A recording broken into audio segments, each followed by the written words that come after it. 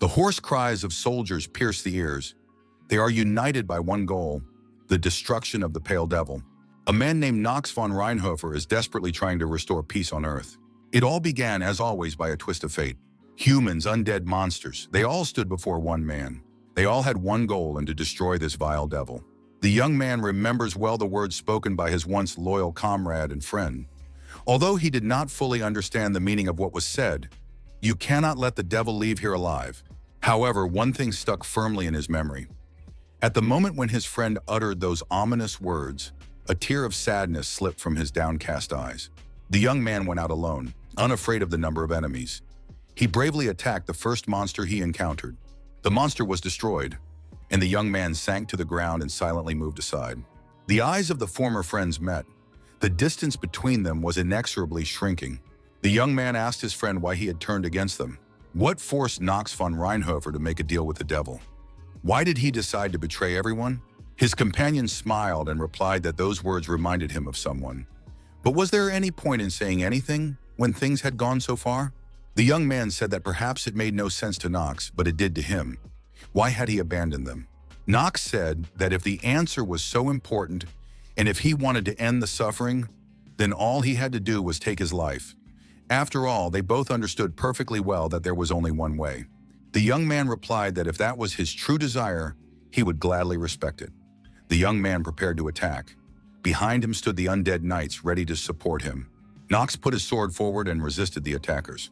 The undead were filled with determination and followed their leader. The young man used his unique abilities to control the undead and give them commands. Knox von Reinhofer, swinging his sword, destroyed everyone who came within striking distance. Knox von Reinhofer noticed that his opponent had become significantly stronger.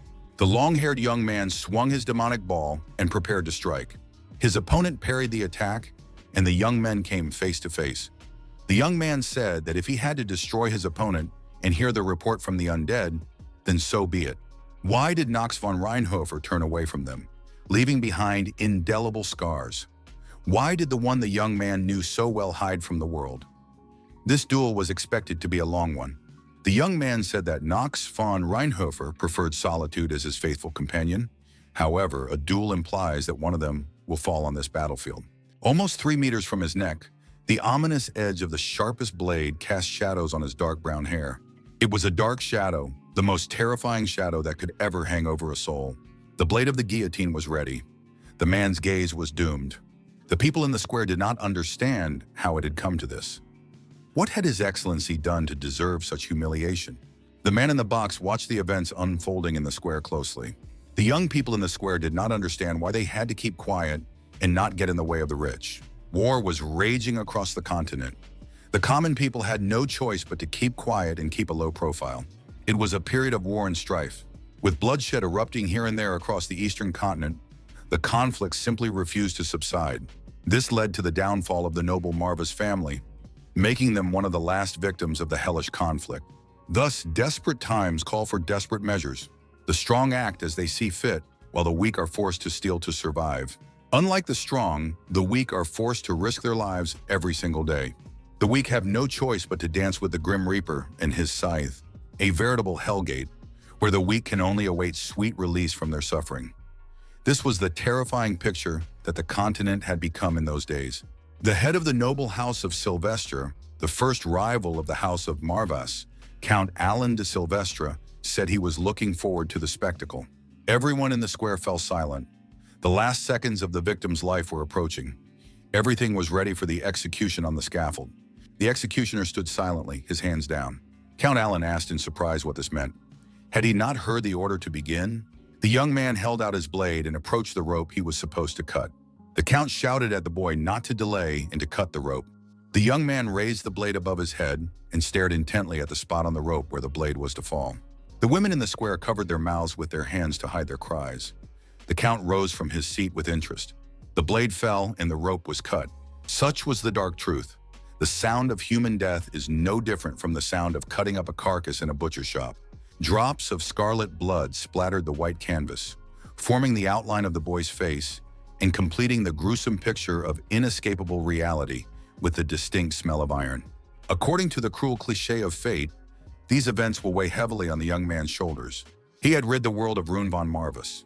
The young man severed all ties between his father and his world of the living. That was exactly how it was. He, Leon von Marvis, son of the late Rune von Marvis, was the killer who carried out the sentence on his own father, the head of the family, representative of his noble lineage. As the name suggests, these are not just any aristocrats. They are the pillars of the entire nation. However, as one famous playwright wrote, "The head that wears the crown is heavy. Therefore, the burden of power should only be placed on those who are capable of bearing it." The new head of the Marvis family, Leon von Marvis, sat at the head of the table in front of his relatives. One of the participants in the meeting said that the Sylvester's sphere of influence was growing day by day. The day when they would openly invade the Marvis lands was not far off. One of those present urged the Lord to strengthen the defenses. Another insisted that the head of the family make a decision immediately. Yet another declared that the time had come for my Lord to give a wise and measured response. Leon von Marvis rose from the table and asked everyone to be quiet. He had to ask those present to be patient a little longer. He needed more time to weigh everything up and analyze it carefully. The members of the Marvis family replied that the matter could not be delayed. The young man left the room and thought that, one way or another, this did not bode well for the once great house of Marvis. After the untimely death of his father, Lord Rune von Marvis, the young man rose to the role of head of the family. He was 14 years old. The House of Marvis, once revered as a powerful family of necromancers, had fallen into obscurity and lost its former glory. Leon von Marvis stood before the portraits of his parents. What would they have done now if they were in his place? The young man understood perfectly well that his questions would remain unanswered.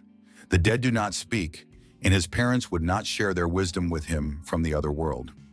Nevertheless, Leon von Marvis desperately needed guidance. The young man wished with all his heart to restore glory and prosperity to his house. Leon von Marvis looked at the portrait above the door. It was Velen von Marvis, the progenitor and founder of this house, the only necromancer on the continent in his era. It is known that this house first gained recognition after its founder made a name for himself on the battlefield. But even during the founder's heyday, no worthy necromancers appeared in the family. The scale slowly but inevitably tipped toward inevitable decline. In the end, it came to the destruction of his own father. Leon von Marvis entered his father's study. This was where the chronicles of their family were kept. The founder, Velen von Marvis, was almost a legend. With a wave of his hand, he was able to sweep away his enemies like a destructive storm. He summoned waves of undead, forcing them to march inexorably forward. Over time, the western regions submitted to his conquest in just a few months. Rumors spread that Velen von Marvis had made a pact with the demon Marvis and obtained one of the continent's greatest secrets. It was the secret of necromancy from the dreaded Necronomicon. This secret allowed the founder of the family to command death itself in these lands. Leon von Marvis saw the very same Necronomicon lying on the table. It was a priceless relic that had been passed down directly from the founder. It was the very book that had led the House of Marvis to dawn as the only family of necromancers on the entire continent. The young man opened the book and immediately heard someone's voice. The voice told the young head of the family to listen carefully. Leon von Marvis was surprised. What was going on here? Was this a telepathic message sent directly to the head's office, despite the anti-magic field? Leon von Marvis asked who was speaking to him. The voice told the child not to be afraid. He was no enemy to the young man or his loved ones. Leon von Marvis asked on what basis he should believe these words. Suddenly, magical circles appeared behind the young man, and he felt the influence of some unknown force. The next moment, Leon von Marvis found himself in an unknown space. A huge beast appeared before the young man. The young man was not afraid, or at least pretended not to be. Leon von Marvis asked what this place was. The beast replied with surprise, asking if his predecessor had not seen fit to tell him about its existence. The young man clarified whether he was referring to his father, Rune von Marvis. The huge lion confirmed this and said that the man's name was indeed Rune. However, he felt as if the thread connecting them had been severed. He cursed, adding that it was not for nothing that he had been disturbed by the excessive kindness of the Lord of Darkness. He should have understood that his death was approaching. The beast asked whose doing it was. Leon von Marvis replied that it was he, his own son. The beast flew into a rage, and the young man could clearly feel his rapid breathing. The lion growled and said he would ask again. Had the young man really destroyed his sworn contractor? Leon von Marvis firmly stated that it was he who had dealt with his own father. The beast replied that the young man was clearly hiding something. Perhaps the hand that cut the rope was his, but that did not mean he was his father's true killer. Leon von Marvis admitted that this was not the case, and the beast knew it very well. The beast thought that he could leave the young man's despair, which was beyond comprehension for a while. The lion sensed an aura of darkness within this man. It was an all-consuming abyss lurking behind the outer shell. What had this child been through? How could such a reserve of magical power still be hidden in a simple child? The beast looked at the young man and saw all the sorrow and responsibility he carried. Despite his young age, the lion thought it was simply unthinkable. This boy was capable of surpassing even his ancestor. The beast said he wanted to introduce himself. He was Marvis, one of the 72 demons of hell. He was the one who had turned his back on the demonic world and preferred a peaceful existence among humans. He is a loyal friend of Velen von Marvis and a source of knowledge about necromancy, which has become a characteristic art of the Marvis family. Leon von Marvis said that legends are told about this beast. When their progenitor founded the Marvis family, it was Leo who taught him the forbidden art of necromancy.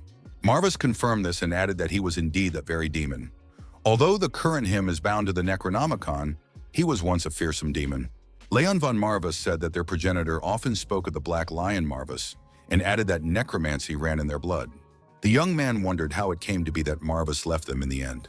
Lev was surprised and asked where he got that idea. The young man explained that since the time of their ancestor Velen, the House of Marvis had not produced any necromancers of his caliber. What else could this be but a sign that Marvis had turned his back on them? Lev said he wanted to clarify one thing. The reason why the young man and his family could not wield necromancy to its full power was that they were too weak to provide a suitable vessel. None of them could hold a candle to the brilliant talent that Velen possessed. This was the reason for the decline of the family's glory. Leon von Marvis said he believed Marvis. Lev noticed that the young man had accepted his fate too quickly. Leon von Marvis acknowledged that this was an inevitable outcome for weaklings who suffered one defeat after another in war. Lev asked if that was why the young man had also resigned himself to his father's inevitable death. Leon von Marvis replied with a question. What difference did it make now? There was nothing special about his father's death. However, before Lev finally turned his back on their clan, he would like to ask for one favor. Lev said that he would probably refuse. A favor is an act of kindness in which one party is left with nothing. Any agreement with a demon should be treated as a deal. Leon von Marvis said that in this case, the deal concerned the necromancer's power. After all, Marvis was capable of granting it. Lev asked what the boy wanted with his powers. What was so special about him that he should be granted this gift? Lev wondered if the young man really thought he had the potential to develop the power of a necromancer. Leon von Marvis nodded affirmatively, because if he were untalented, the supreme demon would not have spoken to him at all. They say that an ordinary person loses all their mana and falls into hallucinations just from talking to a demon. And when the demon has had its fill of fun, the person dies. Leon von Marvis added that, considering he was still alive, this could only mean one thing. He had potential. Lev thought that this boy was definitely not without talent and possessed an extraordinary mind. Marvis reminded him that any agreement with a demon should be considered a deal. Leon von Marvis said he would remember that. The young man admitted that he was not so foolish as to believe that he had anything to offer in return. Lev laughed loudly in response and said that was excellent. Marvis added that he was ready to make a deal with the young head of the glorious family of necromancers. Leon von Marvis asked what the great demon would demand from him in return. The beast took on a serious expression and said that he was interested in every part of the young man's being, down to the last detail. Leon von Marvis replied that he was glad to hear it. He was glad that his miserable nature was still worth something. The members of the Marvis family gathered once again at the large table for a general meeting. The speaker said that, as all gentlemen undoubtedly already knew, the current head of the family had only a fraction of the power. This power allowed him to make important decisions that affected their entire house. The man said that in this case, as the uncle and closest blood relative of the head, he would take responsibility for making important decisions directly affecting the future of this house. He would allow everyone present to express their opinion on his proclamation. One of those present said that it would be foolish to object, given the alternative of an immature young man. They could not entrust their fate to a naive child. Confidence was expressed that there was no more worthy candidate for the role of head of the family than Sir Kershel. One of the relatives objected that Lord Leon was the only direct descendant of the previous head. There had never been a precedent in the family for appointing an indirect descendant as head. Another relative said that who cares about precedents when every member of the family is in danger? The army of these robbers from the Sylvester clan was already marching to their doorstep. The man added that he did not blame those present for their doubts about the proper succession. But everyone must understand that choosing an ignorant successor is tantamount to choosing destruction. His only priority is survival. The mustachioed relative was outraged. How could anyone say such a thing? Everyone present had been granted a place at this table by the grace of the former lord. In the name of this family, they were obliged to fight to the last, not bicker like a pack of jackals. Even if the current head had not yet consolidated his power, he would not simply stand aside and watch as his own uncle usurped his rightful inheritance. Kirkel said that this was a firm but amusing opinion. According to him, Leon von Marvis had at least one loyal subject. The mustachioed relative asked what exactly Sir Kerschel meant. Kerschel replied that such ardently devoted subjects often lack insight, which prevents them from understanding when something is rubbish. Kerschel told Pullen to take his wise advice with all clarity. Did he really think that they were all gathered here because Kerschel cared about their opinion? Pullen was indignant and asked if everything had been planned in advance. Kerschel told Pullen to think carefully, if not for himself, then at least for his family. Kerschel added that they had all gathered here for one purpose only, to make a difficult choice between two evils for the good of this house. Kerschel also noted that on the path to survival, he only asked that wisdom be allowed to set the course. Pullen thought that he was originally just a pawn in Kerschel's game. Lev Marvis said that everything was fine except for one thing. With this change in their agreement, the true extent of his powers would be curtailed. Although Rune was gentle and naive as a contractor, he had a much greater reserve of mana than the young man now had. Leon von Marvis recalled that any demon who made a deal with a human had to drink the contractor's magical power to replenish his reserves. Leon von Marvis asked what he had to do for that. The lion said that there was one wonderful thing, but for now they would spare his mana. With a snap of his fingers, the lion created a cluster of glowing energy in the air.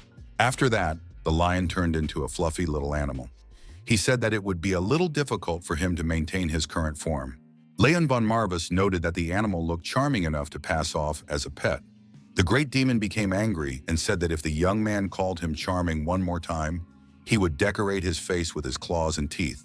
Leon von Marvis replied that he understood, but that such a prospect would be extremely unpleasant. The lion said that if they understood each other, then they could move on. Leon von Marvis asked if they needed to go somewhere. The demon asked if the young man wanted to gain power comparable to that of his ancestors.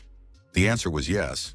Lev said that if the young man hoped to achieve the same heights, he would need to literally follow in his ancestors' footsteps. Leon von Marvis noted that this sounded logical. Lev stated that in that case, they would head to the hidden shrine of the young man's ancestor. This journey might put their lives at risk. Was the young man ready to go ahead no matter what? Leon von Marvis was surprised and asked why anyone would doubt his determination. The demon replied that he would show him the way if the young man was able to keep up with him. The furry beast and his contractor moved along the forest road in the specified direction. It was the mysterious forest of the Marvis family. The demon said that this forest could well turn out to be an impenetrable labyrinth for those who did not belong to the bloodline. The young man remembered what his father had told him. Only the rightful head of the clan could enter the hidden sanctuary.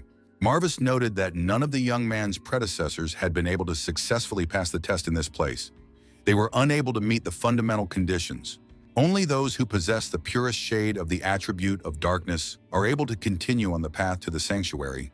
Until now, no one has been able to fulfill the first condition and make their way through this fog. Leon von Marvis acknowledged that the fog did indeed look quite thick. The fluffy beast confirmed that the trial was beginning. The young man approached the building and began to descend the stairs.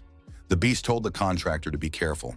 From this moment on, he would receive no help, for this was a test of his fortitude. Marvis added that he had one last piece of advice.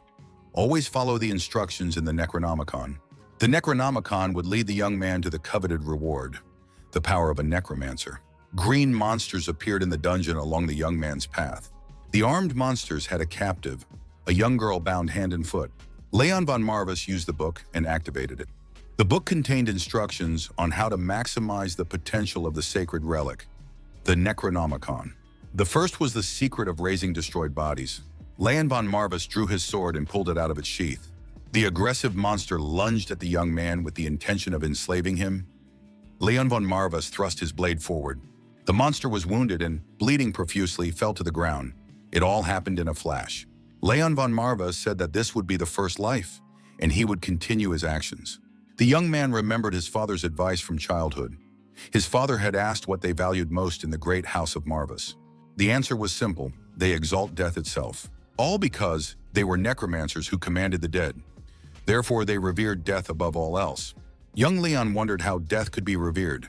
He believed that necromancers were obliged to take lives, whether they wanted to or not. The child asked, if necromancers want to gain power, like other dark magicians, shouldn't they do otherwise? His father said that Leon had studied his family's history carefully. They were indeed dark magicians and inspired fear in many people around the world. But that didn't mean they had to become heartless villains. His son had to promise one thing. No matter who he encountered in battle, as long as he had the power of life and death in his hands, he had to try to end their lives as gently as possible. Leon von Marvis wondered, should he keep that promise to all his enemies? The bloodthirsty monsters were still in front of the young man. Leon von Marvis was surrounded, and there was no help to be expected. Leon von Marvis knew that he had to aim for the cervical vertebrae with exceptional accuracy. There was no less dangerous way to destroy the enemy. The furry beast thought that this child did not look particularly skilled with a sword, and yet he was striking the spine with incredible accuracy. Was he just lucky, or was it some kind of innate gift? Leon von Marvis thought he had defeated one, but it was more luck than skill. Goblins are cunning and treacherous by nature. Fighting them all at once is definitely not the best solution. Leon von Marvis thought that it was difficult to judge height in the dark. That wasn't the only problem. His vision was fading with every passing second. The young man noticed that one torch went out with the first goblin he destroyed. He had to try to get used to the darkness while he still could. Leon von Marvis decided that instead of fighting his way through the crowd of enemies, he needed to strike and move as accurately as possible. Leon von Marvis put his plan into action, destroying one monster after another. The boy's eyes were getting more and more used to the darkness, and now he could see much more clearly. However, his blade had suffered greatly from the goblin's claws. He couldn't expect much more from a ceremonial blade. Another goblin, which was in close proximity, swung to strike. Leon von Marvis was faster and counterattacked his opponent. The furry beast thought, did he just throw away his weapon? Leon von Marvis jumped aside and rushed for his sword. In an instant, the young man was armed again and extremely dangerous. The next moment, the goblin was pierced through and through. Leon von Marvis left the enemy's body on the ground and, turning around, calmly walked away. The young man approached the captive. The girl remained in the same place where Leon von Marvis had found her. The girl looked at the young man with hope. Leon von Marvis loosened the rope, and the young lady thanked him for saving her. The next moment, Leon von Marvis silently pierced the girl's body with his sword. The young man said that he remembered another piece of wisdom his father had imparted to him, about monsters capable of imitating human appearance, which he had encountered during the Passion on the continent. The girl's eyes really did glow like a monster's. Leon von Marvis said that his father had taught him something else. Those who deceive others by taking advantage of their trust do not deserve a quick death. The young man added that they should experience the same despair and fear that their victims had experienced. To this end, the young man believed that the monster girl could use a little lesson in pain. Kerschel was idly spending time with girls at an entertainment establishment. One of the girls told the Lord that this would be the case. Would anyone object if such a respectable gentleman took charge instead of a completely inexperienced young man? Another girl said that it was simply unbelievable. She would never have thought that Mr. Kerschel would use the Sylvestras to get what he wanted.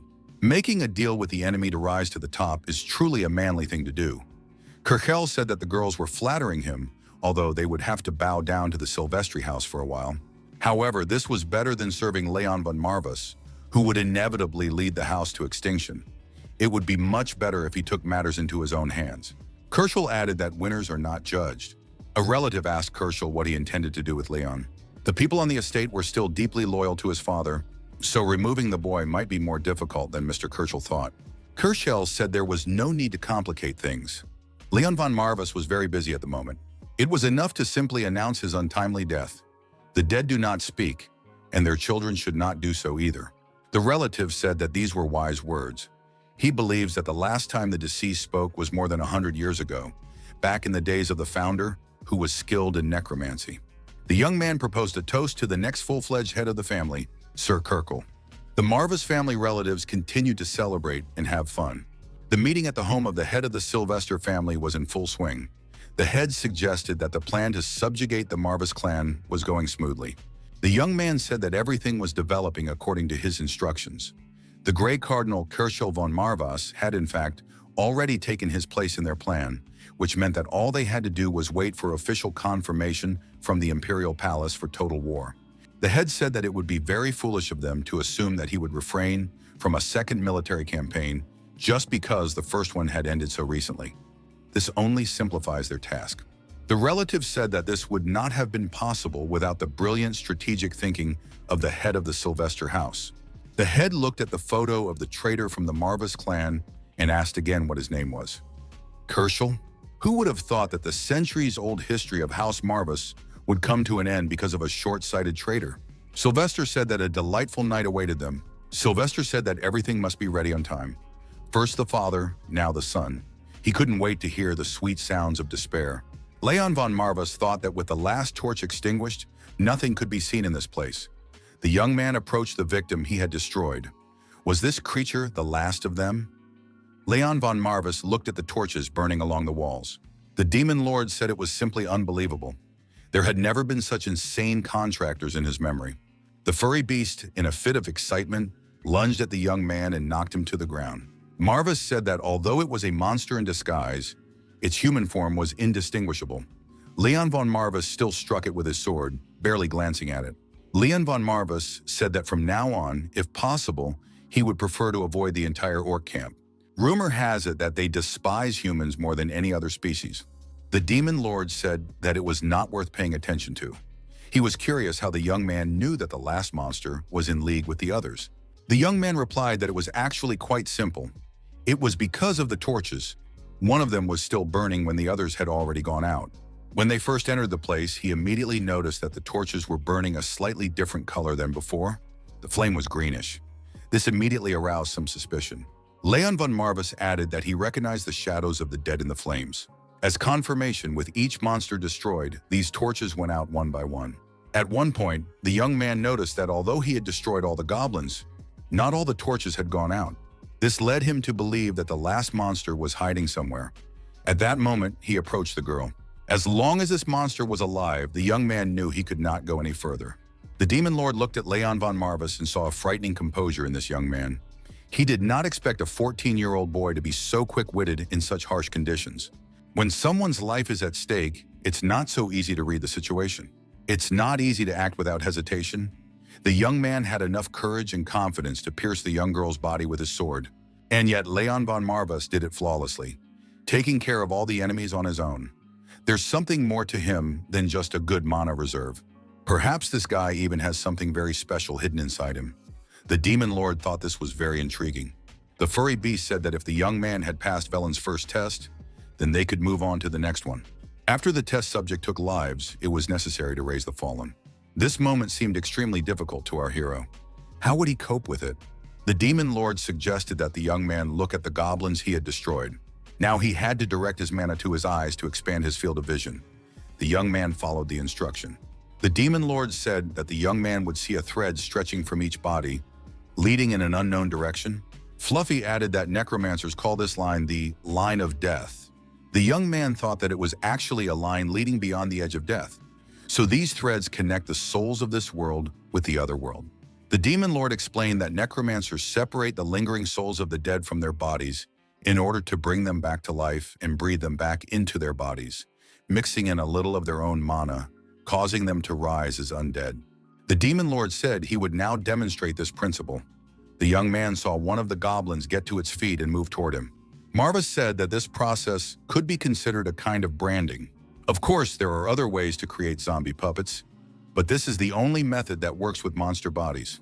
Leon von Marvas looked at the goblin and said that now he understood everything. It was a vivid lesson. Marvas said that now the young man could try it himself. Leon said that before he began, he had one question that had been on his mind for a long time. His predecessor had said that turning a human into an undead creature was much more difficult than turning a monster.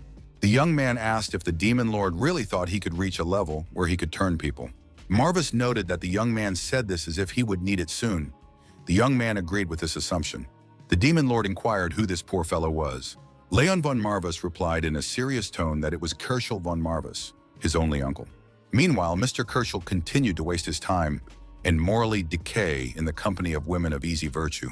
Kerschel said that the previous head of the Marvis family was a fool, and yet his life was clearly improving after the death of that head. He believed that this was the natural order of things for a favorite of fortune. His relative agreed and added that he completely agreed with this.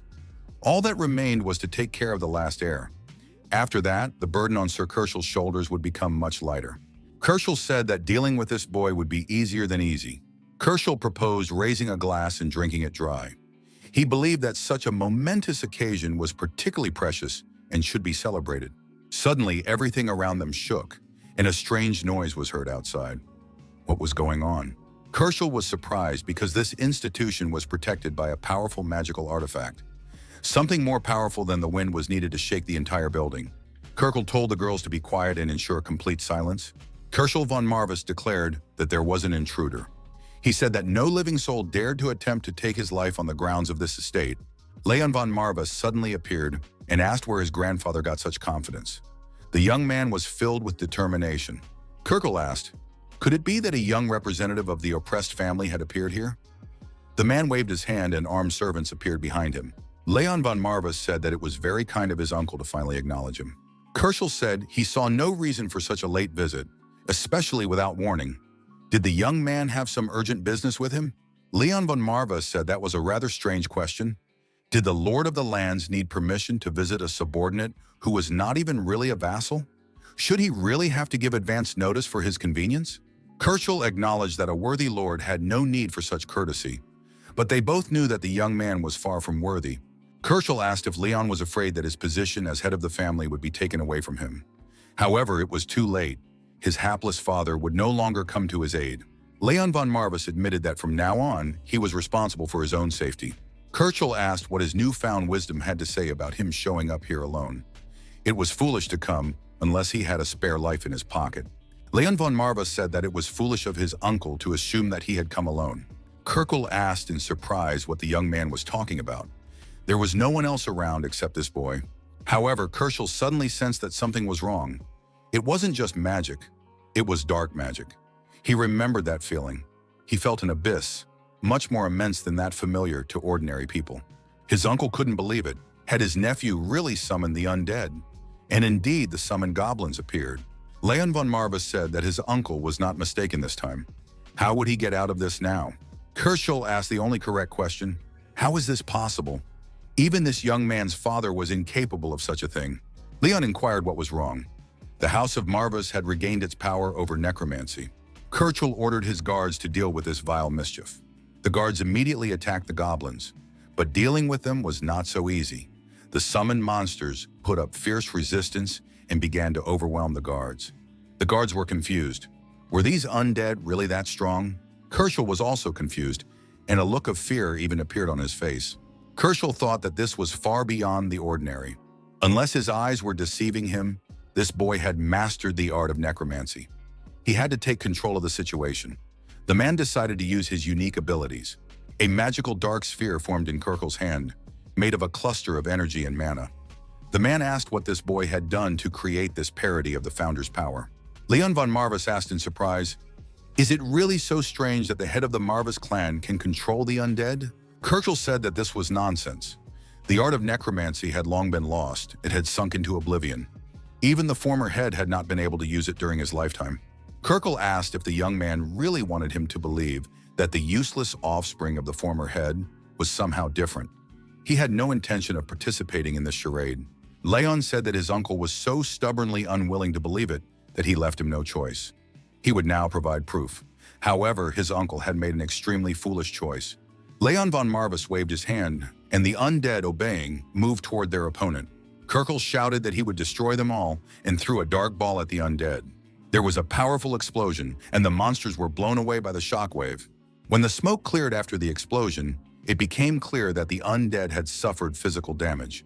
However, the monsters remained on their feet. This was further proof that these creatures were truly undead. Kerschel called the guards for help, ordering them to drive the monsters away from him. Kerschel continued to throw dark balls at the undead, but even after the explosions, the monsters remained standing. The old man didn't like to admit it, but his magic skills were only slightly above beginner level. Kerschel said that the young man would regret such treachery. The treacherous traitor thought that after this, he would not get off so easily. The goblin approached Kerschel and plunged his blade straight into his chest. Blood spurted everywhere. Bleeding and losing strength, Kerschel asked the young man how he dared to go against his own flesh and blood. There would be no forgiveness for him. Leon von Marvis said that he remembered a treatise on the history of the continent that he had studied with his father. There are victors and vanquished, and hindsight always coolly separates these two concepts with the passage of time. Kerschel was indignant. Was the young man trying to lecture him? Leon von Marvis said that a man as emotionless as he was still had to comprehend the true meaning of this treatise. The young man added that even now he understood something from it. Leon understood that forgiveness is the privilege of the victor. Leon von Marvis noted that his uncle had once been in the position of the victor. He considered himself to be such when he stabbed his father in the back and saved his own skin. However, times change. Kerschel ordered the boy to shut his mouth and not say such things again. Leon von Marvis said that he would not wish Sir Kerschel von Marvis a happy journey, and on the contrary hoped that he would suffer at every turn. The young man promised to cherish the day when he crushed his uncle. As punishment, he would take away his hope for tomorrow. The monsters attacked Kerschel in a single burst. Leon von Marvis said that he was carrying out the sentence on behalf of the head of the Marvis clan, and that his uncle would not be forgiven. The demon lord Marvis said that this young man was indeed abnormal, as he had expected. Kerschel was destroyed. The furry beast wondered how the newly minted necromancer could master this power so well on his first try. From the outside, it looked like he had been commanding the undead for at least 10 years. Leon von Marvis told the demon lord that he had a funny idea. The members of the Marvis family were waiting for their leader at the table in the conference room. One of those present asked why another meeting was being held at such short notice and why Sir Kerschel had summoned them all together again. Those present could only guess. The bald relative acknowledged that an urgent council meeting was a serious matter. Something had definitely happened. Could it be news of a sudden attack by the House of Sylvester? That would certainly be inappropriate, given the complete chaos within their own family. The relative said he found it hard to believe that House Sylvester would be bold enough to violate the recent agreement between the two great families. Besides, the resumption of war requires the official approval of His Majesty. In any case, all they can do is wait. All doubts will be dispelled as soon as Sir Kerschel takes the lead. Suddenly, the young heir, Leon von Marvis, entered the room. The young man silently made his way to the head of the Marvis family. Everyone present expressed surprise. What does this mean? After all, they thought that Sir Kerschel had arranged the meeting. Why, then, had the young gentleman come? Had he decided to challenge his uncle as the rightful heir? Leon von Marvis asked those present if they had expected to see his uncle in this place. Unfortunately, Kerschel would not be able to attend the meeting. He was unable to do so. Sitting down in the head's seat, Leon von Marvis said that Kerschel had died suddenly. Those present expressed even greater surprise. What had happened to Sir Kerschel? Leon von Marvis explained that Kerschel had fallen by his hand. The young man looked sternly at everyone present and asked if he had answered their question. Did they have any more questions? A relative said indignantly that if what the young man had said was true, he insisted on a more detailed explanation. How could the young man justify killing the oldest member of the Marvis clan council at a time when they had just buried his predecessor? Even if the young man was the head of the clan, he was still accountable to them. Leon von Marvis announced that Kerschel von Marvis was a traitor. Everyone looked at the young man in fear. Leon von Marvis said that the traitor had not only renounced his father by giving important information to the enemy, House Sylvester, he also intended to usurp his legitimate right as heir to the clan. For this, he received his deserved punishment. Leon von Marvis said that something was unclear to him. Despite the compelling reasons for the immediate execution of the traitor, everyone present was eagerly trying to defend his honor. The relative thought that the request to attend the meeting must have come from Sir Kerschel. Why was he still nowhere to be seen? This clearly indicated that he had been killed after all. The bald relative was surprised. How could Kerschel have allowed himself to be killed by a very young boy? However, now is not the time to worry about Kerschel. If the young gentleman managed to destroy Kerschel somehow, without giving orders to a single soul, then he is definitely powerful. The man rose from his seat and said that he had no idea about this. How dare Kerschel commit such a terrible crime? Another relative tried to assure the young man that they had nothing to do with it. How could they have known that Kerschel was plotting such vile intrigues? Leon von Marvis called for silence. The young man said that their statements might not be false, but they did not absolve them of guilt for a serious crime, a crime of negligence in relation to the conspiracy under the roof of this house. The relative thought that this boy had fooled them all. The bald man asked if there was any irrefutable evidence of Kerschel's guilt. Was Sir Kerschel really a traitor? If no evidence was presented, then the young heir had dealt with an innocent man. Leon von Marvis said that everyone present reacted exactly as someone more perceptive than he had predicted. The relatives asked who this perceptive person was. A fluffy beast appeared on Leon von Marvis' shoulder, the Demon Lord. The young man said he would provide evidence if they wanted it. He would allow them to demonstrate his uncle's betrayal. Leon declared that as the legitimate son of the Marvis family, he was appealing to a lost soul. Out of nowhere, undead creatures appeared. Armed monsters. Everyone understood that this was a spell to summon the dead. But how could the young man do this? Another undead creature appeared before everyone, Kerschel von Marvis. His relative wondered if the young man had discovered the forgotten art of their family. Leon von Marvis opened the book and asked if Kerschel would confess to what he had done here and now, before he lost what remained of his sanity. The relative asked Leon how this was possible. The young man replied that he was beginning to tire of this question. What was so shocking about it when necromancy was a hereditary craft of the Marvis family? The relative was frightened and shouted that they must flee and save themselves. However, neither of them managed to escape. In the next moment, the relative's head was blown to pieces. The surviving relative fell to his knees and begged for forgiveness. The frightened relative looked up and stared at the young man. Leon von Marvis looked at his frightened relative and said that the meeting was not over yet. Those present must listen to the head of the family until he had said everything he wanted to say. The undead Kerschel von Marvis began to rage, showing everyone that he was no longer human. Leon von Marvis repeated his question. Was there a single person present who had no idea about Kerschel's misdeeds? Kerschel declared that all those who had served the former head of the house had turned against him. Every last one of them. None of them were unaware of his duplicity. A frightened relative kneeling on the floor begged Lord Leon for mercy.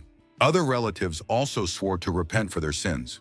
The bald man asked for a chance to prove his loyalty to the Lord. However, a monster was already looming over each of them. While the monsters did their work, Leon von Marvis stood near the book and read the spell. Leon said that by the power given to him as head of the clan, he declared to this council that the dark art of necromancy had returned to them. Leon von Marvis looked around. The traitors were finished. The young man decided that he still needed to find Sir Pullen. At that moment, someone came around the corner. The assistant, hiding behind the curtain, reported that Pullen had been sent to prison for inciting rebellion. Leon von Marvis ordered the young man to show him the way. The head of the family stopped and said that the young man could run away if he wanted to. However, he could not guarantee the consequences. The servants were paralyzed with fear and had no intention of running away. Leon assumed that they would make a sensible decision. The head of the family, Sylvester, received a letter from the messenger. Sylvester read the message and said that even the Empire had turned its back on the Marvis family. The assistant noted that apart from the deeds of their ancestor, this family had nothing to boast about. Their capital and labor force were simply laughable. Sylvester noted that they had even less of the former than the latter. Either way, they were proceeding as originally planned. Sylvester said that they would finally bring the House of Marvis to its knees next month. A noble war would break out. Sylvester asked his assistant about the latest request. The assistant said he was ready to confirm it without a shadow of a doubt. Sylvester inquired, "Does that mean defeat without any options?" Unless a full-fledged necromancer suddenly graced the House of Marvis with his presence after a century of mediocrity, or their founder, Velen von Marvis, does not rise from the dead in person, in that case, their chances of defeat are simply negligible. Sylvester said that in that case, the war would be won entirely by his family. In the dungeon, Mr. Pullen fell to his knees and asked the young lord for forgiveness. Leon von Marvis thought that Sir Pullen was one of the few loyal vassals remaining in the House of Marvis, and the only one who had openly opposed Kerschel. The young man decided that he must recruit this man at any cost. Leon told Pullen he could get up from his knees. The head of the family added that they had a lot of work to do and would need Pullen's help. Pullen was surprised. What help could a man like him be? Leon von Marvis told Pullen to start by taking a bath, cleaning himself up, and coming to the head's office for a chat. There they would discuss all matters. Pullen swore to serve the young master with endless devotion. The demon lord asked the young man what he would do next. The choice was up to the contractor. Pullen appeared in the office and said that he was afraid to even think about anything risky. How could he go to a meeting with the Sylvestras, pretending to be Kerschel? Pullen noted that it would take extraordinary artistry to convincingly imitate his behavior. Leon von Marvis read a spell from the book and asked if that would be enough. A magical creature appeared in the room. The creature turned into Kerschel. Pullen asked what was going on. How could the head of the family remain so unshakable? He had created an undead creature out of his own uncle. The other vassals had, of course, informed him in advance, but it was still unbelievable. It turns out that the rumors that he, the head of the family, had mastered necromancy were true. Pullen thought that during the heyday of the Marvis family, they could have had anything they wanted. Why had the heavens been so cruel to them for so long? Pullen figured that controlling the dead Kerschel would let them fool the Silvestros' house for a while, but they'd inevitably figure out the scam sooner or later.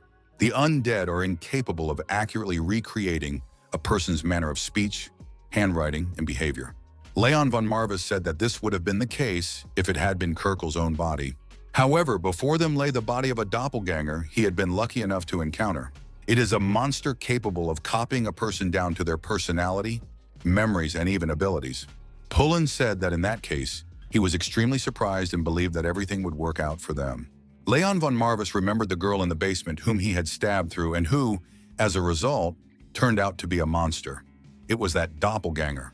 It was then that Leon von Marvis asked what this monster was called.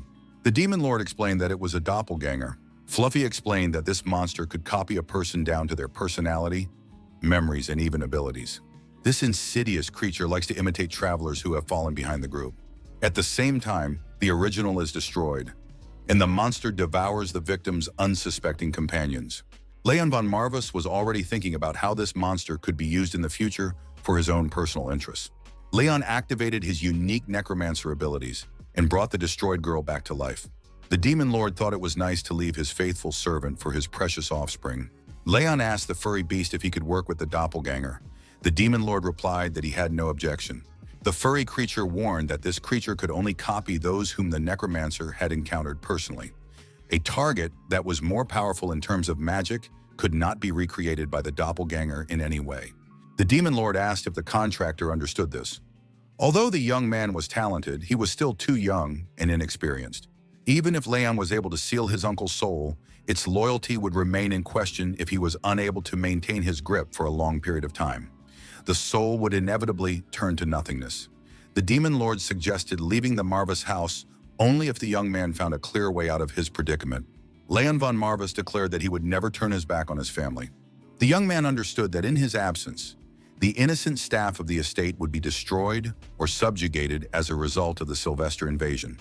The demon lord asked if the young man was willing to risk his life for them. The answer was yes. Fluffy did not understand why he had answered that way. Was it really just because of some exaggerated sense of duty to his family? For what? However, at that moment, there were more important questions. Questions that could not be put off. The demon lord then told the young man to go and turn that scoundrel into an undead. Leon would definitely find a use for him. Leon asked if the demon lord knew this creature. Fluffy replied that it was one of Velen's favorite puppets. It would be very useful in its current form. However, its personality was slightly annoying. Leon said that this soul should heed his call as the heir to the Marvis clan. He was calling it back to the world of the living. A strange, slightly annoying creature appeared in the flesh. Marvis told Crow to wake up immediately. How long could he lie around doing nothing? They had their first contractor in many centuries. Crow had to take on a normal appearance. They didn't understand what he was hissing about. Crow tried to take on human form, but he only partially succeeded. He said that this demon lord was too pompous for a mangy cat. The demon lord became angry and threatened destruction. Crow completely transformed into a human and said that he was already undead. He could no longer be destroyed. Leon von Marvis and Crow looked at each other. They were like two peas in a pod. Pullen said that if there was a way to recreate Kerschel down to his smallest habits based on memories, then it would be entirely possible to deceive Silvestrov with his undead shell. Pullen noted that this trick was very effective. He wanted to see it with his own eyes, whatever the cost. Leon von Marvis said that this was exactly what he wanted to hear from Sir Pullen. Pullen said he had one more question that was bothering him, and he couldn't help but ask it. It was obvious that the Sylvesters would request official permission for another attack on Marvis land, but for some reason, he felt that Leon von Marvis intended to stay here despite the threat, although fleeing would leave him with a much better chance of survival. Leon von Marvis remembered the words of the demon lord, who had suggested that he leave the Marvis estate only if the young man found a clear way out of his predicament. Leon replied that it was his duty as head of the family to defend the estate from enemy occupiers. Pullen said that in that case, he would follow the head with complete zeal, but still wanted to know the reason behind this decision. Leon admitted that he himself had thought long and hard about this decision, about how to get out of the situation that had arisen. The young man said he couldn't claim to have had any ulterior motives. He simply wanted to become a worthy head of this house. First and foremost, he wanted to understand what it meant to be worthy. The young man added that the answer was still not clear, so he decided to at least buy himself enough time to find that answer. This also meant that he would prevent any attempts to take anything away from them. Leon von Marvis believed that as long as he did not repeat his father's past mistakes and defended what he had again and again, he could be sure that one day he would find the answer to the question, what was he fighting for after all? These were all the thoughts the young man had on the matter at the moment. Crow said, "Who would have known that the house had fallen so low? The contractor has a lot on his plate." The demon lord said that for Crow, this young man is a master. How dare he treat the contract with such disrespect? Leon noted that Lord Marvas himself was not too concerned with formalities. The demon lord replied that he was like that, and added that the contractor was not very strong in terms of social cues. Leon admitted this and asked how Marvas found out about it. The demon lord said that he sensed it and added that Crow was once Velen's familiar. Simply put, Crow had been passed down to the young man as an inheritance. The demon lord explained that Crow was a loyal servant and killer in the service of Velen. Leon said he understood everything. He believed that the ability to transform was quite useful for the task of an assassin. Crow said that he was the perfect assassin and would be useful to the contractor. Unlike that damn cat with an inflated ego. Marvis declared that he was not a cat and added that he could send Crow back into the abyss for his insolence. While Marvis and Crow were sorting things out with their fists, Leon said that Crow's abilities were exactly what he needed at the moment. The young man asked if Crow could pretend to be his deceased uncle. Crow replied that it would be no trouble for him. Crow said he was ready to hear what he needed to do. Marvis warned the contractor that Crow didn't understand jokes and that he needed to be serious and to the point when communicating with him. There was a knock at the door, and Pullen said that a letter had arrived from the Sylvesters. He hurried to deliver it himself. For ages, the House of Marvas has neglected its ducal duty. How shameful to feast idly, reaping the fruits of the sweat, blood, and tears of its loyal subjects. The House of Sylvester, under the capable leadership of Count Alan de Sylvester, challenges the House of Marvas to a fair fight between noble houses. If the Duchy of Marvas surrenders in a timely manner, there will be no full-scale war, and its people will be welcomed with open arms. If this demand is not met, their army will arrive within a month, destroying everything in its path. In the name of His Imperial Majesty and with his wise permission, the letter was signed by Count Alan de Sylvestre. Leon von Marvas said that they would have to wait a whole month. Marvas asked if the letter was frightening in its suddenness. The demon lord said that there was little time left. Of course, it was possible to flee and postpone the battle, gathering strength. Leon von Marvas replied that he meant exactly the opposite. The young man added that he was not sure he could endure a whole month of waiting. The demon lord told the unbalanced contractor that the enemy army numbered in the hundreds. This was a completely different scale of threat compared to his uncle. Fluffy asked if the young man was still going to openly confront the Sylvesters. Leon von Marvas expressed confidence that everything would be fine with them. After all, this time there was no need to spare anyone. He could take everyone's life with a clear conscience. Rumors spread throughout the city that Sir Kirkle had disappeared overnight. This was a bad sign, considering that the previous head of the family had recently passed away. People hoped that the young lord was all right. The townspeople did not think that the Sylvesters would storm the gates anytime soon, but they were wrong. Pullen reminded his interlocutors that a careless word could sink a ship. Following Pullen across the town square was the young head of the Marvas family with a fluffy animal on his shoulder. The townspeople saw the young man and bowed respectfully. They said they had only allowed themselves to exchange news gleaned from social media. The people expressed their condolences to the head of the family for his loss. After all, it is such a tragedy to lose an uncle in times like these. It is very sad. The depth of suffering is unimaginable. Leon von Marvas replied that his uncle was quite alive. He had simply fallen ill suddenly with an unpleasant ailment, but would soon recover. The young man thought it would be a good idea to create the appearance that his uncle had not died. Leon believed that if you had to deceive your enemies, you had to deceive your friends first. Leon told Pullen that they needed to make sure that the surviving vassals did not speak out, like the other witnesses. Pullen asked why my lord had visited the city center. Leon von Marva said that he appreciated that, but there was something he wanted to see for himself. The young man added that he sensed a powerful surge of magic in one of the buildings. Leon added that it would be better for Pullen to wait for him outside. The protagonist told Pullen to seal the door behind him. The young man added that Pullen should not allow a single living soul to enter or leave. Inside the building there was chaos, with trash and broken chairs scattered everywhere. Several people were cleaning up the room. Leon von Marvis saw a man with animal ears and asked if it was him. The demon lord said that it was undoubtedly him. The strange creature was among those cleaning the room, scrubbing bloodstains off the floor. Marvis thought it was a pity to let such incredible talent go to waste. He said that none of the young man's vassals had a keen eye, and there was nothing that could be done about it. Leon von Marvis approached the young man and asked for a moment of his attention. The young man bowed his head and apologized to the young lord. There had been a disturbance at their establishment due to rowdy patrons. They would be most grateful if the lord would visit another time. The woman kicked the young man and shouted at Walter not to speak to the gentleman that way. The woman apologized to the young man for having to deal with the lowly beast man. It was completely accidental. The woman called the assistant an insufferable mongrel because he didn't even understand who he had just been talking to. The woman added that they were in the presence of the youngest gentleman of the Marvis household. Walter apologized and said that he was still new, so he did not recognize the gentleman. Leon von Marvis repeated that he wanted to take a minute of his time. The woman said she would consider it an honor and that she had plenty of time. Leon von Marvis remarked that he was not speaking to her. He had business with this young man. Walter, of course, was very surprised. Walter did not understand why the young Mr. Marvis needed him. Leon von Marvis used his unique abilities, and all of Walter's wounds were healed. Leon von Marvis said that he was asking for the last time if the young man would give him a minute of his attention. The woman intervened again and said that this beast man was her personal slave. He had no right to dispose of his own time. Everything the young master needed had to be asked of her. Leon von Marvis thought that the owner of the establishment was not present when he came for his uncle's soul.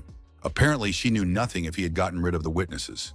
Leon said that, in that case, he would have a few questions. The first question was, since when had slavery been permitted in the duchy? The second question was, it had been quite some time since his predecessor's death. Why did people continue to treat him inappropriately? Leon von Marvis asked the woman, did she really not want to recognize him as the rightful ruler of the Marvis lands? The demon lord said that the contractor had put it perfectly. The young man may look young, but it is extremely rude to treat the bearer of an agreement with a demon without proper respect. Leon von Marvis said that he was not only interested in this beast man. If she had other slaves, he demanded that they be freed immediately. She was given only 10 minutes, and she should not expect any mercy after that. The woman asked if the young gentleman was prepared for the consequences. The woman sarcastically remarked that she had once again neglected proper etiquette. Leon von Marvis said he was willing to forgive her if she admitted her mistake. He had heard worse. Walter asked the Lord to what he owed such mercy, for he was but an unworthy slave. The mistress of the establishment called her servants to her aid. The men were armed with whatever they could find. The armed men pounced on the young gentleman. Leon opened the book and uttered a spell. The young man stretched out his hand, and demonic manna flowed from it. At that moment, undead monsters appeared in the room. They immediately fought back against the mistress's henchmen. The armed men were filled with fear and terror. They began to scream and try to find a safe place. Leon von Marvis asked the goblin for his sword for a while, explaining that his own sword was slightly worn. Leon von Marvis also joined the fight and, wielding his sword, began to wound the armed men. After a while, the armed men were destroyed. The owner of the establishment wondered with surprise where this boy got so much strength. Leon von Marvis, addressing Walter, said that although he considered himself an unworthy slave, this was far from the truth. From now until the end of time, Walter would be indispensable to him. The Beastman did not understand what these words meant. How could he be of any use to Lord Marvis? Walter considered himself nothing more than a vagabond, wandering the vast expanses of the continent.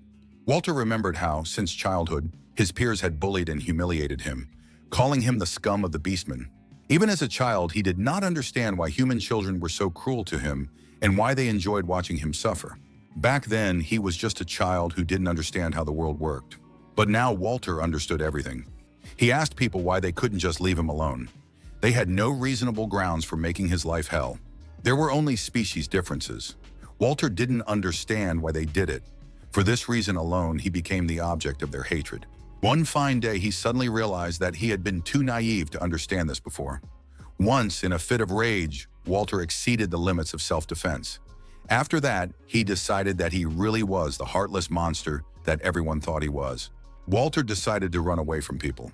The owner of the establishment asked what the young man was doing there.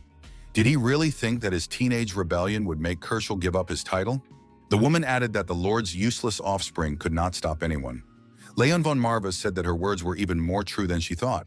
However, he did not intend to remain a useless offspring of a lord who did not even try to object in the face of injustice. The young man noted that he would soon become the head of the family, worthy of the proud house of Marvis. Leon added that there was no place on his land for people like this woman. He called on the undead again. The woman was finished, and our hero turned to Walter again. Walter thought that this man might be a killer with blood on his hands. However, for some reason, he felt no fear towards him. Why was that? Leon asked Walter if he wanted to join him. He could use this guy's skills. Walter noticed that he was a descendant of demonic wolves. This was the most despised species even by beastman standards. Walter assumed that he would be treated with contempt for the rest of his life. How much longer could he endure being treated like a wild animal? Leon assured him that it would never happen again. The protagonist noted that he did not know much about the situation of the demonic wolves and the intrigues surrounding him. However, if the young man's life was burdened by unfounded prejudices, he could let them know about them, and from that moment on, he would no longer have to endure them. Walter would become a full-fledged vassal of the House of Marvis. Walter teared up, bowed his head, and said that he would be happy to serve his lord. The large palace was located in the middle of the city. An envoy arrived there. His Majesty was Esteban von Arnheim, Emperor of Arnheim. Next to him was Louis von Arnheim, the Crown Prince of the Empire. Louis inquired as to the purpose of vassal Yildiraz's request for an audience. Yildiraz replied that a letter had arrived from the noble house of Sylvester. Louis remarked that as Prince Regent, he was concerned with the affairs of the people and the duchies. Was he now to be burdened with the problems of the counts as well? His dear father would not be pleased. Yildiraz said that he was only eager to share the good news. Yildiraz understood that it was the crown prince who currently wielded power in the empire. He could not afford to fall out of his favor. Louis thought for a moment and smiled, because the question concerned the House of Marvis. Yildiraz noticed that it concerned the object of the crown prince's deepest contempt throughout all these years, one of the three families of darkness. He suggested taking advantage of this opportunity and supporting the House of Sylvester in order to get rid of their common enemy once and for all. However, it should not be forgotten that the Marvis clan possessed the power of necromancy. Open war against them could spiral out of control. Yildiraz said that the Lord was, as always, perceptive. However, there was no worthy successor to this power left in the Marvis family. The power of the House of Sylvester had grown to such an extent that they could easily compete with the Marvis. The Crown Prince said that this was excellent. The plan could be carried out, for now was the most opportune time to get rid of these grave robbers. Yildiraz promised to carry out this mission in the name of the great empire. Louis thanked his father for his generous decree. Finally, he would be rid of this thorn in his side, a relic of a bygone era. Louis said, "Long live the emperor, his legacy is in safe hands." The crown prince noted that very soon everything would pass to him, and he would dispose of it as he saw fit. Leon von Marvis gathered his loyal subjects to discuss pressing issues. Pullen noted that the common people still did not particularly trust the beastman. He suggested carrying this artifact with him and hung the pendant around the young man's neck. Pullen added that his lordship and he highly valued Walter as a loyal vassal, but for now, public opinion could not be ignored. Pullen said that it was not worth creating unnecessary problems for his lordship. Thanks to the pendant, the ears on his head and the tail behind him disappeared. Leon von Marvis said that he would now like to talk to them. He had a reason to discuss several important matters. Leon added that first, he had to insist that everyone swear allegiance, not just with words. Were they ready to devote their endless loyalty exclusively to their master? Pullen shed another tear and swore to devote his entire life to his master. He would serve the House of Marvis faithfully until the end of his days. Crow told the new lord that he was impressed. The young man had thoroughly won over the old man. Submission and domination were the key principles of House Marvis. Walter said he shared his feelings and bowed his knee before his lord. Leon von Marvis said that these were their principles, not his. Crow asked who the young master was talking to now. Leon von Marvis suggested that, to make things official, they sign a contract sealed with mana. If he refused, he would consider it a lack of desire to join him. A contract sealed with mana, or a pact, transforms the mana of each party into a pattern that binds and intertwines the fates of both, with an unbreakable bond. It allows secrets to be shared that can only be taken to the grave. Leon von Marvis suggested proceeding if there were no objections. Leon von Marvis waved his hand, and using his unique abilities, created the necessary conditions for the contract to be concluded. A contract saturated with concentrated mana appeared before the young people. The Black Lion said that as the patron of the Marvis house and the demon who lent this name to their clan, he would witness this magical pact. The lion declared that he would allow those who swore to serve his contractor to bind their souls with the power of Marvis. Lev said for all to see, the Lord of the Undead has returned. Leon von Marvis said that was enough drama. These were his loyal subjects, and they would treat him with respect. Lev acknowledged that the agreement had been made. The price for breaking it was one's soul. No betrayal would go unpunished or be forgiven. Pullen said that such blasphemy was not even in his thoughts. Was this really the demon Marvis with whom the founder had made a contract?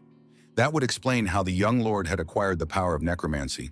Walter felt an overwhelming concentration of mana.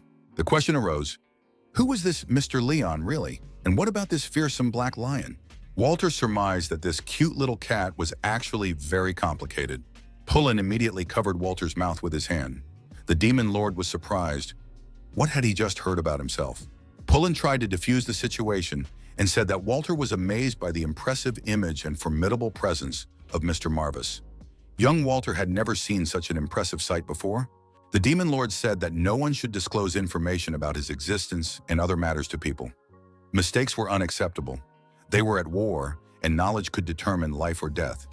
His appearance was visible only to those to whom he had revealed himself. Marvis suggested that the aristocrats of this world were very interested in Kerschel. Walter remembered how the mistress had received a letter and had to deliver it to Lord Kerschel. The demon lord said that this was their next target. Leon von Marvis asked where the letter could be found. Crow said he knew where the letter was. Crow grinned and added that he never forgot to collect military trophies. He had a heavy chest in his hands. The chest contained gold and diamonds, untold riches. Marvis reminded Crow that he had a petty soul. Considering that he had destroyed the entire building and killed its owner, Crow decided to take everything he could get his hands on. Leon von Marvis approached the chest and carefully examined its contents. Leon von Marvis took the letters out of the chest and said that this was exactly what they were looking for.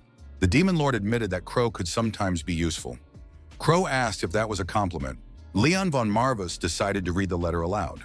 In it, Alan asked the enemies of the House of Marvis to listen to him. The noble House of Sylvester hereby declares that, following the will of His Majesty the Emperor, their duchy is at war. Despite the impressive power granted to them by the title of Duke, they neglect their duty to His Majesty, Emperor Louis von Archheim. This neglect of duty is a serious crime, and he calls them to account on behalf of the crown. Alan indicated that they had 1 month. If they raised the white flag and surrendered, the declaration of war would be revoked, and the House of Marvis would be proclaimed the House of Sylvester as punishment for their sins. If they choose to resist, they will have to prove their innocence in fair combat. The letter was signed by Lord Alan of the House of Sylvester. The demon lord asked, "A month? Isn't that too short?" Leon von Marvis said that he didn't care about the time, but he had an amusing idea. Now that he could control the undead with his mind, a whole world of fun had opened up before him. Leon said he had a special mission for Crow. The messenger reported that the declaration of war had been successfully delivered to the House of Marvis. The messenger added that he couldn't describe Kerschel's expression. He literally hung there looking pathetic, and they almost had to put him out of his misery on the spot. Alan laughed and suggested that Kerschel was now in a real state of hysterics. Alan added that they needed to keep Kerschel alive. Kerschel is a useful fool. Let the power of the Marvis clan remain in his inept hands for now. Alan inquired what had happened to the boy who was the rightful heir. The assistant replied that there was no significant news about him. It was quite possible that Kerschel had already dealt with him himself. The assistant asked, why bother about such a young boy? What can he do? Alan asked what was the most unfair thing that could happen to a person. The assistant replied that he was not a scientist and did not know such wisdom. Alan said that if you encounter an overwhelmingly powerful enemy against whom you have no chance, resistance is futile. You can only watch as the world mercilessly collapses. There is no suffering worse than this. Alan asked what could cause such injustice. The answer is simple, only innate talent. Talent so incredible that it makes one tremble at the mere sight of it. The assistant was surprised. Did my lord mean to say that an insignificant young man could possess such talent? Alan noted that he was referring to the stream of Velen von Marvis. There are no such people now. However, given the pedigree, nothing can be taken for granted. One must always consider the probability. Crow, recounting what had happened, said it was a magnificent sight.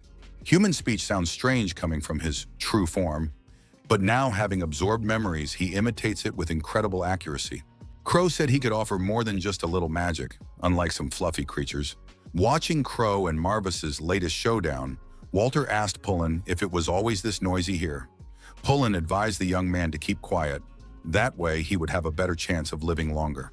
Leon von Marvis handed Walter a sword taken from the wall and said that there was only a month left. It was time to get started. Leon asked the young man to demonstrate his talents during that time. Walter asked, if his talents were not put to use, did that mean he was not an assistant? Leon replied that this was indeed the case. Otherwise, what use was a prophet to a vassal who could easily perish? Walter said he was ready to overcome any obstacle in his path to earn his rightful place beside his lord. The young man asked, if he proves himself to be the most skilled soldier, could his lord grant him one wish? Leon promised he would. Pullen said that in that case, young Walter needed to find suitable combat training. The limits of his abilities would immediately become apparent if he trained with the worthy knights of House Marvis. The Demon Lord said that Walter was not the only one who needed training. Leon was also far from his true potential. Leon von Marvis said he readily believed this and added that in that case, there was no time to waste. Leon von Marvis and Walter tested their unique combat abilities on training balls. Leon von Marvis also showed that he could summon undead creatures. The undead appeared in armor and was armed from head to toe. Walter was not afraid and entered into confrontation with such a formidable opponent. The young man possessed unique skills, and the undead had no chance of withstanding his onslaught. At the end of the battle, Walter approached his master and knelt before him. Leon von Marvis welcomed Walter to the Marvis household. Now he is one of them. From now on, Walter is the foremost knight of his army. A month later, the day of the declared war between the noble houses arrived. Alan de Silvestre said he had a message for the current head of the Marvis clan. Alan noted that, despite his gracious offer of a peaceful resolution, his rivals stubbornly refused to listen to reason and did not want to lay down their arms. This foolish decision would result not only in their own destruction, but also in the destruction of their innocent subjects. The Demon Lord told the young men not to be provoked. He personally could clearly see the fear that had settled deep within the enemy soldiers. Their threatening cries were merely a reflection of their doubts. Alan declared that the House of Sylvester has the advantage on all fronts. The Demon Lord said that this was not the case. We must not forget that the enemy's plans have been exposed. Pullen acknowledged that if Kershaw were still alive, the House of Marvis would have simply raised the white flag at the first demand. It turns out that his death alone shook the composure of his rivals. Fluffy added that humans are fragile creatures. Any fluctuations in events often cause endless confusion. Why hasn't the enemy surrendered yet? Do they have some kind of trump card that makes them so confident? At some point, these doubts will begin to overwhelm them. Even a steady hand can tremble in battle. Pullen was forced to admit that this was true, but even trembling hands can prevail through sheer numbers. Marvis said that his distinguished contractor would overcome the full force of this army. Fluffy said there was no need to worry. Lord Leon was much stronger than he appeared. Marvis thought that even he was amazed by the young man's absolute talent. Leon von Marvis activated his unique abilities and filled the space with his mana. The undead were summoned. The undead immediately rushed at the approaching opponent. A serious confrontation ensued. The air was filled with the hum of clashing swords. The undead were invincible and celebrated their victory over their numerically superior opponent. Fluffy thought, even though this was the weakest undead that a necromancer could summon, it had been barely a week since he had learned to control his magical power. However, the young man was already able to read the flow of mana with his eyes closed. The depth of his talent was astonishing. Crow said that the current contractor was truly a rare talent. Like the rising star of the well-known founder, he was capable of proving himself once again in blood. When the time came, he would get everything he wanted. Crow asked, even the delicious peanuts he loves so much? Fluffy replied that not only peanuts, but even almonds and pistachios. He is capable of mastering the most forbidden dark magic, the terrifying power of turning back time. Leon von Marvis said that it was over. They had won. The young man asked what training they would do now. Crow said that he was also ready to proceed with further trials. The Demon Lord said that now they could discuss the young man's other skills.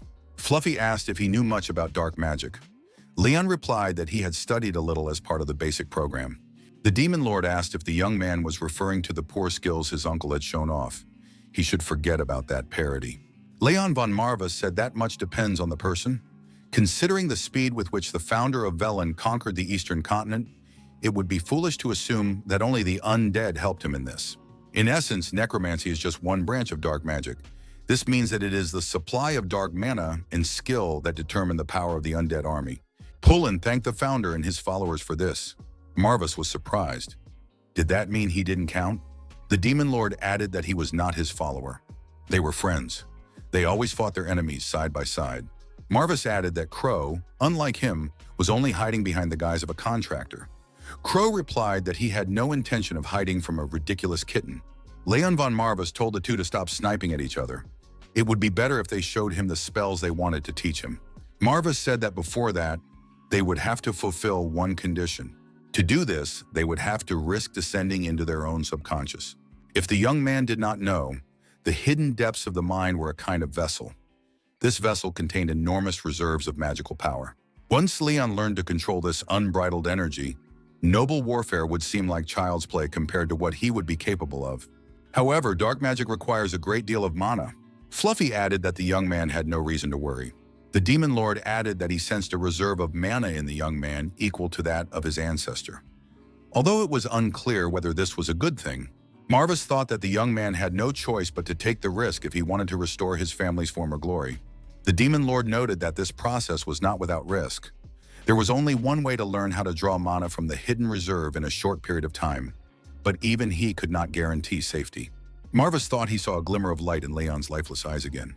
Looking back, it becomes clear that young Leon was driven by only one desire at that time. Marvis said that first he needed to deplete his mana reserves to the limit. The young man was driven by uncontrollable curiosity. Then it would be up to his subconscious and potential to guide him. A primitive thirst for power is the greatest motivation. Leon von Marvis depleted his entire mana reserve and nearly fell to the ground. Pullen managed to hold his master back. Pullen said that his lord should not risk himself like that. Marvis shouted that no one should dare touch the boy. They had to show at least a little faith in their leader. Pullen said that although Leon was their leader, he was still just a boy. Crow noted that their contractor might turn out to be the most gifted of his predecessors. Marvis remarked that given the young man's abilities, which rivaled those of Velen in terms of potential, he would be fine. Walter shouted that he had done it, and now everyone could see the new master of the sword. Walter saw Leon unconscious and shouted that the master must not leave them. Pullen told Walter to calm down. Walter said that no matter what happened, he believed that the Lord would overcome everything. The demon lord thought that people were all alike. How was it that such incredible talent had been hidden all these years? No wonder the Marvis family had nearly died out. Leon von Marvis opened his eyes and found himself in complete darkness. The next moment, the young man saw the ruins of an old city and a man standing in the middle of the square. The man greeted Leon and said that he had a feeling they would meet. It was his father. Marvis Sr. suggested they take a walk. They had things to talk about. Leon silently followed his father through the city ruins. His father said that if Leon had come here, it meant he had decided to awaken the magical power that lay dormant within him. The young man replied that it was certainly not to tell his father how well he was doing. However, he had a circle of loyal subjects for whom he was responsible, and it was desirable for him to succeed. His father replied that his son was lucky, but as he already understood, he was looking at a figment of his imagination. He had met his end at the hands of Alan, so this form was just a magical echo. His father said that this was due to an innate lack of potential.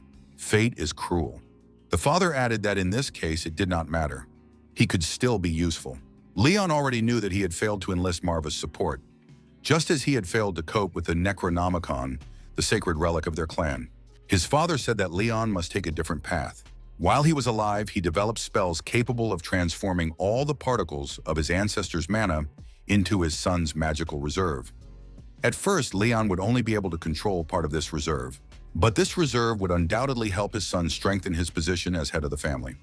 The young man said he remembered his father telling him that it was very dangerous to accept someone else's mana as his own. His father confirmed that there was a risk of it getting out of control and destroying the caster's mind. His father noticed that Leon was listening to him attentively. Magical energy is marked by its owner, so it cannot be easily transferred to another sorcerer. However, the young man was an exception. He couldn't understand much yet, but he just had to imagine that he was a blank sheet of paper. His father said that Lord Velen von Marvis, the founder of this family, was the only one who possessed mana of perfect purity. His father stretched out his hands and a clump of concentrated mana of the highest quality formed in the air in front of him. The man said that his son was blessed with this great gift of their lineage. Father said that his son was who he was and could not be any other way. The man looked up and said that their meeting was coming to an end. The father promised that they would definitely meet again in the future. He still had a lot to teach his son. The father handed the young man a glowing, concentrated ball of mana. Leon von Marvis thought that he had never felt such impressive magical power before. A glow appeared in the young man's chest, and he felt an incredible surge of strength and mana. A pendant appeared on Leon's chest. His father said that the name of this amulet was Greed. As the name suggests, it was capable of instantly consuming everything in the young man's path. His father told his son not to forget this. Leon promised to remember and never forget. His father said that they would meet again when his son's heart desired it most. Leon bowed and said he would pray for that day to come soon. The next moment, Leon disappeared from that location. The man thought that if fate so decreed, his son would shine like a rising star never seen before. It was a pity that he would not see it. No one knows where this power will lead the young man, to the rays of glory or into the abyss of doom. Leon von Marvis lay in bed, his assistants leaning over him, eagerly awaiting his awakening. Pullen asked those present if they were sure that their master would wake up. He did not question Marvis's insight, but the young lord was barely 14 years old. He had never even kissed anyone before. What if there were consequences? How would he look the former head of the family in the eye in the afterlife? The demon lord said that if the young lord could not cope with such a simple test, the moment of their reunion would come sooner than Pullen could imagine. Pullen must cast aside his pathetic doubts and wait hopefully for his return. Walter said that his master would surely succeed. He just needed to be patient. There was no need to worry. Crow remarked that the old servant was making too much of the situation. The next moment, everyone saw that Leon von Marvis began to radiate a cloud of mana. It was now clear to Fluffy why the master had been so long delayed. Walter asked Lord Marvis what kind of magical power these thick and dense clouds of mana were. Fluffy said that Leon was already on his way to them. They had to greet him properly. The demon lord warned that they must remain vigilant. He would return as a completely different person from the young boy everyone remembered. Leon von Marvis woke up, opened his eyes, and said that now everything was clear. He wondered why there was so much pressure on his chest. Could Marvis move aside? Walter continued to practice sword-fighting techniques, moving around the training equipment. Leon von Marvis brought a piece of mana, including to Walter. The House of Sylvester. 4 days before the war between the noble houses, Alan de Sylvester said that the time had come. The head told the great warriors to heed his words. Very soon, the centuries-old history of the once proud city of Marvas would be lost. Alan said that they would write a new history. All they had to do was follow him. The warriors glorified the noble Sylvester. The armed detachment, led by Alan de Sylvester, moved across the rough terrain. The road lay through an old abandoned cemetery. Alan told Kerschel that his companion had found a weakness in the formation of a handful of enemy soldiers. His insight was commendable. Kerschel replied that it was the least he could offer in exchange for Monsieur Sylvestre's generosity. Alan said that something still surprised him. He thought that these sentimental Marvises would be more zealous in guarding the graves of their ancestors. It would be even more foolish of them to place their forces in such an open space. Kerschel remarked that this was a house of necromancers, not strategists. He was inclined to believe that they were being cautious so as not to destroy the burial sites of their ancestors. Alan noted that their greatness had long been trampled into the mud, yet they were still desperately trying to maintain their former reputation. Alan asked in surprise why Kerschel had hesitated. Did he have something to say? Kerschel replied that he had nothing to say and suggested continuing on their way. Alan noticed an approaching army of rivals ahead. At the head of the army were Leon von Marvis and Walter. Leon von Marvis said that everything was going according to plan. He was glad that Alan was keeping his word. Alan said that he had come to witness the weakness and fall of the house, but instead he was greeted by 100 soldiers armed to the teeth. Alan assumed that this was a performance in his honor, and drawing his sword, attacked Kerschel. Kerschel's head flew off his shoulders and said that only his master had the right to point a sword at him. The next moment, the head was back in place. Kerschel noted that it was an original experience. Alan did not understand what was happening. After all, he had definitely cut his throat. Alan said it didn't matter. The head of the Marvis clan would pay dearly for his insolence. Did he really think he could defeat the Sylvesters with his pathetic mountain army? This was an insult to the greatness of his clan. Leon von Marvis said that the situation was completely different. Before he could be insulted, he would have to pose a threat. Otherwise, why agree to this fight? Leon von Marvis waved his hand and said he intended to put Sylvester's house back in its place. The young man summoned the undead. At that very moment, an army of armed undead emerged from the ground. Alan immediately realized that this was necromancy. Leon von Marvis said that Lord Sylvester could see the essence of what was happening. His words sounded as if he was surprised to encounter necromancy and was fighting against a necromancer. Alan remembered his words when he asked, "What is the most unjust thing that can happen to a person?" It is to encounter an overwhelmingly powerful enemy against whom there is not a single chance. Resistance is futile. He can only watch as his world mercilessly crumbles. There is no suffering worse than this. What could be the cause of such injustice? The answer is simple: only innate talent. Talent so incredible that it makes one tremble at the mere sight of it. One must always consider probability. In the battle against the undead, the Sylvester clan's army was clearly losing. However, one of the human warriors behaved heroically and did not give up. Alan thought that in any case, he was just a boy. No matter how much talent he had, he was not ready for a brutal battle. The warrior saw Leon von Marvis in the crowd and rushed towards him. The young men's swords clashed, metal screeched, and the rivals' eyes met. However, it was not Leon von Marvis who stood before the warrior. He shouted in anger. Who dared to stand in his way? Walter defended Leon. It was he who stood before the enemy. He said that he would not let anyone near the young gentleman. That was his duty, and he would not back down from it. The undead continued to press their opponents, and the men were forced to retreat. Alan called on a squad of mages for help. He ordered them to join the battle. Alan swung his sword and ordered the Knights of the Vanguard to attack simultaneously. The attack resumed with renewed vigor, and now the undead began to retreat. Alan said that by nature he was a ruthless man. He never thought of anyone as a kindred spirit. Alan added that no one could match him in courage. The head of the house, Sylvester, asked if the young head of the Marvis family was ready to seek revenge. In any case, he would die here, filled with nothing but regret. Leon von Marvis said that his opponent was wrong about two things.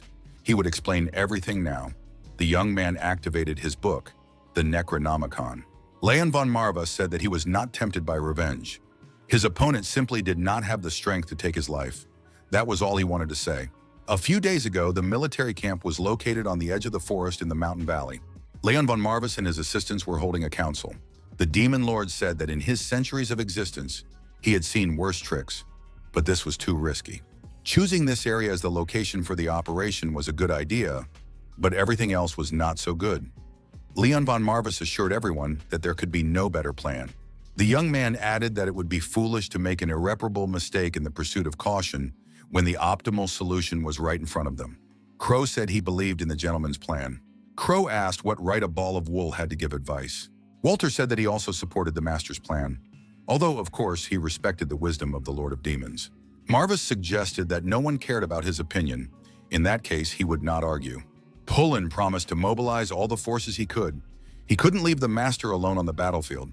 Leon von Marvis said he wanted to ask the Demon Lord one question. Did he know anything about the negative consequences of using this amulet? It was an amulet given to him by his father. Marvis replied that he did not know. Perhaps it would lead to death. Crow remarked that it was a very pessimistic lump of wool.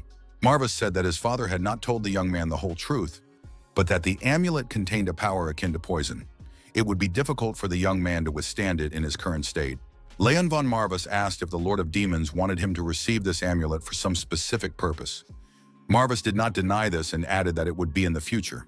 For now, the young man was strong enough for his purposes. The gift he had received was too remarkable for an ordinary vessel. Marvis noted that the young man's followers were loyal to him, but they were not without flaws. The young man must understand what was on their minds. At any moment, they could turn against him, as happened to his father Rune. But what makes Leon believe that these people are worth risking everything for? Leon von Marvis opened the book and read the spell again. Alan asked, does his opponent really think he is incapable of taking his life? Leon von Marvis again released concentrated mana into the environment. Alan thought it was mana the color of the blackest night with an aura of pure darkness. He uses it with incredible precision and caution. Where did the young man get such control skills? Leon von Marvis told the loyal servants of the Marvis clan, wandering in the otherworld, to listen to him carefully. Alan's instincts screamed for self-preservation. Alan believed that in order to prevent the young man from putting on a show, he must be stopped at all costs. He could not be allowed to complete the spell. The true heir to the Marvis clan called his servants to arms. He demanded that they answer his call and fulfill their duty under his banner. Undead creatures began to emerge from the ground. There were so many undead that it was clear Sylvester's squad would not be able to cope. The Demon Lord, watching from the sidelines, noted the magnificent qualities of the commander, Leon von Marvis. Fluffy said that this guy was as violent and disobedient as his predecessor, Velen. The undead behaved aggressively and assertively. The humans suffered irreparable damage. Alan said it was a trap. The boy deliberately lured them to the cemetery. He has an entire army of undead creatures living in this cemetery at his service. Alan shouted for the young man to stop immediately. He was risking his life. Alan swore that he was willing to spare his subjects. Leon von Marvis remembered the Demon Lord's question. What makes the young man believe that these people are worth risking everything for? Marvis said that he would prefer the young man to refrain from taking unnecessary risks for the sake of some people until his talents were fully developed. He only had to gain the power that would allow him to feel compassion for others, let alone save their lives. Leon von Marvis asked the Lord of Demons, "Why wait for the fruit to ripen before picking it? You can pick it first and then let it ripen." Alan was forced to kneel before the head of the Marvis family. Alan asked, "Is revenge really the young man's goal?" In that case, Sylvester asked for mercy, even though he knew he did not deserve it. Alan swore that he would never again stand in the way of House Marvis, and he would not say a word about this power to the Emperor. Leon von Marvis asked when they had become so close that Alan would ask for such a favor. Alan said that revenge only breeds a vicious cycle of hatred. Sylvester said that he had been forced to do so. He hoped for understanding, because it was their duty to do everything necessary for the prosperity of the family. Leon von Marvis suggested that there might be some truth in these words. The burden of responsibility as head of the family was very heavy. Alan felt hope and said that under this monstrous burden, he did not dare to resist and was forced to commit these atrocities. Leon von Marvis said that nevertheless, he saw no reason to spare his rival. Leon grabbed his sword and said that it was not out of personal resentment. He would take Alan's life solely out of cold calculation. There was no benefit to the Marvis family in his continued existence. Alan called the young man an arrogant scoundrel and said that he would regret it, but it would be too late. The power that the young man used so carelessly was not child's play. After these words, the head of the house, Sylvester, flew to the side. Leon von Marvis replied that he already knew that. The young man swayed again, his legs buckled, and black mana appeared around him. Walter rushed to his master, wanting to help. The Demon Lord told the young man not to move. It was just normal mana depletion. The talent of young Leon was certainly not inferior to that of his ancestor. Only one question remains. Will the boy be able to handle such enormous potential? A monster was growing inside him, one that no one could tame. It was a risky deal in exchange of every part of his being. Marvis saw a pattern on the chest of the destroyed knight and said it was a bad sign. Leon von Marvis was put back to bed. His subordinates waited for him to recover again. Pullen lamented again that he had let his master down. He should be thrown into a dungeon to atone for his guilt. Marvis said that no one would dissuade the old man. It would be a wonderful sight. Crow said that this stupid lump of wool was completely devoid of empathy. Marvis remarked that he was a demon, so he did not know that word. Leon von Marvis came to his senses and said that there was no need for a dungeon. Pullen could calm down. He had done an excellent job with the task at hand. Walter said that after losing their leader, the Sylvester clan would be on the verge of collapse. There was no need to worry about a new invasion in the near future. Pullen said that under Leon's sensitive leadership, the House of Marvis would get back on its feet. Pullen said that a new problem was looming, but he was ashamed to talk about it. The House of Marvis is almost completely ruined. They have an impressive debt. The Demon Lord was surprised. What's the problem with that? Isn't it solved by requiring the House of Sylvester to pay reparations? Pullen replied that this was usually the case. However, the ruling family had issued a royal decree prohibiting any demands for reparations against them. Pullen explained that the noble houses of Rheinhauer, Sater, and Marvis were associated with dark forces, so the imperial family was trying to keep them in check. It was quite possible that the imperial family would simply refuse any request for compensation in order to prevent them from rising up. Leon von Marvis asked Pullen, "What is the amount of the debt at this point?" Pullen said it was 500,000 gold coins. Leon von Marvis thought that such an amount was almost impossible to pay. Pullen confirmed that unfortunately Milord was right. 500,000 gold pieces was practically impossible to pay, and this was a very big problem for the House of Marvis. A young man rode up to the city gates and said that he had finally reached the lands of Marvis. It was Richard Fdamel, senior apprentice of the prestigious Magical Tower of Magicians, founder of the Hermit School. A young woman approached the young man and said she was glad to see Mr. Richard. It was Carlin, the head of the southern branch of the criminal organization The Sleepers, a ruthless moneylender. Richard expressed his confidence that his school's debt to the Sleepers had been repaid. Carlin told the young man not to worry. He was not her debtor. Richard apologized. He had not yet fully recovered from the consequences of dealing with debt collectors. However, at that time, the very existence of the Magic Tower was at stake. Carlin noted that this is why they strongly recommend that customers read everything written in small print. The girl suggested that they wanted to meet the same person. Pullen reminded them once again that the total debt amounted to 500,000 gold coins. Suddenly, there was a loud knock at the door. Everyone turned around. Who could it be? Pullen reported to the Lord that guests had arrived, a woman and a man. The young man thanked them for their hospitality and introduced himself. He was Richard, head of the Hermit School. The girl said she was the head of the southern branch of the Sleepers, and her name was Carlin. Leon von Marvis welcomed the guests to the Marvis house. Walter said that each of them posed a threat. Was Leon von Marvis sure this was a good idea? Crow noted that their master was much stronger than he appeared. There was nothing to fear. Leon was in control. Carlin said that rumors of Lord Leon's victory in the territorial battle had recently reached them. She dared to congratulate Lord Marvis on his victory. The girl expressed hope that they had enough military trophies to pay off their debts to the Sleepers. Leon von Marvis said that since the subject had come up, how much did they owe the sleeping ones? However, it should be noted that at the time of the loan, their family was in an outrageously low position with their creditors. Pullen noted that most of the debt would have to be paid by Lady Carlin. Leon von Marvis received information that Carlin, the head of the southern branch of the Sleeping Ones organization, is probably one of the largest criminal groups on the continent. These were the worst loan sharks they could have fallen into the hands of. If a borrower failed to meet their payment obligations, they would be sold to black magicians for experiments. Carlin realized that the young man was familiar with the intricacies of their work. She was flattered and suggested getting straight to the point. Leon von Marvis said he had to ask for the current payment amount. The girl stated that they insisted on immediate payment of at least 10%. After that, the remaining 90% could be paid as they saw fit. However, they had to remember about the 30% annual interest on the principal amount. In this regard, Carlin recommended paying as soon as possible. Leon von Marvis still did not understand where he would get 400,000 gold coins at once. Moreover, even this amount would not be enough. Interest for each year would add another 120,000. Who could have signed such an absurd contract? Pullen said it was the previous head of the Marvis family, Leon's father. Leon von Marvis thought that his father was not good with finances, among other things. Richard told Miss Carlin that she shouldn't have pressed so hard. Lord Marvis should be allowed to enjoy his victory at least a little. Richard seriously doubted that he had such an exorbitant amount of money at his disposal. Carlin was surprised that Richard was interfering in business negotiations. She hated it when people interrupted her during conversations with clients. Who knows what price careless words will cost, and whether it will lead to disaster. Richard said he understood and headed for the exit. He would return when Miss Carlin was finished. Carlin told the head of the Marvis household that if he was going to claim that there weren't enough funds or ask for a delay to raise money, he should think twice. The girl added that she had heard this too many times from his father. Leon von Marvis thought maybe he should quietly deal with this woman. The demon lord told the young man not to even think about doing that.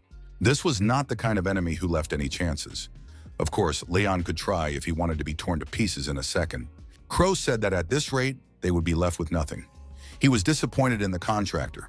Pullen said that the former lord had acted with the best of intentions. Walter said that they would definitely find a way out. He was completely confident in the young master's wit. Leon von Marvis said he begged Miss Carlin to have mercy on them. Carlin and everyone present certainly did not expect to hear such words. Richard looked at the portrait of the founder of the family and thought that the journey had been worth meeting Leon von Marvis. Mana began to concentrate around our hero, and excess energy stood out. Richard sensed enormous reserves of mana circulating deep within the young man. If he could persuade him to join the Hermit's magic school, it would be a huge coup for the academy. Surely there was a way to win his favor. Richard activated his unique abilities and created an energy sphere in front of him. The image of the elder appeared in the sphere and asked the head not to disappear so suddenly. The elder added that the academy was in turmoil because of his absence. Richard said he would explain himself some other time. The head of the hermits said that something else was important now. The elder was ready to listen to him carefully. Richard asked, "How many gold coins do they have in their coffers?" Carlin said she was very surprised. What pity could there be? Didn't Leon think that the sleepers were just a gang of thugs? The girl activated the glowing ball and directed it into the cup of tea standing in front of the young man. Carlin assured the young man that they were more calculating than one might assume. Under the influence of an external force, the cup broke and the tea spilled onto the table.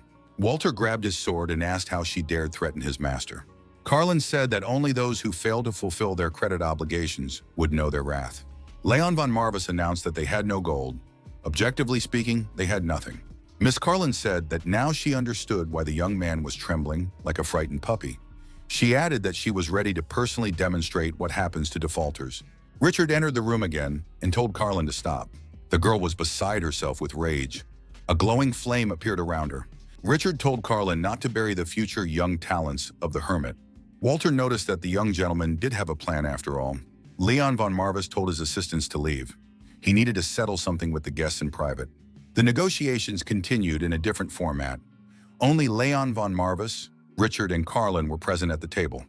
The demon lord was invisible to the guests, so he also expressed his desire to be present. The young man asked Richard, "If he officially joins the hermits, are you willing to pay 10% of his debt?" Richard said he was willing to do so. In the recent territorial war with the Sylvestras, Leon had definitely used necromancy. Leon von Marvis asked, "Why did you decide that?" The guest replied that otherwise the Marvas would have lost. Carlin surely thought so too, which is why she came here. The girl said that Richard was right. She also believed that their client, the head of the Marvas clan, had regained his former power, which is why she went hunting. Leon von Marvis asked, did they really think that the Marvis family would be able to pay off the debt?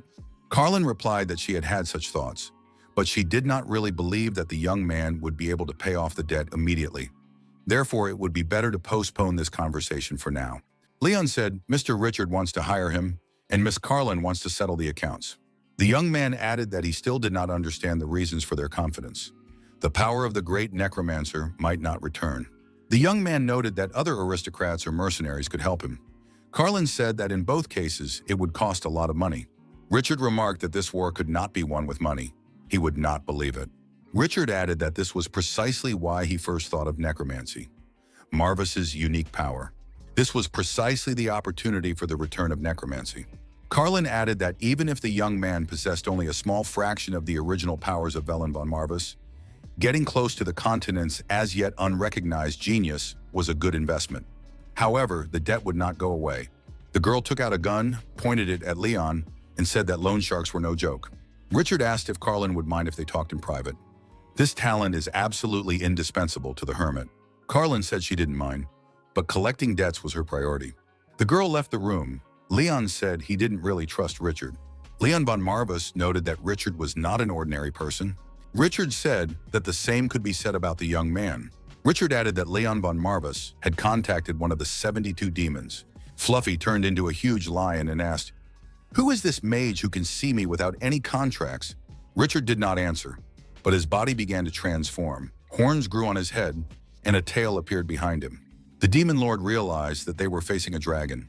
However, he believed that all dragons had perished in the anti-magic war.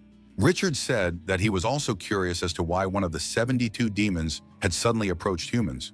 Richard said that he did not know the reasons, but it was definitely related to the first chapter. Leon von Marvis said there was no need to worry. Lord Marvis was on the side of humanity. He was different from the other demons. Marvis confirmed this. Although he is a demon, he does not share their views. Richard said that in that case, the lion had no reason to interfere in human affairs. Leon von Marvis asked what was required of him, apart from joining the hermit. He needed to know what he was signing up for. Richard said that their school was intended for hermits. Leon von Marvis would receive compensation for his membership. In turn, he must strive to develop as a mage. Leon von Marvis asked, "Is that all?" Lev said he didn't believe it. "Why keep quiet? It's better to tell it like it is," he added. Richard said that these two are very sensitive, but he would have told everything even without their pressure. Richard stated that it is not possible to enroll in any other schools for any amount of money. These are all conditions. One reason is to suppress competitors. But there is another reason. Besides the hermits, there are two other prestigious magic schools. One of them is completely devoted to demons. Lev thought that they were up to something sinister after all. What are they trying to achieve, he wondered. Do they really want to revive the Demon King Bull, he asked himself. The Great War against the demons. Humanity's first full-scale battle with the demons. The demons are advancing, everything around is on fire. It was a tragic event in which King Esteban found eternal peace. Later, Richard arrived at the battlefield and obtained the necessary information using a magic book. Richard and his hermit gained access and studied everything thoroughly at the site of the battle. Richard said that during this fierce battle, the king managed to seal Baal. However, over time, the seal weakened. It weakened to such an extent that the demon could awaken at any moment. The young man added that he had heard that His Majesty had lost his mind. He was once great, but now they call him the Archduke, he asked, referring to Richard. Richard replied that it was true. Demons always find loopholes. However, Leon von Marvis himself must understand this, considering who he associates with. The young man thought that many representatives of other races, including dragons, had died in that war. Now it all makes sense. Richard is not lying, he concluded. Leon asked if the reason Richard did not want him to join other schools was because demons lurked in one of them. Richard confirmed this. Therefore, Leon von Marvis must join the hermits. With them, the young man would discover many new things. Marvis said that this would require a lot of money. Richard added that the hermit would not solve their financial problems forever. Leon von Marvis asked if there was a way to earn money regularly, because the debt to the sleeping ones was quite a burden. Richard said he knew one way, the Adventurers Guild. Carlin is a close associate of the guild's leader. If Leon successfully completes orders and earns a gold badge, he will be able to earn 1,000 gold coins per order. Leon von Marvis asked Richard to put in a good word for him with Miss Carlin. The Demon Lord said that the young man looked pathetic. Crow told Fluffy not to dare insult his master. He did it in the heat of the moment. Richard looked toward the door and said that Carlin was definitely eavesdropping on their conversation. He was sure of it. The girl opened the door and noted that Richard was very perceptive. Richard pointed to Marvis and said that he was a demon on the young lord's side. Carlin could meet him.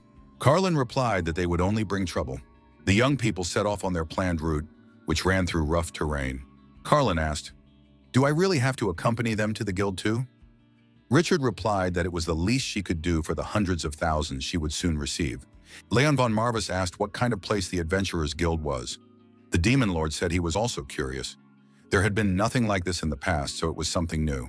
Richard explained that it was a place where people went to request various services. You can take group orders and divide the profits among the group members. You could also work for yourself. That was the Adventurers Guild. However, if you are weak, you can die without a trace on your very first assignment. Conversely, if you do well, you can get rich. Marvis remarked that it was like a lamp for moths where they burn themselves. Richard objected that it wasn't all that bad. The Adventurers Guild is neither a good nor a bad place. With their recommendation, you can easily become a knight or a mage, even in another country. It's the most lucrative job for those who have skills. Leon von Marvis said he wanted to know more about the gold badge and ranks. Carlin asked, "Does Richard really think he can boss her around?" The girl explained that there are 5 ranks in the guild: copper, silver, gold, platinum, and titan. The distribution goes from weak to strong. By receiving a rank, an adventurer gains access to missions with corresponding pay. Leon von Marvis suggested that the best way to earn money was for those with a titanium badge. Richard said that this was certainly true but unlikely. He didn't even mention it. There are barely a dozen titanium badge holders on the entire continent. The tasks they are assigned are valued at tens of thousands of gold. There aren't that many wealthy clients in the world.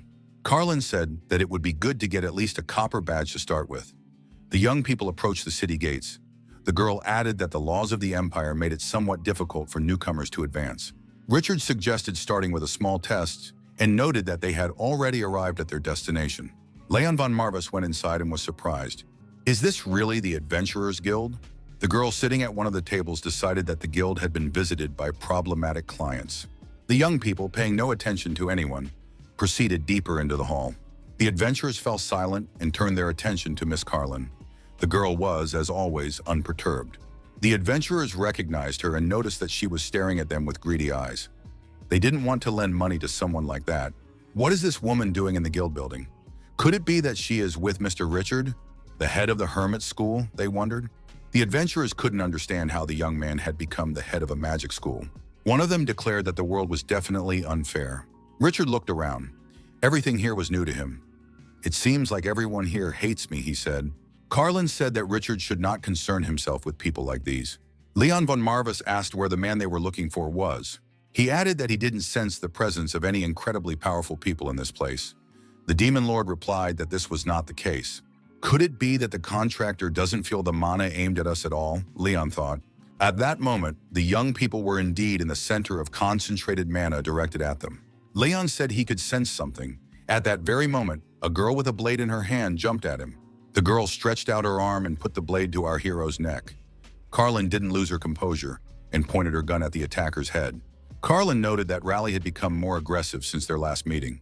The girl looked back and reminded him that she had asked him not to call her by her name so thoughtlessly. Leon von Marvis asked Raleigh, "So you're the strongest here?" Raleigh asked the young man who he was. The Demon Lord thought that they were facing a real monster, perhaps much stronger than anyone else present. The young man introduced himself. "My name is Leon von Marvis, head of the House of Marvis." The young people went into a room isolated from prying eyes and continued their conversation. Raleigh said that she had heard rumors about a change in the head of the Marvis family. The girl added that she did not expect to see the head of the family at such a young age.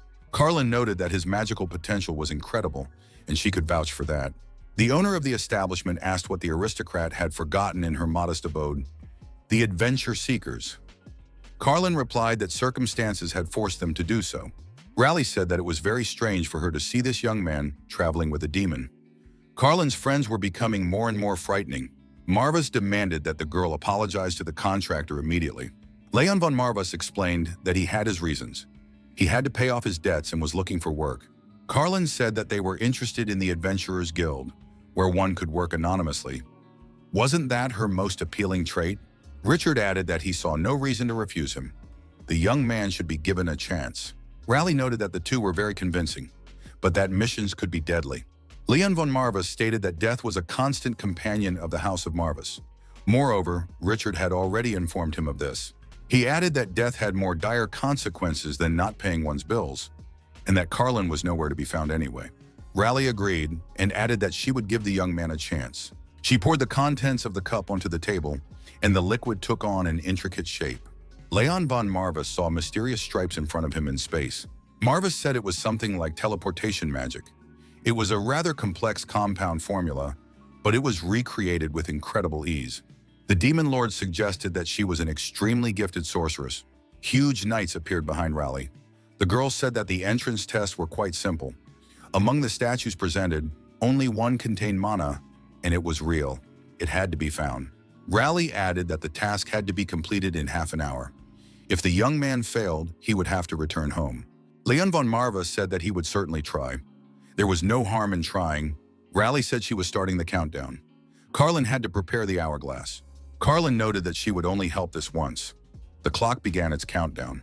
Raleigh added that these statues were quite nimble. Leon von Marvis prepared for battle. The statue was surrounded. Leon von Marvis dodged an unexpected attack from one of the statues. Richard suggested that Raleigh had set too difficult a test. Even experienced wizards would have difficulty passing this test. This young man's talent is outstanding, but he is still too young. Carlin suggested that Leon was a young man who knew all too well what happened to the weak and innocent. The girl noted that his chances were slim, but suggested simply watching for now. The Demon Lord thought that the statues themselves were not very strong, but finding a real golem was almost impossible. The mana embedded in the golem was too insignificant. Crow said that the task was not easy, but even Leo understood that the contractor would fight. The contractor did indeed fight and dodge the attacks of the huge statues. Raleigh was curious to see what the young man would do to prove that she would accept him into the guild at such a young age. Even the great talents of these lands are capable of breaking down. Leon von Marvis decided to call on his skills for help. The young man activated mana extraction, considering this option to be the most effective. The observers watched the developments with interest. Leon von Marvis said that the Demon Lord had taught him that he would not always have abundant magic spells at his disposal. One must be able to cope with what one has. The young man summoned the Spears of Darkness to his aid. Those present could not believe it. Are these really the Spears of Darkness? Carlin said that the young man's mana reserves and control were impressive, but the purpose of the test was to find the statue in which the mana was embedded. It seemed that the young man had failed after all. Richard said that Leon had only one way left to pass the test. If he figured out how to use this method, he would be bound to find the hermit. Leon von Marva summoned the wandering spirit of the afterlife and told the spirit to hear the call of a direct descendant of the Marva's family. Leon ordered the spirit to open its eyes and rise. The ground beneath their feet shook. Richard noted that Leon had a plan from the very beginning. Mana is identical to life force, which means that a creature filled with it is considered alive. Consequently, after its destruction, it can be raised with necromancy spells. Few would have thought of such a solution. Richard suggested that this guy would go far, contrary to mistaken expectations. Carlin acknowledged that the young man was an outstanding sorcerer. At first, she thought that the most impressive thing about him was his mana, but he also found an incredible use for it in a short time. Raleigh asked the young man how he did it. Leon von Marvis replied that he had simply destroyed everyone else and raised the only living creature. Nothing more. Raleigh asked why the young man decided it was alive. Leon von Marvis explained that according to his knowledge of golems, they are considered alive. Leon von Marvis pointed to the survivor and said that this golem was real, it possessed mana. The young man asked if he had passed the test. Raleigh said that he was simply incomparable. Leon replied that it was just a little tactical thinking, the minimum expected of the head of a noble house. Raleigh said that the young man had passed and that she would give him a silver membership badge. Carlin couldn't believe it. Had Raleigh really agreed to give out a silver badge at the start? Raleigh noted that the great Marvas had a very distinguished contractor, and she offered her congratulations. The demon lord said that considering who his master was, it was not surprising. Crow remarked that the fluffy creature couldn't even take a compliment. "What good is he anyway?" he exclaimed indignantly. Walter appeared in the room and was very surprised to see the golem. Most of their appearance was of magical origin. However, there are cases when a real living entity with a core is transformed into a golem. Using this unique trait, Leon von Marvis was able to find the real golem among those created by magic. Walter said he had no doubt. The gentleman was bound to succeed. Raleigh admitted that this was an unprecedented case.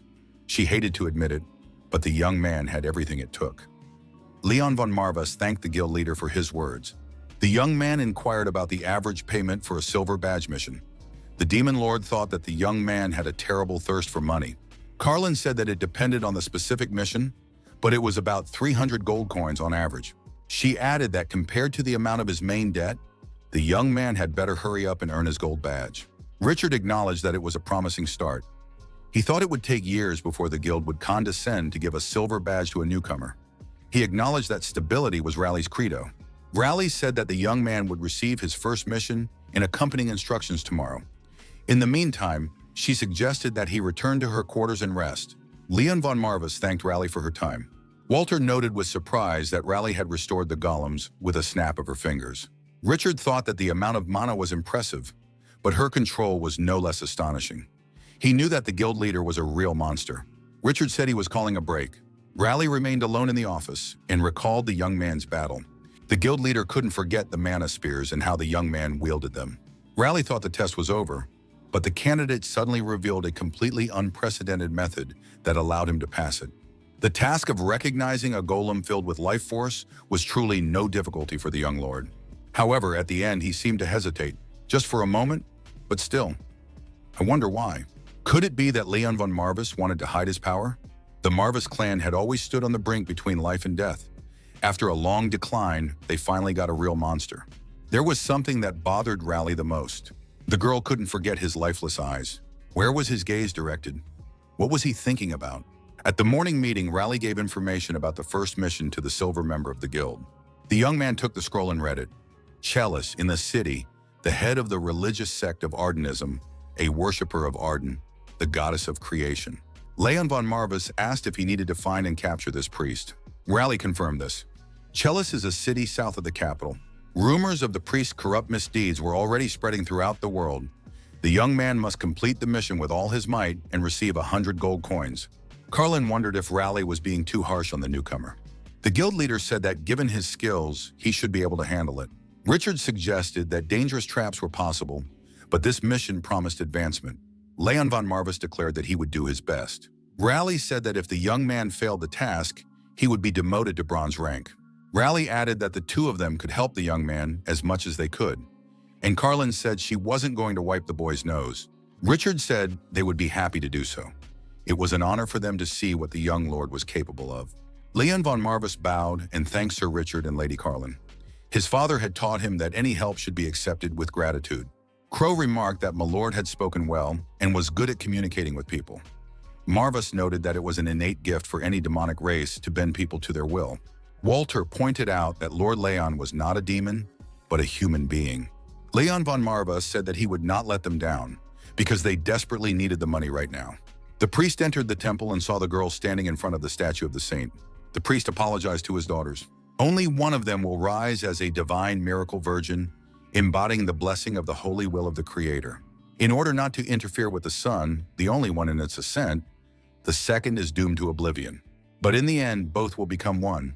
To achieve this, one must perish. The girls were twins.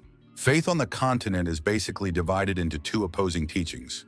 One is directed toward the goddess, the creator of the world, and the one behind the creation of the philosopher's stone. Her name is the winged goddess Arden. She is worshipped by the Arden Church and the servants of light. The second doctrine is devoted to the devil and his army of 72 demons, including Baal, the cult of the devil's resurrection. With the exception of a few outcasts of the human race, most people lean towards the Arden faith. Among them are the chosen ones, whom the goddess has endowed with divine power and who are revered throughout the continent. Holy virgins who perform miracles. The coachman drives the carriage along a country road, following a set route. In the carriage are Leon von Marvis and his companions. Earlier, some young people approached the coachman, who was in a tavern, and asked him to take them to Chalice. The man was in the guild tavern at the time. So many people witnessed the request. The man said that it would be difficult to get there because of all the religious unrest.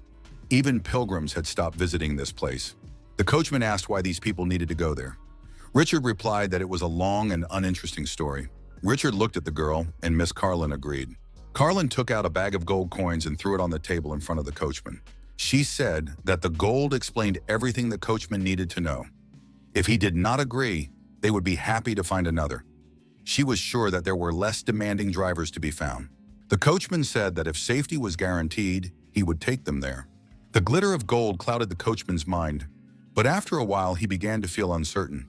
The city of Chalice, ruins and debris surrounded it, an unfortunate victim of the religious strife that had swept across this land. The newly appointed cardinal swore to protect the archbishop, but in the end, he could not withstand the pressure that had come crashing down on him. It was all because of holy power.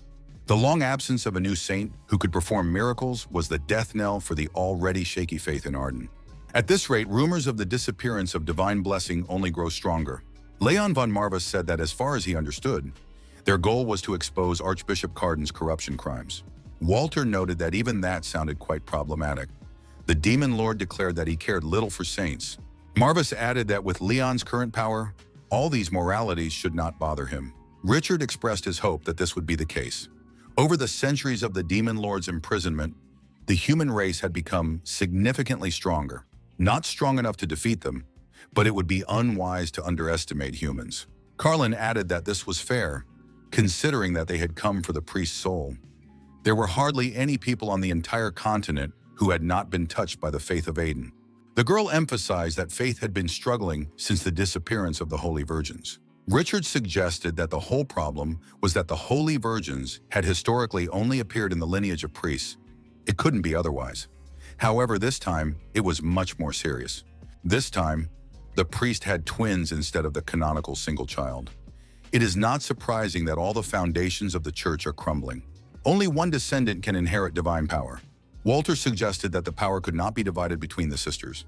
Fluffy said that any supernatural power passed down through the family cannot be divided between two people.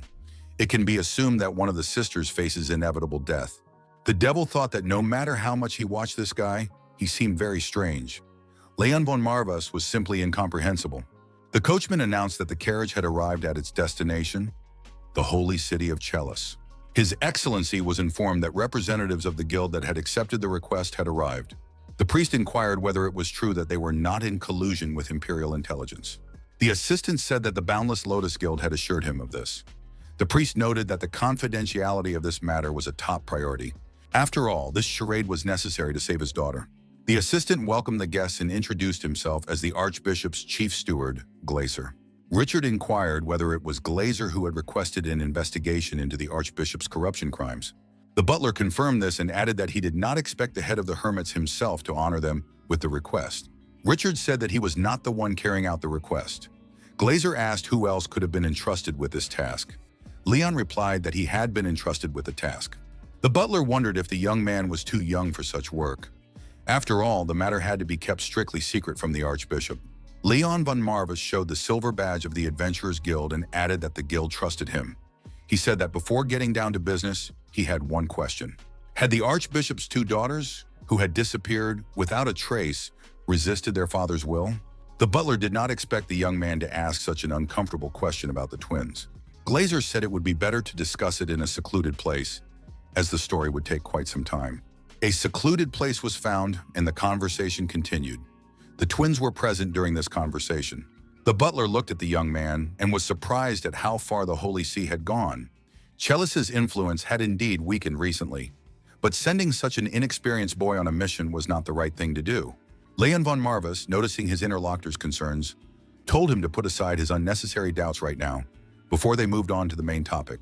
Leon added that only time would tell whether he would be able to provide the necessary assistance. Glazer thought that he was dealing with a telepath. The butler thought that this spell could be used by magicians of at least an advanced level. Leon von Marvis said there was no need to be hypocritical. Everyone here knew that the request had been initiated by His Excellency himself. So, how about laying all the cards on the table and explaining the ins and outs of the problem to them? Glazer said he understood the young lord. The butler noted that he wanted to explain all the details to those present. Sisters continued to pray in the temple. In the girls' hearts, two halves of something whole shone brightly. The priest wondered if the prophecy was true. His hands trembled. The archbishop wondered what awaited his beloved daughters. The old woman told the Holy Father that the divine power of the saint had been divided between the girls. However, in order to use it fully, only one girl was needed. The priest became angry. He did not want to sign the death warrant of one of his own daughters in order to obtain the full divine power. The elderly woman asked the priest for forgiveness. A young man appeared before the priest in the temple. The young man apologized for the intrusion. He said his name was Caliban and that he was the commander-in-chief of the Imperial Knights. Caliban declared that by the authority given to him by His Majesty, he was announcing his will to Bishop Chalice. The son of the Empire, Emperor Esteban von Arkham, had given the order that there could be no two suns under this sky. The Holy See must undoubtedly understand this. Upon reaching adulthood, one of the bishop's daughters would continue her life as a miracle maiden. The other will submit and serve as an addition to the Holy One's divine power. By burning her in the fire in the name of purification from sin, the false saint. The priest objected. His Majesty is a father himself. How can he demand that his child be burned? Caliban said that His Majesty is a father to all his people. He takes this sacrifice as close to heart as the archbishop. Caliban turned and said he was leaving. His presence was no longer required here. The archbishop fell to his knees. Why was the goddess sending him such trials? The archbishop turned to the goddess Arden for help. First, she took the twins from his care, and now she wants to take one of them away. The priest asked what sin he had committed to deserve this. The guests listened to this story. Richard noted that for many decades there had been no miracle maiden capable of inheriting divine power. And now the bishop had twins who had equal rights to Arden's blessing. Therefore, the divine power was divided. The butler said that he wanted to save the lives of both of His Excellency's daughters. That was why the request had been sent to the guild. Glazer added that he understood perfectly well that this was a crime against the emperor's will. Leon von Marvis said that he had listened to the story and wanted to speak directly with the victims of the tragedy. The young man clarified that he wanted to talk to the girls alone.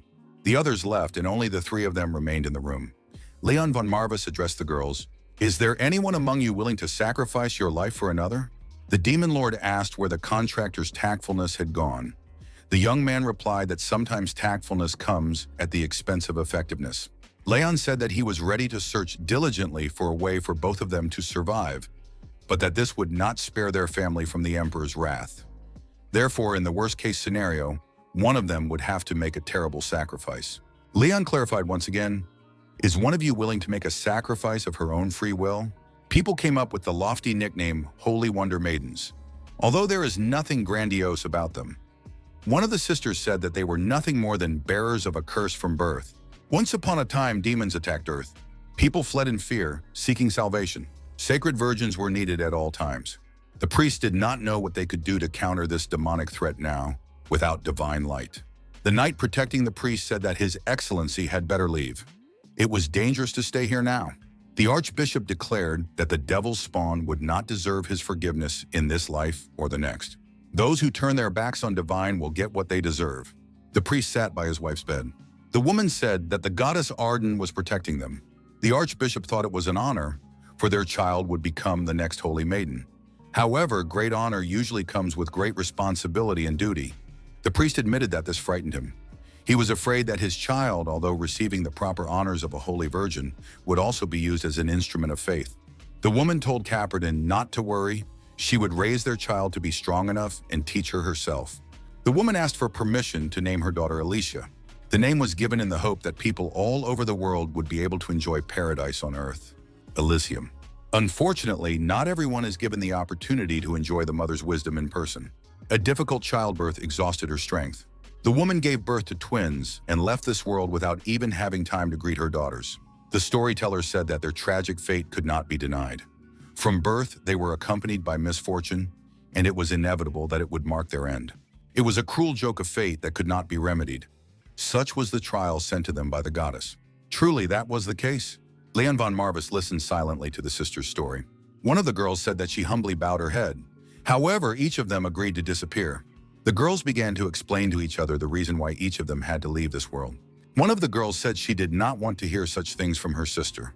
Leon von Marvis said that he would not pretend to understand much about the matter, but he wanted to summarize. Were they both willing to sacrifice their lives? Then he did not understand what the problem was at all. The demon lord was surprised. Had the contractor forgotten? He had to find a way to save both lives, not leave them to fate. If both died, the young man would receive no reward at all. Leon von Marvis said that the Lord of Demons was, as always, perceptive. His wisdom could not be denied. Leon von Marvis told the girls that he would only accept an outcome in which they both survived. The sister said that the young man would be rewarded for his efforts. The girls asked only that their father not suffer. It didn't matter what happened to them. The archbishop was not to blame for anything. He had always done his best in his position. Leon von Marvis said he understood. In that case, the girls should tell him about the trials they had endured. The sister said that one of them had only 2 days left. Until there was another plan, she would make the sacrifice. Leon von Marvis thought that there was no time left to think. He intended to find out if there was any reasonable way out of the situation. Richard suggested that they first make sure that the girls had the marks that distinguish saints. Leon von Marvis asked the girls to show him the marks. The girls said that their place was very unusual. So everyone except the lord and lady had to leave the room for a few minutes. Carlin said that wherever these marks were, she would insist that this mage be shown the door. Richard was indignant. What did Carlin mean? After all, he was the only archmage here. Carlin explained that she could easily recognize the distinctive marks, but she would not allow anyone to stare at the girls. The sisters showed their marks to Leon and Carlin. The young man admitted that it was definitely impossible to extract or transfer the power of the Sacred Virgin through magic. The demon lord said he saw only one solution. It might take time for people to accept it. Leon von Marvis declared that one of them would have to die. He saw no other way. The demon lord noted that he had never seen such a look in the young man's eyes before. He assumed it was anger coming from the depths of his heart. Louis said that the Holy Wonder Woman must be presented today. Caliban confirmed this. 20 years have passed. People will applaud her ascension. Caliban noted that this day is overshadowed by the preliminary burning of the witch for this purpose. Lewis noted that this was because the previous Holy Maiden had given birth to twins, but they had already waited too long for them to grow up. Leon von Marvis asked the Lord of Demons, "Isn't virtue about giving life to those who want to live?" Marvis asked the young man to clarify what he meant. Leon von Marvis said that one of the girls was lying. He was sure of it. The young man added that perhaps he was the only one who could see it, given how deeply connected he was to death. However, one of the girls desperately wanted to live, while the other was determined to die for a good cause. Leon said he couldn't stop thinking about it. Who should be allowed to live in the end? Who should be doomed to death? Marvis wondered if it was too late to be asking such questions. Leon von Marvis said that he had never been taught how to behave in such cases. The Crown Prince greeted everyone and introduced himself. His name was Duis von Arkheim. Louis said that with the authority given to him by His Majesty the Emperor, he was going to witness the appearance of the new Holy Virgin. The townspeople began to cheer the prince, but the young man asked them to calm down. Louis noted that today they would be enveloped by the darkest and most hopeless night that people had ever seen. Nevertheless, darkness would give way to light, and the world would receive its miracle, a maiden. For this to happen, they must burn the nameless witch. The prince said that there could not be two suns in the sky, just as there could not be two holy maidens chosen by the goddess Arden. And yet the Holy Father had two daughters in order to sow discord on the continent. This is clearly the work of the devil. In the name of His Majesty, justice must be restored before everyone's eyes. The witch must be punished. The crown prince looked at the sisters and said that they were very beautiful. He added that if one of them were not a witch, he would be willing to take her as a concubine for her face alone. Louis patted the priest on the shoulder and walked past him. The archbishop asked the young man if there was any hope of saving his daughters. Leon von Marvis replied that it was almost impossible. However, since the subject had come up, he had something to ask His Eminence. The girl told her sister not to cry. She had always known that she would have to sacrifice herself for the common good. Her sister replied that they had done nothing to deserve such a fate. Could their very birth be considered a sin? The sister added that the ways of the goddess were inscrutable, and yet they were obliged to follow her will without hesitation. Only then would the prophecy be fulfilled. They could not falter. It would be easier than the bitterness that had befallen them at birth. Now at least they had a choice. Caliban ordered the witch to be bound and placed on the pyre. The sisters said goodbye with tears in their eyes. One of the girls fell to her knees and begged forgiveness for being insincere. She was grateful that her sister would die in her place. Leon von Marvis appeared behind the girl and began to activate the concentrated mana, using his unique abilities. Under the external influence, the girl lost consciousness and fell to the floor. The demon lord asked the young man if this was really the best solution he could come up with. The young man answered in the affirmative. Even if it was far from the concept of best, he saw no other way. The girl was tied to a pillar in the middle of the square. The sentence was about to be carried out. The executioner, torch in hand, set fire to the place of execution. The fire began to engulf the entire structure. The crown prince said that this was the moment of the true saint's ascension. To some extent, it was the prince's duty to suppress the voice of doubt. Caliban said that no one would dare to question the prince's greatness. The entire empire would see that those who defied the rules would meet only destruction. Dawn was near. The girl screamed in pain. Her body was engulfed in flames. Leon von Marvis and his team watched silently. Carlin said that Leon's methods shocked her a little. Was this really the only way? Richard admitted that it wasn't the best ending, but overall it wasn't a complete failure. Leon von Marvis reminded him that the bishop wanted his daughters to live. The young man did not even presume to judge the depths of the archbishop's despair. He did not know His Eminence well as a person, but the priest wanted both girls to survive, no matter what. Even if it meant sacrificing himself, he was happy to see them both until the very end. It was a mystery to the young man now, but he was sure that one day he would understand this indescribable feeling, an unexpected moment that weighs heavily on the heart. The girl standing at the stake realized that somehow he had recognized those cold eyes. She thought everything was fine. It was justice. If anything, it was the punishment she deserved. Unlike her older sister, she was not so pure of heart and feared death more than anything else in the world. Therefore, she preferred to hide behind the kindness of her words. The townspeople saw the flames engulf the girl's body as she screamed in pain. The prince demanded that more oil be poured on the fire. The girl begged forgiveness for her weakness. 2 days earlier, in Bishop Cardin's office, Leon von Marvis asked the bishop whom he would spare. Someone who desperately wants to live, or someone who is willing to sacrifice himself for the sake of a greater cause? The priest asked if the young man understood this at a glance. Leon confirmed this, although it was difficult for him to explain in words. The priest suggested that the young man truly possessed the insight to discern such things. Cardin said he would spare the daughter, who would find peace after her death. In the end, what happened happened. One of the sisters was burned at the stake. Leon von Marvis asked his companions what the point of this was. Why did the priest want to save the one who had decided to die? The Lord of Demons replied, "Isn't the answer obvious? He wanted to teach her the greatest lesson of all, the true value of life. After all, nothing changes the fact that the survivor will have to live for the sake of the deceased, as well as for herself. But what if they could decide for themselves? The one who chooses to die will understand the gravity of that choice, and better than anyone else, will comprehend what it means to sacrifice herself for another. Whereas the one who simply wants to live will learn nothing from it." One of their vassals once said that gratitude is a feeling that fades with time. If you give everything away for free, an act of kindness quickly turns into a trap of exploitation. Walter thought, if such lawlessness continues, who will be left to direct their anger? What have these young virgins done to deserve such cruelty? Richard said there was nothing to be done. The continent desperately needed a miracle maiden. No matter how skilled they were as sorcerers, they were not free from the Empire's tenacious grip. Now the whole world is watching the newly minted saint. Carlin said that their work was done. The saint's power had finally become complete. Leon von Marvis was surprised. Was the saint's power still divided? Only half of the saint's mark glowed on the survivor's chest. Archbishop Carden suspected that something had gone wrong. The Crown Prince said that there was someone here who enjoyed second-rate tricks. Caliban noted that the witch had been executed, but the holy power was still fragmented. It was necessary to immediately arrest both the bishop and his henchmen. The archbishop said that this was beyond his comprehension. The girl they saw was the one he had chosen.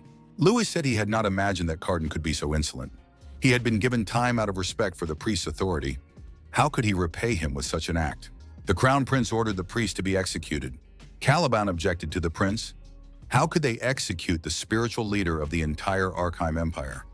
And who knows, maybe he had hidden the real miracle girl somewhere. Louis suggested that the archbishop had surely hidden her where she could not be found. How could he resort to such tricks in times of despair? The Crown Prince added that they had endured too long the turmoil caused by the absence of the saint. Faith no longer blinded them. Louis repeated his order. Execute the archbishop. Caliban told the priest not to blame him. He had brought this trouble upon himself. Carden replied that it was he who had sacrificed his own daughter, as he had been commanded. Caliban remarked that if what the priest said were true, the holy mark would have already been reunited. Caliban swung his sword. The priest looked at him with resignation. Suddenly, something unexpected happened. The girl stood in front of her father and protected him from the sword blow. Carden cried out in despair, "What has she done? He does not deserve such a sacrifice." The girl said that this sacrifice was not only for her father. It was better to die for something than to continue living without a purpose. She had long been searching for a purpose in life, but not for personal gain. That is why she wanted her younger sister to live. She wanted to escape the emptiness of existence. Leon von Marvis believed that one should not punish someone who did not deserve punishment. The daughter said that this also applied to her father. The girl added that His Excellency never saw them as his daughters, but only as a tool to support the power of the church. She told her father to face the truth. He only cared about his own comfort. Deep down, he never treated them like his own children. The girl, losing strength and falling, said that this was the perfect retribution for the priest. Perhaps at least her death would have meaning. The priest rushed to his daughter and picked her up. The girl was unconscious. The bonfire burned out, leaving a charred body in the square. Leon von Marvis opened the Necronomicon and told the two lost souls he had picked up to listen to him. Leon von Marvis solemnly declared that the girl's worldly duty was not yet fulfilled. In the name of Marvis, he conjured them. Carlin understood what necromancy looked like in action. The young man asked if they would respond to Leon von Marvis' call and continue to exist in the world of the living, albeit in the form of undead. One of the sisters asked, "Will the young man really bring us back to life?" The other was surprised. "Is that even possible?" Leon von Marvis replied that if existence as undead could be called life, then he would bring them back. It was up to them to decide whether to regain their form at the cost of losing their warmth and beating hearts. Leon von Marvis added that whatever the girls chose, he would follow their will. The girls asked what the gentleman would require in return. The young man replied that, as harsh as it might sound, he asked them to become his loyal subjects. The girls said that it was not rude, but honest. It would be much more suspicious if the gentleman did not ask for anything in return. Leon von Marvis said he took that as consent. The young man added that he conjured these two lost souls in the world of the dead to serve him, the true heir to the house of Marvis. Were the girls ready to swear allegiance to him until the end of their existence? The sisters exchanged glances and gave a positive answer. The young man declared the contract sealed. He expressed his hope that their agreement would give the girls the comfort they had so long and desperately sought. Leon said that he truly wanted them to find what they desired when their term of service came to an end. Archbishop Carden continued to sit near his daughter's body, with an expression of deep sorrow on his face. The Crown Prince and Caliban continued to watch the priest. Caliban felt a sudden sensation of a powerful magical discharge somewhere nearby. What could it be? Could there be another powerful mage nearby besides Prince Louis? The Lord of Demons asked the young man how he could take subordinates without even consulting him. Upon his return, he would receive a lecture that would last a lifetime. Leon von Marvas said that he had managed to keep the girls alive, so to speak. Walter acknowledged that it was a very skillful approach by his lord. The demon lord explained that in order to raise mindless creatures, such as evil spirits, as undead, they must first be branded. The thing is, they are too unpredictable. So branding works better than subjugation. Leon von Marvas asked the Lord of Demons how best to subjugate a sentient being to his will. Fluffy replied that it was necessary to convince the spirit to serve voluntarily, using its attachment to the world of the living. Attachment and resentment usually prevent them from crossing over into the afterlife. A necromancer can help them resolve their earthly grievances and, in return, borrow the power they possess. In other words, it is subjugation. Leon von Marvas said he understood everything, and now it was up to him to decide whether to grant their request or not. The demon lord noted that the stronger their resentment, the more powerful they themselves are. The young man must remember this well. Necromancers are not just vultures eager to exploit the powers of the undead. Leon von Marvas opened the Necronomicon and said that as Lord of the House of Marvas, he was calling upon them. Alicia and Helen must answer the call of their lord. The next moment, one of the girls appeared before Leon von Marvas. The young man was surprised. He had summoned both of them. Why did only one of them come? Fluffy said, "Isn't it obvious? They were originally meant to be born as one person.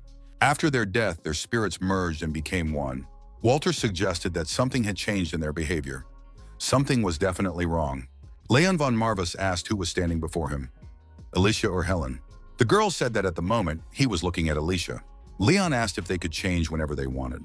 The girl confirmed this. Alicia noted that there was one problem. Helen refused to serve this dandy. The girl said she would rather return to her charred body.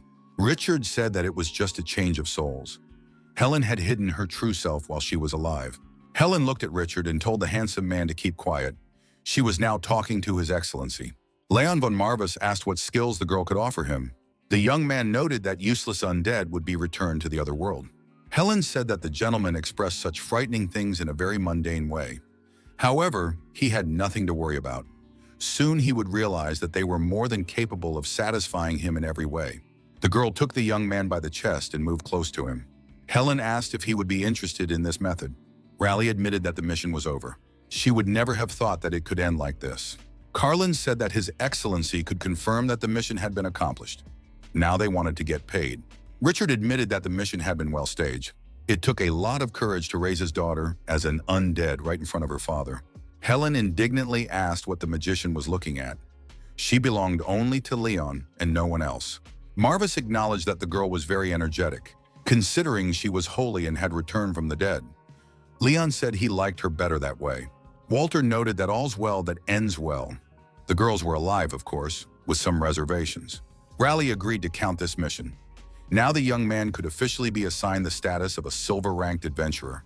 Raleigh said that the payment would be sent directly to the Marvas mansion or credited to his crypto wallet. Leon expressed his hope that this mission would not be the last. Raleigh promised that the young man would be the first to know if a mission worthy of him appeared. Carlin said she could vouch for those words. Raleigh doesn't make promises lightly. If Lord Marvas had anything to worry about, it was the timely repayment of his loan. Leon noticed the blatant hypocrisy he saw in Lady Carlin. The Demon Lord said it was necessary to move on. There are two personalities inside this lady, Alicia and Helen. First, it is necessary to find out what powers the newly minted servants possess. Carlin said that they were forced to insist on providing as many services as possible to Lady Raleigh Finelli. Caliban kneels before the Emperor and his son. The magician says that His Excellency refuses to eat or drink, completely immersed in despair. The loss of his daughters had greatly affected him.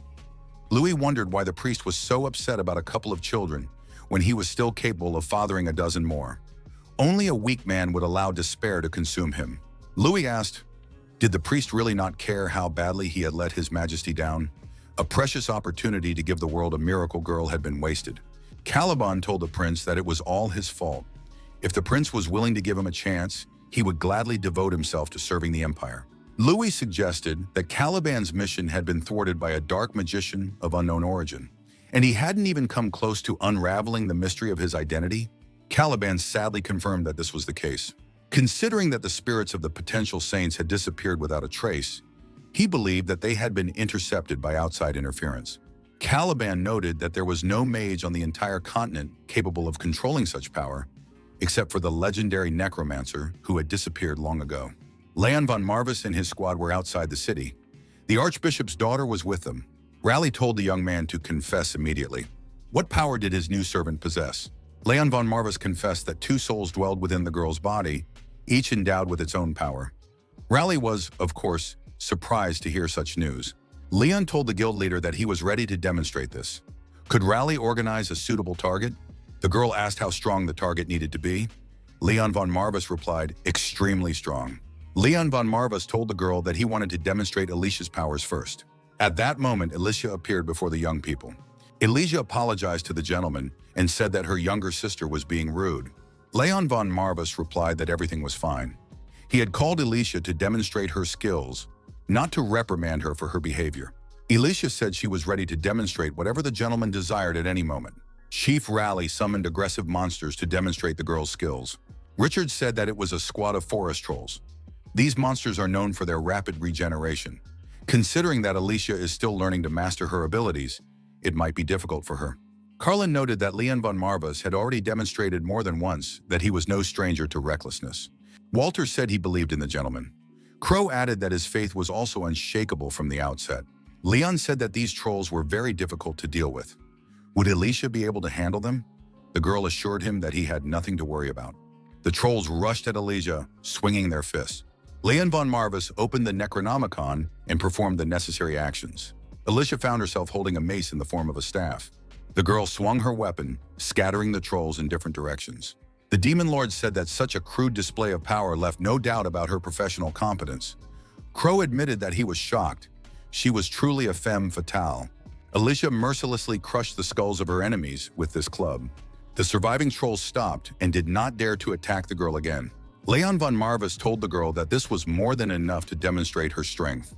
The young man added that it was now the turn of his younger sister, Helen. Helen's soul appeared in the girl's body. She said that she had not expected the gentleman to ask for this, but she loved to show herself in all her glory. How could anyone not want the whole world to know how hard she works? Helen said that these nasty monsters deserved a good beating. At the same time, the girl threw a chain at the troll. After a short time, the troll was defeated and usurped. Helen said that the monster should say thank you because he gave his life for her beloved master. Everyone present looked at the girl in surprise. The Demon Lords said that this girl was a real incorrigible maniac. The young people finally returned to the lands of Marvis. The Demon Lords said that the first mission had been successfully completed. They could add to this the replenishment of their subordinates. In general, the excursion was a success. Leon von Marvis said that he completely agreed with the Demon Lord. In addition, he felt some improvement in his skills in the art of necromancy. Walter regretted that their companions could not stay longer. Richard said he was glad to personally welcome Lord Marvis, the rising star of the Hermit School. Carlin reminded him that Leon von Marvis still owed the Sleepers organization a large sum of money. The young people shook hands. Their journey together had come to an end. Richard said that unfortunately, he could not be away from the school for long. Carlin added that she still had many debtors from whom she needed to collect money. Before leaving, Carlin turned to Walter. His master's outstanding genius overshadows the young man. However, it should be noted that he too is gifted with a talent that most can only dream of. The head of her organization would certainly be impressed by this young man. Richard said that Walter had better pray that he never meets this lady. Richard explained that she was a real monster. In this organization, the employees are just like their boss. The leader of the Sleepers is on a completely different level of cruelty. Richard also recognized Walter's enormous potential. The young man was capable of achieving anything he desired as long as he remained loyal to Lord Leon. Walter thanked Carlin and Richard. He admitted that he did not often hear kind words about himself from others. Leon von Marvis said that this young man was definitely the most outstanding of his subjects. Leon added that Walter's potential could exceed all his expectations, and he planned to help the young man reveal his full potential. Richard smiled. When Lord Marvis spoke with such confidence, it was wonderful. Now it was time to say goodbye until the next time chance brought them together again. Leon von Marvis acknowledged that it was best to say goodbye with a smile on his face. Carlin hurried them along and said it was time to move on. If Leon was now a full member of the guild, she hoped that paying off the debt in a timely manner would not be a problem. Richard said that there was no need to part on such a tense note. Carlin remarked that there was hardly anything she hated more than small talk and company. The girl again expressed her hope that Leon would be able to pay his bills when they next met. She wished him a safe journey. Leon von Marvis watched Richard and Carlin walk away. The townspeople were very happy to see that their lord had returned. It meant they had not been abandoned. Leon von Marvis did not understand why people looked so surprised. Pullen saw his master from afar and rushed toward him with cries of joy. Suddenly, the young man heard a loud female voice directed at him with indignation. The girl asked why Leon had left the estate for so long. Leon was surprised. Could it be Diana? Leon von Marvis suggested discussing it inside. The demon lord agreed. The demon lord said that this girl was a childhood friend of the young man. She was also the heiress of the noble house of Varisha. Leon von Marvis, his assistants, and the heiress of the house of Varisha gathered around a table to discuss the situation and the current circumstances. Leon von Marvis said that the girl was a remarkable spirit summoner. She was always ready to help him. Crow said that the gentleman was a real Casanova. Did he really want another beauty in his entourage? The girl said that she was extremely puzzled. She never thought she would see Lord Leon, who was like a brother to her, in the company of a demon. What should she think now about such an unholy alliance? The demon lord said that the girl could think whatever she wanted. Pullen admitted that it was a long story. Crow added that there was nothing that could be done about it now. Walter told Lady Diana that it was difficult to explain. Diana replied that she still didn't understand. Why get involved in such difficulties? Diana asked how Leon had come up with the idea of leaving the estate without giving any reasons and joining some guild on his own. His subjects were completely desperate, believing that the Lord had abandoned them in difficult times. Leon admitted that he had no excuse and thanked Diana for looking after the estate in his absence. Diana said she couldn't abandon Pullen to his fate. Besides, she had been told that Leon would soon return to power. Leon von Marvis asked if there was another reason Diana had come to see him. The girl replied that she had come to make sure that everything was in order, because there was not much time left. Leon understood what she was talking about, didn't he? Diana told the young man to bend over and slapped him. This was punishment for forgetting such an important matter. Leon von Marvis wondered what important matter she was referring to. Diana explained that it was about a gathering of aristocrats. All the noble houses were invited to a grand celebration. In addition, they must attend the ball as partners, because they are engaged if Leon has not forgotten. The butler reminded the young gentleman that the day of the gathering of aristocrats was approaching. The young man said that it was very tiring. Couldn't his older brother attend instead? He didn't understand why it was necessary. The butler clarified that 3 noble families of darkness must be present at the gathering. Moreover, it was a wonderful opportunity to prove that the youngest descendant of the Reinhauer family was not an outcast in high society. Pullen helped his master, Lord Marvis, prepare for the important event. Diana Varicha stood nearby and watched the process. She was the future marquise and rising star of the House of Varisha, a longtime ally of the House of Marvis. She was our hero's betrothed. Helen was disappointed. How could her master do such a thing? She thought he was the only faithful man in this world of debauchery. Diana told Helen to calm down. Their engagement was just a formality. Diana added that a self-respecting aristocrat would marry a more mature man. She was only interested in mature, wise men. The demon lord said that Diana was behaving inappropriately. Crow noted that everything must be done for the good of the master. Pullen explained that Leon and Diana had been like cats and dogs since childhood, bound by obligations. Their respected houses were proud of generations of friendship, which meant they were forced to survive in such a close relationship. Leon asked if Milady could let go of his collar as a sign of respect for their close bond. Diana said it was foolish to believe that the young man would change after becoming the head of the family. She was disappointed. He was still the same boy she knew. Leon von Marvis remarked that someone who changes with the wind cannot be trusted. Diana said that Leon was sharp-tongued as always. The girl told Leon to use his eloquence to calm his frightened subjects. She added that the apple doesn't fall far from the tree. Diana fell silent abruptly, remembering the young man's father. Diana turned around and apologized to Leon. The young man said she had nothing to apologize for. His father had no regrets until the very end, and neither would he. Diana noted that Leon was as stubborn as ever. But even so, he couldn't miss the upcoming events. She understood the young man because she couldn't stand them either.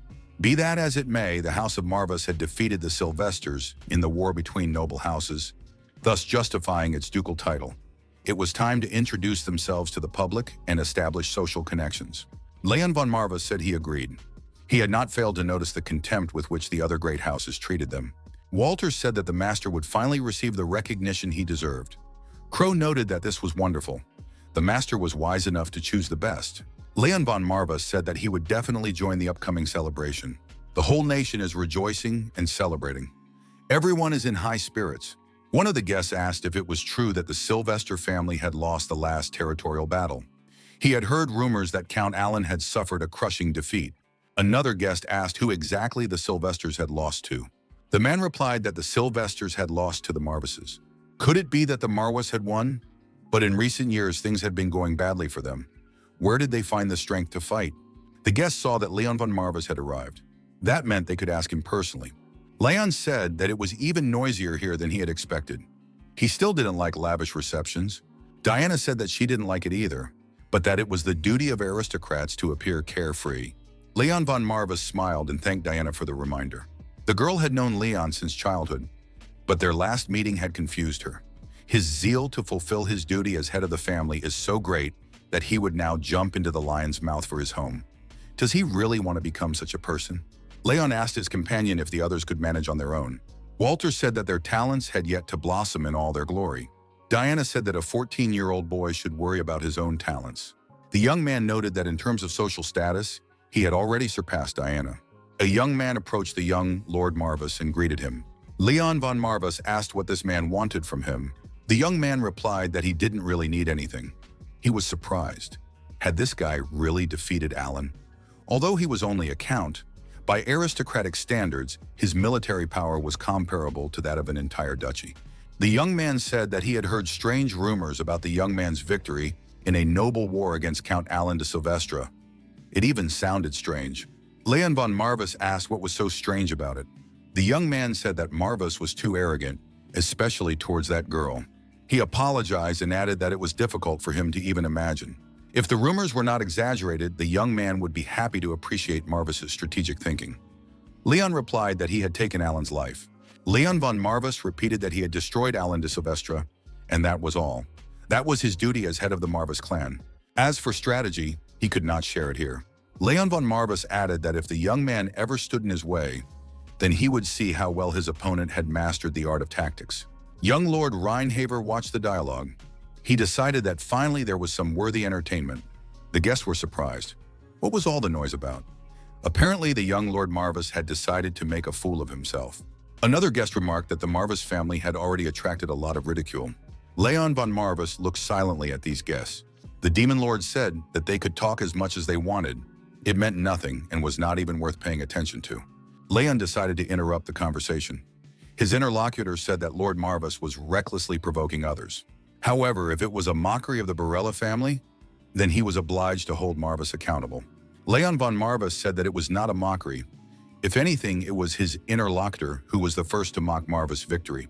The young man added that Lord Marvis responded with an outrageous remark, which in these circles was tantamount to a declaration of war. Diana suggested that the young people calm down. She said that Lord Riva, being a representative of a branch of the Beryl family, had no right to speak on their behalf. He was not even an heir, but for some reason he had picked a fight with the rightful duke.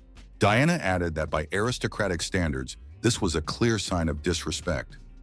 Was Lord Rivai prepared to answer for this with the full force of the law? Rivai said that one victory does not change much. The young man added that this also applies to Lady Diana Varisha.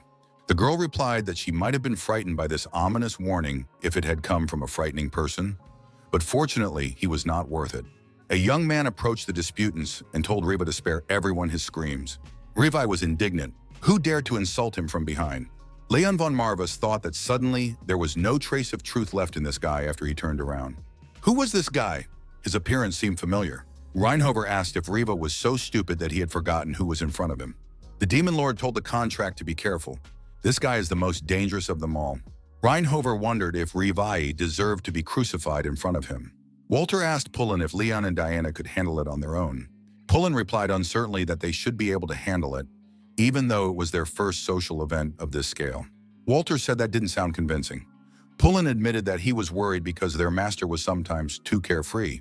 Pullen added that Leon could be involved in a scandal, and they wouldn't even know about it. The assistant added that, fortunately, Lady Diana was accompanying the young master. She was capable of handling his brashness. Walter asked what Sir Pullen knew about this girl, apart from the fact that she was his master's fiancée. Pullen admitted that it was nothing really. Diana was more like an older sister to the young man. Besides, there was a significant age difference between them. Pullen added that they owe this girl a great deal for taking care of the dreamy boy for years. Their relationship is more like family than romantic. Pullen said that Diana was the last reason for doubt at this event. He had heard rumors that the sleeping dragon of Arkheim's high society would be attending this gathering of nobles. Walter thought that this was the first time he had heard of this person. Pullen said he was a cheeky young gentleman whom everyone avoided. He belonged to one of the 3 noble cities of darkness, like Lord Leon, the younger son of the Rheinhauer house, whose family had long since eclipsed the weakened Marvis family. His name was Knox von Rheinhauer. Reinhover told Riva to remember that name well if he wanted to keep his limbs intact until the end of the evening. Ruvai apologized and said that he would not have raised his voice if he had known that he was in the presence of a descendant of such a distinguished family as the Reinhovers. Knox poured wine on the frightened Riva's head and said that he was a boring dandy, just as he had thought. It was a waste of good wine in his time. Reinhover left the overturned glass on the frightened young man's head. Riva once again sincerely apologized and begged for leniency. Leon von Marvis asked if they knew each other. Reinhover was surprised. He thought Marvis had already heard of him. Diana named the young man Knox von Rheinhauer. She added that he was a young gentleman of the great house, which opposed the noble houses of light. He certainly expressed his contempt in the worst possible way. Knox was surprised. Was that all the girl could say after he had offered her a helping hand? Knox looked at Leon and assumed that they would soon become very close. Leon von Marwes replied that if it was in the interests of his house, he agreed. Reinhover said that he was an exemplary head of his family and added that they would meet soon. Diana remarked that this young man was the black sheep of his family. She expressed doubt that they would meet often and advised him to be cautious around him. Leon von Marvis asked if that was all Diana knew about him. The Demon Lord said that Reinhauer was somewhat similar to Leon in nature. He was as unrivaled a genius as the contractor. It was just a pity that he was hidden in the shell of a scoundrel. Leon von Marvis said that he thought so too. He had never felt such intense and dense dark mana before. The assistant asked Knox why the master had helped the young man. The girl was surprised. Her master preferred not to get involved in trivial matters. Knox told her to see for herself, and then she would understand. Reinhauer was sure that soon there would be no one left on the continent who did not know his name. Knox noted that no matter how he behaved, with dignity or not, it would be an unforgettable sight. Reinhauer said he wanted to go home because he was very tired here. Diana told Leon to go with her. Although it was a formality, it was better for him to play the role of her fiancé in public. Leon von Marvis asked what he should do. The girl asked if Leon remembered the basics of dancing. Surely his father had taught him. The music started, and the young people began to dance together. Diana noted that Leon was well trained. There was still something left in him of the charming boy she had known. The girl said that he was not her type. Leon von Marvis asked what she meant. Diana told the young man not to think about it and not to take the steps too seriously. He could just make it look like he was dancing. Leon thought that his father had also taught him that a lord of a noble house must present himself in the best light in any endeavor. The young man pulled his partner close and looked intently into her eyes. The girl thought that he was as zealous a head of the house as ever. Was it necessary to pull her so close out of a sense of duty? Diana said that Leon was still immensely diligent in all areas, even the most unexpected ones. She would like to say the same about her companion, but she was not as flexible as she used to be. The girl told Leon to be quiet. That would be enough for him. The guests were frightened. What was that noise outside? Didn't they understand how a fight at a gathering of aristocrats would affect them? Someone said that it was a one-sided beating, not a fight. The young people saw Pullen kneeling. In front of him, trying to protect him, stood Walter with a sword in his hand. Opposite him was an armed man. Diana said she wanted to hear a clear reason for this disgrace. The instigator was Lord Riva de Barella. He said that Lady Varesha had arrived just in time. The girl noticed that she was not going to repeat herself twice. What was the cause of this scandal? Ruvai was surprised.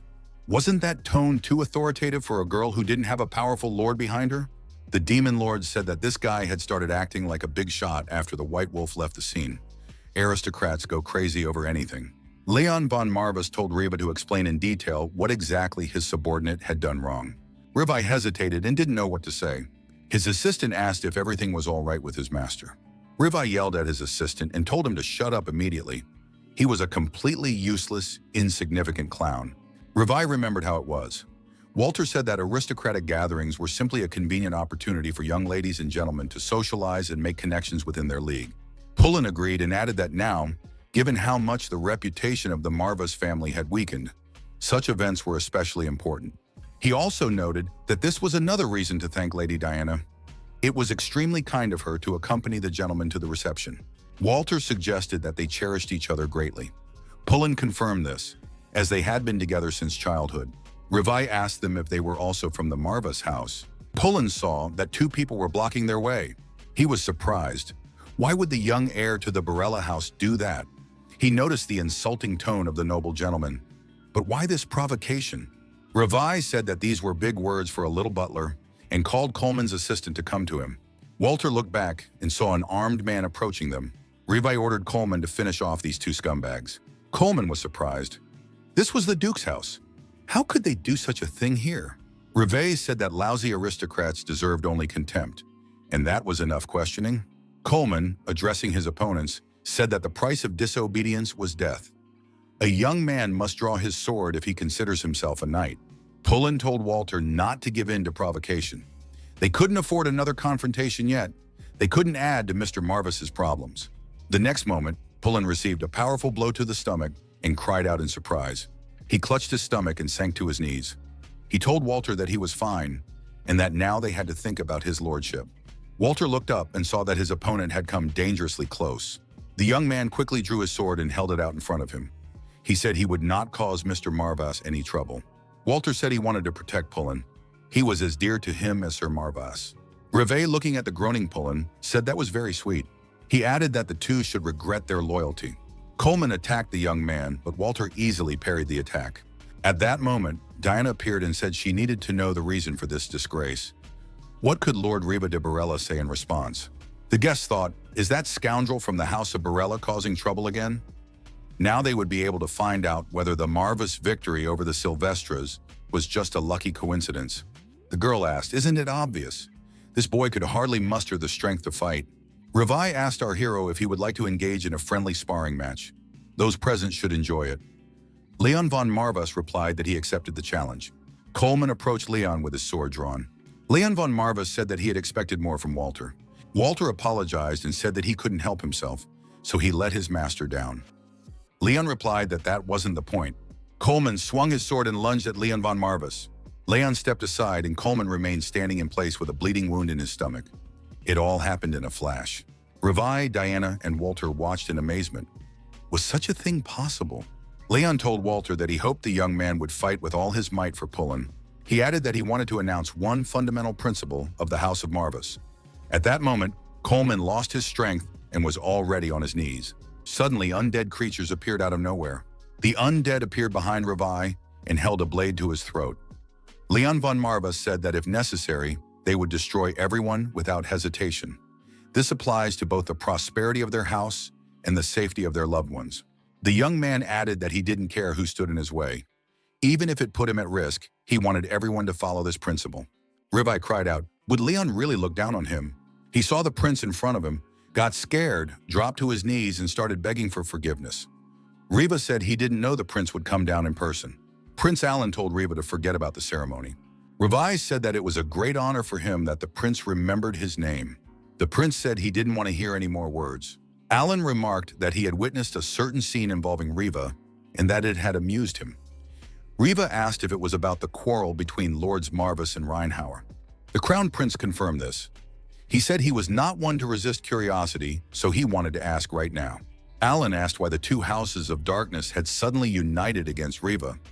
He found it hard to believe that they had gotten along so well until now.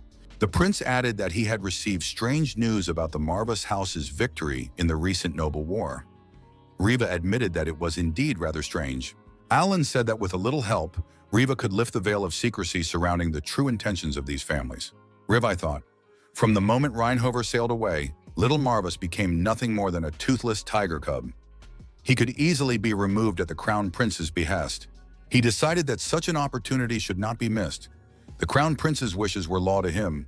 Now Riva was in the hands of the undead who commanded Leon von Marvis. He realized he had made a mistake, and said that it was a grave sin for the lord of the house to dismiss it. Was it fitting for such a figure to interfere in the petty quarrels of servants? Leon von Marva said that where Riva saw insignificant servants, he saw his standard bearers. Riva asked, even in that case, why go so far for them?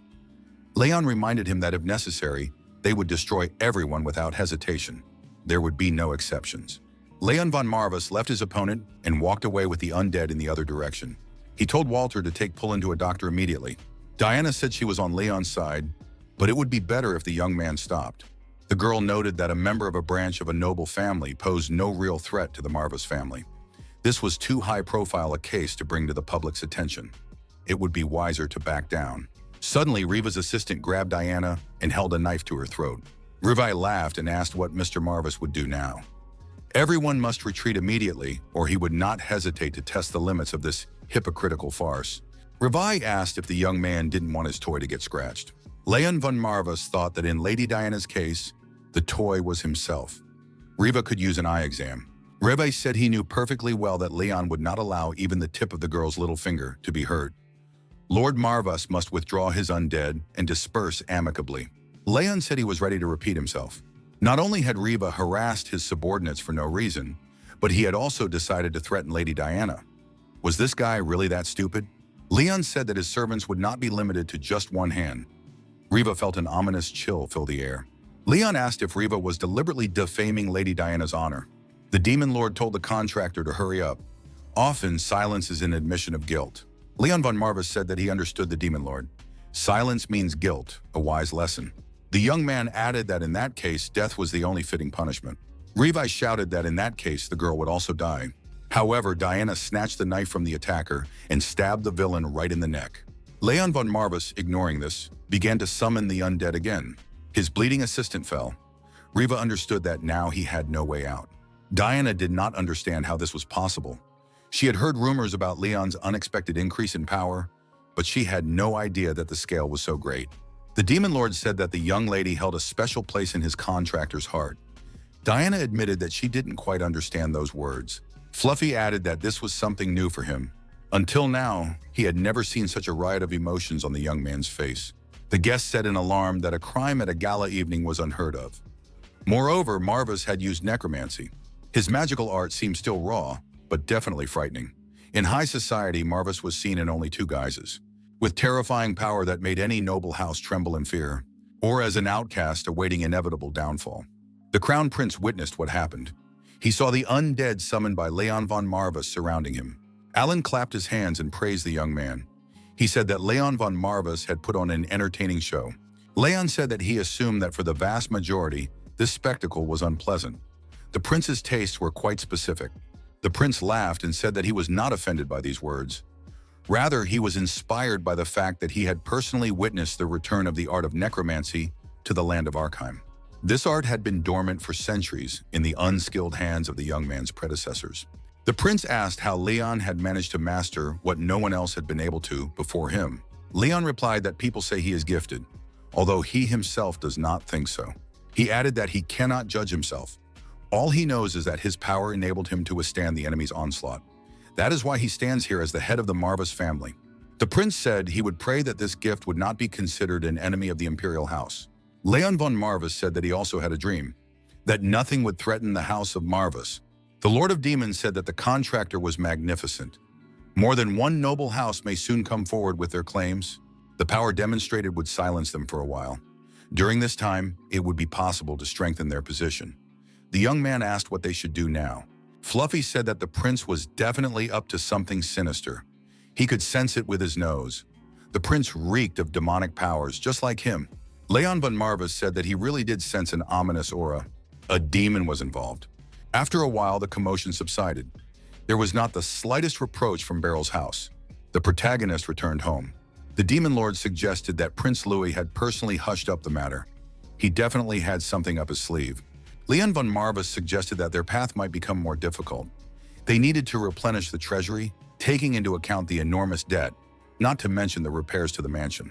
The young man said it was time to follow Lady Diana's advice. They needed a competent treasurer. Diana said that the more the young man tried to patch up the holes in the budget, the more he would accumulate debt. He was not going to leave behind a mountain of unpayable debts. Crow said he had an idea. The gentleman should become an archmage in the field of necromancy. Then he could pay off his debts for eternity. The demon lord said that Crow's ideas were one more delusional than the next. He would not allow the contractor to be a cash cow for loan sharks for the rest of his life. Helen wondered if they could even afford a treasurer. A good manager costs a lot of money in any country and on any continent. Leon von Marvas admitted that they would have to shell out some cash. The demon lord said that they needed to worry about pressing problems. They would have to make some sacrifices in order to succeed in the future. Leon von Marvas said he would try to find a worthy manager for the Marvas household. The young man suggested that an announcement would have to be made. Aristocrats and commoners are not so different.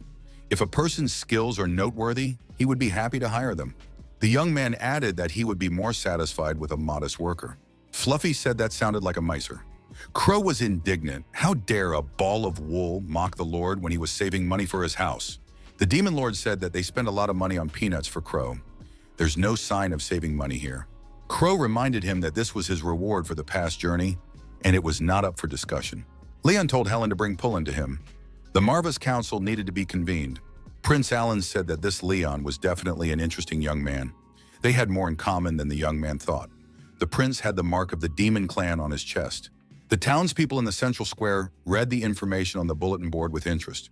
It turns out that the House of Marvas needs a treasurer, but since when do they have the money for that? It says that the head of the house is willing to hire anyone, regardless of their background. But most of them can't even read. Such people cannot be allowed to handle the estate's affairs. A girl who apparently needed a job approached the bulletin board. As always at this time of day, Leon von Marvas was holding a meeting with his subordinates and close associates. The demon lord said that they needed a treasurer and that they were willing to pay a meager salary of 1 gold coin for the job. Pullen noted that they could not afford any other option.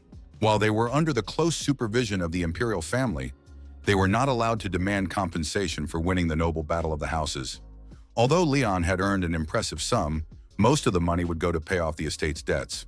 Leon von Marvas confirmed that they only had about 100 gold coins in reserve. That would barely last a month. Crow was upset. Was another crisis looming? Crow also demanded a contract. Lord Leon owed him some fresh nuts. Walter said that there would still be many willing to take the position of treasurer. It was worth interviewing them before making a final decision. Leon von Marvas noted that he agreed with Walter. Talking about it wouldn't help. Action was needed. The young man said he was ready to look at the candidates. The candidates were to be interviewed at the training ground. People stood all over the square, waiting for the selection process to begin. The girl looked back. Someone had deliberately nudged her shoulder. The young man standing behind her asked if she had any complaints about him. The young man was surprised. Who would have thought that his competitors were such low-class scum as this girl? The girl recognized him. It was Alcar de Negisi, the third son of the Negisi family from the same small province where she lived. He was an obsessive suitor who had been pursuing her for some time. The girl suspected that this guy might stick to her. She said that he shouldn't care what she was really doing. Alcar said of course he cared. What man would let his bride run away so far? What does Siren think about this? The girl removed the young man's arm from her shoulder. Alcar said that her origins were too lowly for her to forget the past and start a new life. Siren retorted that he was no better. Did he really think that his status gave him the right to get everything he wanted? Alcar noted that the girl was right. He was going to get a simpleton like her. Cyrene said she did not belong to him. One day she would surpass him in every way. The girl asked what difference it made that she was a commoner. Did that make her lowly? She was the one who decided her own fate. Alcar asked if she would be of much use to a noble house. She could only be a companion to the head of Marvas. The girl said that it was still better than giving herself to a scumbag like Alcar. The man became angry and swung his fist, wanting to strike her. However, he felt unknown forces and explosive energy rush past him. Alcar was frightened. What was that? Leon von Marvas appeared in the square and said that serious passions had already flared up during his trial, but he would not tolerate disorder. Leon von Marvas introduced himself to those present from the podium. The head of the house suggested proceeding with the trials without delay. He wanted to quickly determine the future manager of the estate. The demon lord saw Siren and thought that at least one worthy contender was present. Perhaps they would not be wasting their time. Among the skills Leon had acquired through his deal with the demon was one special ability, a piercing gaze that allowed him to see into a person's soul. This trait was inherent to the demon. Demons always know exactly what inclinations their victims have and tempt them with sweet promises, taking advantage of their inner insecurity. Once the victim's will is broken, there is no escape. The next object to attract the attention of the demon Marvis was a young girl. She possessed an iron will, stronger than anyone else on the field. Leon announced that the exam for the position of the new manager of Marvis lands was beginning. The first task was to clearly understand the full depth of the difficult situation. The map that everyone was given showed the entire territory of the Marvis clan and its neighbors. The young man assumed that everyone present was generally aware of the current financial difficulties.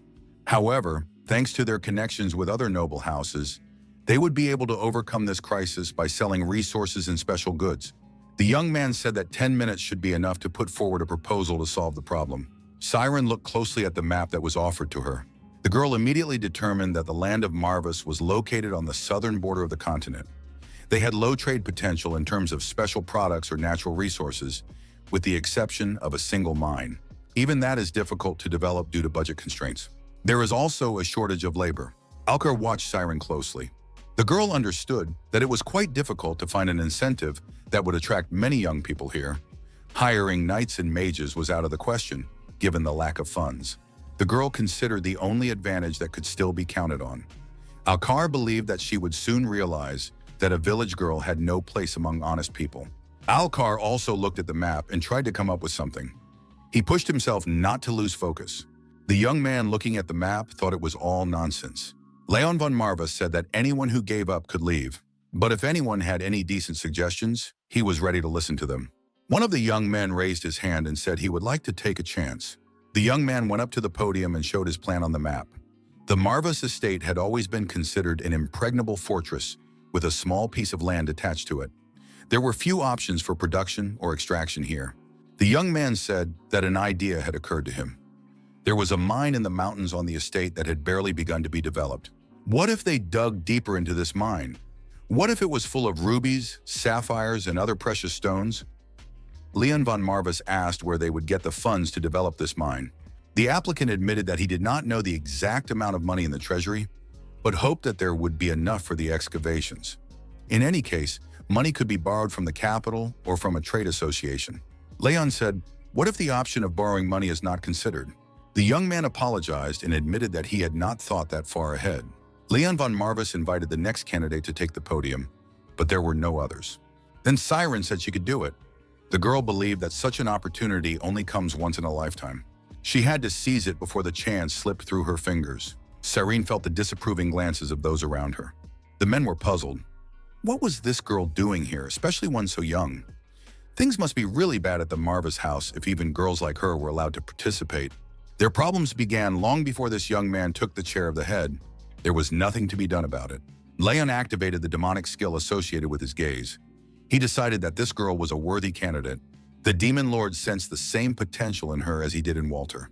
An uncut diamond. Leon said he would listen to her proposal, but first he wanted to hear her name and title. The girl introduced herself as Siren and said she was an orphan from a shelter. His newly acquired ability to discern talent proved to be a pleasant bonus to his contract with the demon lord. For the first time since signing the contract, the young man clearly felt the benefits of this gift. Fluffy said that from now on, the contractor would have to command and nurture countless vassals and subordinates. Only in this way could he regain at least a fraction of the former glory of his ancestor, the one who was once called the Lord of Lost Souls. The young man noted that he did not doubt the wisdom of his lord, but still, they should not recruit just any rabble from the streets. They needed the best of the best to restore the house. The demon lord said he would grant the young man the power to separate the wheat from the chaff. Leon von Marvis looked in the mirror and realized that he had acquired a new skill, judging by his glowing eyes. The young man assumed that his gaze would now bring clarity in selecting allies. Fluffy said that the more outstanding their talent, the brighter the glow he would see. Leon von Marvis looked out the window at the knight's training. The demon lord asked if the young man could feel the difference. Leon von Marvis said that he saw many different colors: white, scarlet, orange, and many others. The demon lord noted that the brightest ones had the greatest potential. Leon von Marvis said he understood. In that case, he should look closely at the participants who shone brighter than the rest. Leon said that, as always, he had another question. Even with such powers, was there any hope for the miraculous restoration of the House of Marvis? What talents did he have at his disposal for this? Fluffy said that the young man would soon understand everything himself.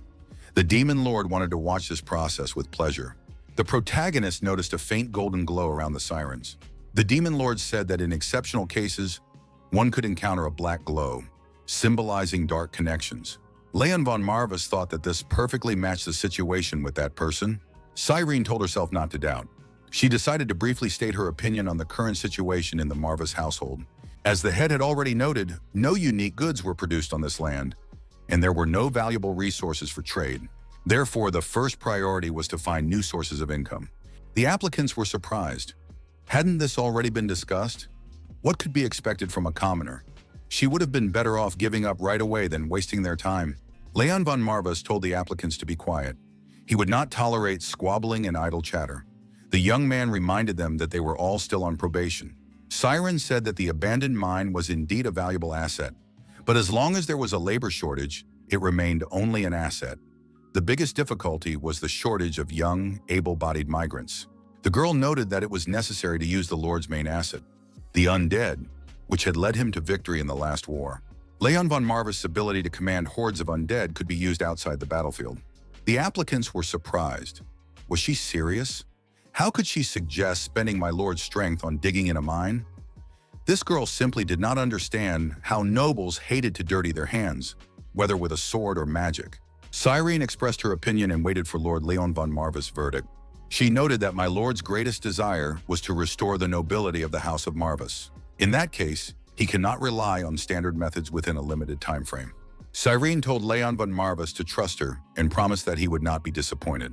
Leon von Marvis took out a token and told the girl that she had passed the exam. As for her proposal, they would discuss it in detail a little later. The other applicants were devastated. How could this have happened? How did this girl pass the exam when they hadn't thought of it before? There were other attempts to interest the Lord, but they were unsuccessful. The day came to an end and the sun began to set. Pullen announced that the first stage of the examination for the position of the new administrator of the glorious lands of Marvis was now closed. The second part of the exam would take the form of a private interview. All the candidates were now free to go. Siren held the token in her hands. She couldn't believe it. Had she really passed the first stage of the exam? However, this was not the end. She couldn't let her guard down, as she still had a lot to prove. It was getting dark in the city. Evening had fallen.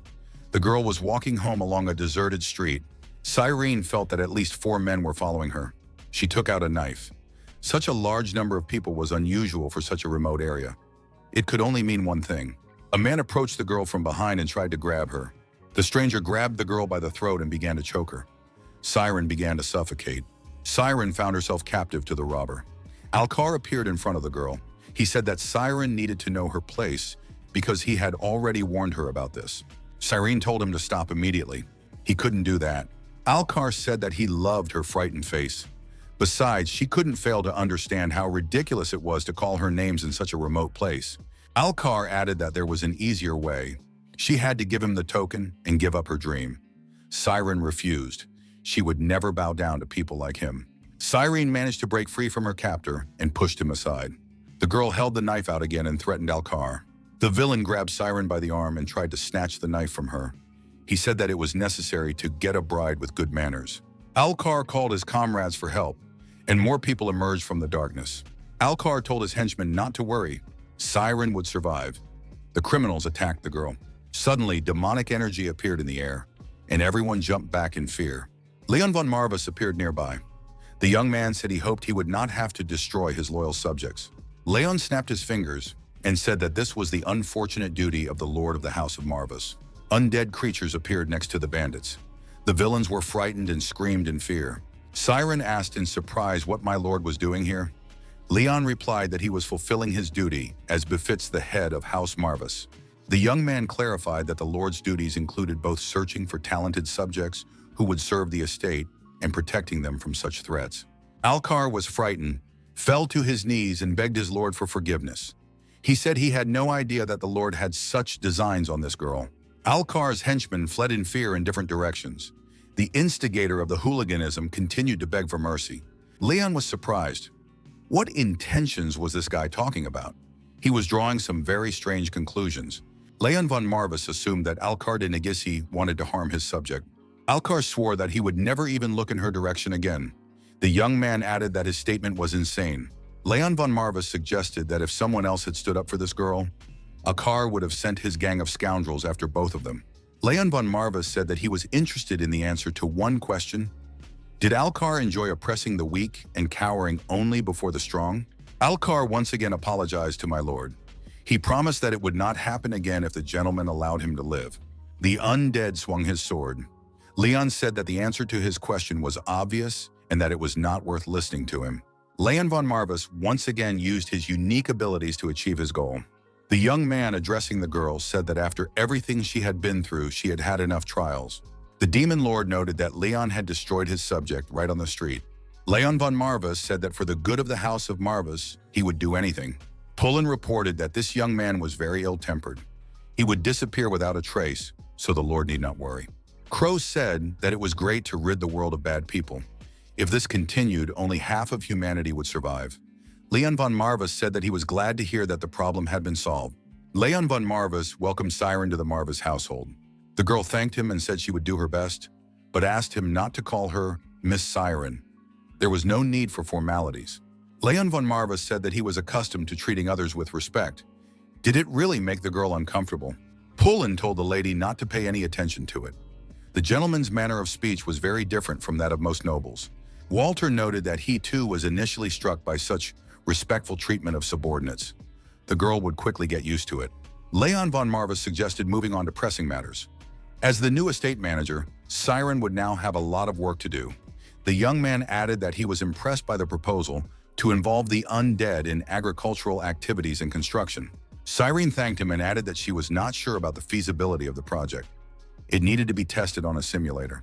Leon von Marvis said that this was his concern. He was the lord of these lands, and it was up to him to decide what tasks to assign to the undead. Leon von Marvis added that all that was required of the girl was competent advice. He would take care of implementing it on the estate. Siren looked at the gentleman and thought that he possessed remarkable composure. She would never have thought that such a young boy could express his thoughts so clearly. The girl thought that this man probably had to grow up quickly after the tragedy that resulted in him executing his own father. Leon von Marvis asked Lady Siren if she had any questions. The girl was ready to give her all and even more to help the Marvis family regain its former glory. Helen said she would not tolerate foxes sniffing around his lordship. Siren just smiled in response. A young man sitting at a huge table in a large empty room listened to his subordinate's report. He believed that the revival of the fallen house of Marvis was useless. The assistant told his lord that for generations they had suffered from a lack of innate talent, sealed away for the common good. It was impossible for this to suddenly change. The young man said that a way had indeed been found. An incredible genius was capable of overcoming all the limitations of his ancestors. They would have to hurry to carry out their grand plan. Siren said that she wanted to start by addressing the first issue on the agenda. She proposed discussing the development of a mine on the territory of Marvis. Siren added that this would require data on the number and duration of undead under the Lord's command. The girl added that she was interested in the limits of the Lord's powers. Pullen asked why not agriculture? Why was the development of mines by the undead a priority? Siren explained that from a profitability standpoint, this was the best way to achieve the goals in the shortest possible time. Crow said he was impressed by the report. Profitability was good. Siren looked at the fluffy creature and thought that it was one of the 72 demons. However, it looked like an adorable lion cub. Siren noted that mining was an incredibly dangerous occupation. Careless excavations will endanger the lives of many people. The flip side of this coin is the untold riches that may lie within. In the case of the undead, the first point is irrelevant. Helen asked again, does the use of undead mean that living citizens do not have to do such work? And does it also reduce the risk of a mine collapse? Siren confirmed this and added that, in any case, the mine must first be carefully inspected to get an accurate idea of the minerals that can be extracted from it, as well as their market value. Siren said that agriculture is also an important part of being a landowner, but in order to maximize efficiency in relation to the required investment, it would be wiser to trade the most expensive goods at their disposal. Leon noted that this was very insightful. He particularly agreed with the girl's intention to test his strength first before proceeding with the development of the mine. The girl suggested that the Lord's recent demonstration of strength was far from his full potential. The demon lord vouched for the young man and said that his contractor's talent was much greater than that. Walter said that whatever test Siren came up with, the master would exceed all her expectations. The girl suggested getting straight down to business. She was struck by how confident everyone was in their master. Still, it was better to see once than hear 100 times.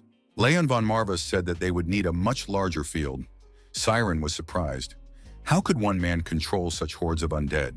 Leon von Marvis added that this was the result of investing half of his mana reserves.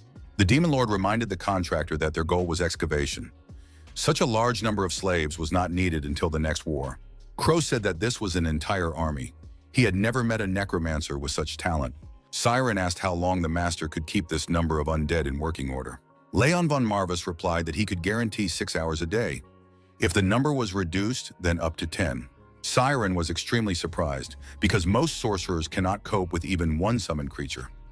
Summoning itself is a costly process that thoroughly exhausts the sorcerer. Walter reminded her that the gentleman was a very distinguished mage. Leon said that if that was enough for a demonstration, he suggested moving on to the mine. The young man believed that an army of undead was useless unless it could be put to good use. Alan said that all these kinds of darkness must be eradicated in their empire. In this regard, Eldorus' help would be invaluable. It was extremely important to prevent their influence from growing. Eldorus said that by the time he was finished, they would not stand a chance. Crown Prince Alan said that was fine. He had heard that the Marvis family was too deep in debt to develop the mines. They had to make sure that situation didn't change. The girl standing around the corner overheard the conversation between the prince and his assistant. She guessed that her brother had not allowed the Marvis family to claim reparations after winning the war between the noble houses. She was Princess Penelope von Arkheim. The assistant told the princess that Alan's intentions toward the Marvis house were very bad. Containing the dark bloodlines was a necessary evil for the good of the empire. It was Echidna, the eldest daughter of the House of Light, who served the princess. The princess agreed that it was strange. But why was her brother so fixated on a specific weapon of darkness? Echidna also wondered about this. Penelope said that it was necessary to find out what her brother was planning. He could be planning anything, but he must not be allowed to ascend the throne. Echidna said she understood her highness. The girl added that she would make sure of it. The undead worked day and night in the mine. They didn't even need rest. As a result of this backbreaking labor, many crystals were mined. Leon von Marvis asked if these measures would be enough to start with. Siren confirmed that they would. The girl said that it should be enough for the initial expenses. As soon as the mine was operating at full capacity, the estate would definitely get back on its feet. Leon von Marvis said that he even envied Miss Siren. The girl was surprised. The young man added that he always recognized abilities that he himself did not possess. He meant sincere admiration without any ulterior motives. Leon was sure that in the future, Siren would become simply indispensable to all of them. Several days passed. The undead continued to work tirelessly. The number of crystals continued to increase. Diana assessed the crystal reserves with a glance and was pleasantly surprised. Diana asked what they were. Leon von Marvis replied that they were all sapphires. The girl asked what he had done to dig up a whole mountain of gems in a few days. Leon replied that it was all thanks to the undead. Since their last meeting, he had acquired a wonderful assistant. It was her idea. Serene came closer and said she was glad to meet Lady Diana. Diana asked if this girl was now responsible for the finances of the Marvis estate. Siren confirmed this and added that due to her lowly origins, she lacked knowledge. Diana said she was not interested in her origins. Diana asked how the girl had come up with such an innovation as involving the undead army in the work. Diana added that she would be happy to offer her a place in the house of Vericius. Leon von Marvis said he was categorically opposed. He would not allow Diana to poach his subordinates. Diana said she was just joking. Leon seemed to have already grown fond of his new assistant. Pullen wondered if the house of Vericius could protect such a large number of sapphires. Pullen added that they had very few craftsmen and were experiencing difficulties because of this. Diana said that they could easily take on this part of the work. She even offered a deal. Leon von Marvis asked what Diana would require in payment. The girl said that she was interested in the exclusive right to supply Marvis gems to other noble houses. Even at first glance, these gems are of exceptional quality. This means that noble ladies from all over the continent will soon be lining up for these jewels. Cyrene said she would like Lady Diana to discuss the details of this deal with her. Cyrene added that before negotiating, she would like to receive a sample of the final product. Diana wouldn't mind, would she? Diana acknowledged that Leon had hired an excellent employee. Diana said she agreed. She had no intention of taking away the last of Leon's money, which he desperately needed. Diana apologized to the gentleman for interrupting him and said she was ready to accept any punishment. Leon von Marvis said that this was not a punishment, but a reward. After all, Siren was acting in the interests of the House of Marvis. Pullen suggested signing the contract as soon as they received the samples and could decide whether the deal was necessary. Diana said that the Varicha house would cover the processing fee as a gesture of goodwill. Cyrene said that was very kind, and she thanked Lady Diana from the bottom of her heart. Leon von Marvis saw a lot of gold in a bag in front of him. The trade agreement was successfully concluded. It even allowed the House of Marvis to pay off part of its debt. Pullen said that this would be enough to pay off a fifth of the amount they owed to the Sleeping Ones. The Demon Lord said he expected nothing less. He had a nose for good contractors. The door swung open and Walter appeared in the doorway. He said that an urgent matter had arisen. The dam at the northern gate of the territory was damaged. If action was not taken immediately, the water would flood the homes of many innocent citizens. Leon von Marvis pointed to the bag of money and asked if it would be enough to repair the dam reliably as soon as possible. Leon von Marvis told Pullen to send word to the Adventurers Guild. Money was needed again. The young man said he urgently needed a high-paying mission. The next day arrived. Leon von Marvis expressed his hope that he would return as soon as possible. This time, he needed enough gold to resolve the difficult situation. His assistants silently saw their master off. They waited hopefully for his return. The Demon Lord said that this time the contractor really had to go himself. He needed to strengthen his skills in commanding an army of the undead. Pullen was to guard the estate during their absence. Crow added that Pullen should calm down, because everything was being done for his own good as well. Walter asked, "My lord, are you sure you don't want to take him with you?" Leon von Marvis said that Walter would be responsible for Pullen's safety. This mission could take a long time. Leon von Marvis reviewed the mission requirements. A silver token or higher is required. Do not take on the task if you are not confident in your abilities. There is a high probability of death if you fail. The mission's target was the lair of Terrell, a corrupt alchemist maniac. The task is to track down the alchemist's secret laboratory in the abandoned magical catacombs and put an end to the villain's existence. Details of the mission can be clarified before admission to the School of Hermit Magicians. You can consult with a researcher named Lanny. Lonnie expressed hope that the next candidate would fare better. She did not want to send another one to their death. Richard asked why she was sighing so heavily. The girl said she was sighing because of the mission with the alchemist Terrell. Richard realized that she was talking about the poor fellow she had hired from the Adventurers Guild. The girl expressed hope that this time someone capable would respond. Richard said that she knew their guildmaster. Raleigh would undoubtedly find the right person for the job. The girl herself relied heavily on his judgment, but the current candidate was too young. Richard heard that the candidate was a 14-year-old boy. He asked what the candidate's name was. The girl replied that he was a young adventurer named Leon von Marvis. Richard thought that the young lord was not shy about taking big steps. This is not the easiest task for the holder of a silver badge. The girl asked if Richard knew this young man. Richard replied that he did, and very well indeed. The girl asked if he could handle it. She was already considering withdrawing the request. Richard said there was no need to do that. Let everything take its course. This young man had proven himself to be more reliable than anyone else. He was far from being a child who would rush back in tears. Leon von Marvis and Helen moved along the planned route. The girl asked if saving her and her sister from a tragic fate was his mission. Leon von Marvis replied that it was probably so.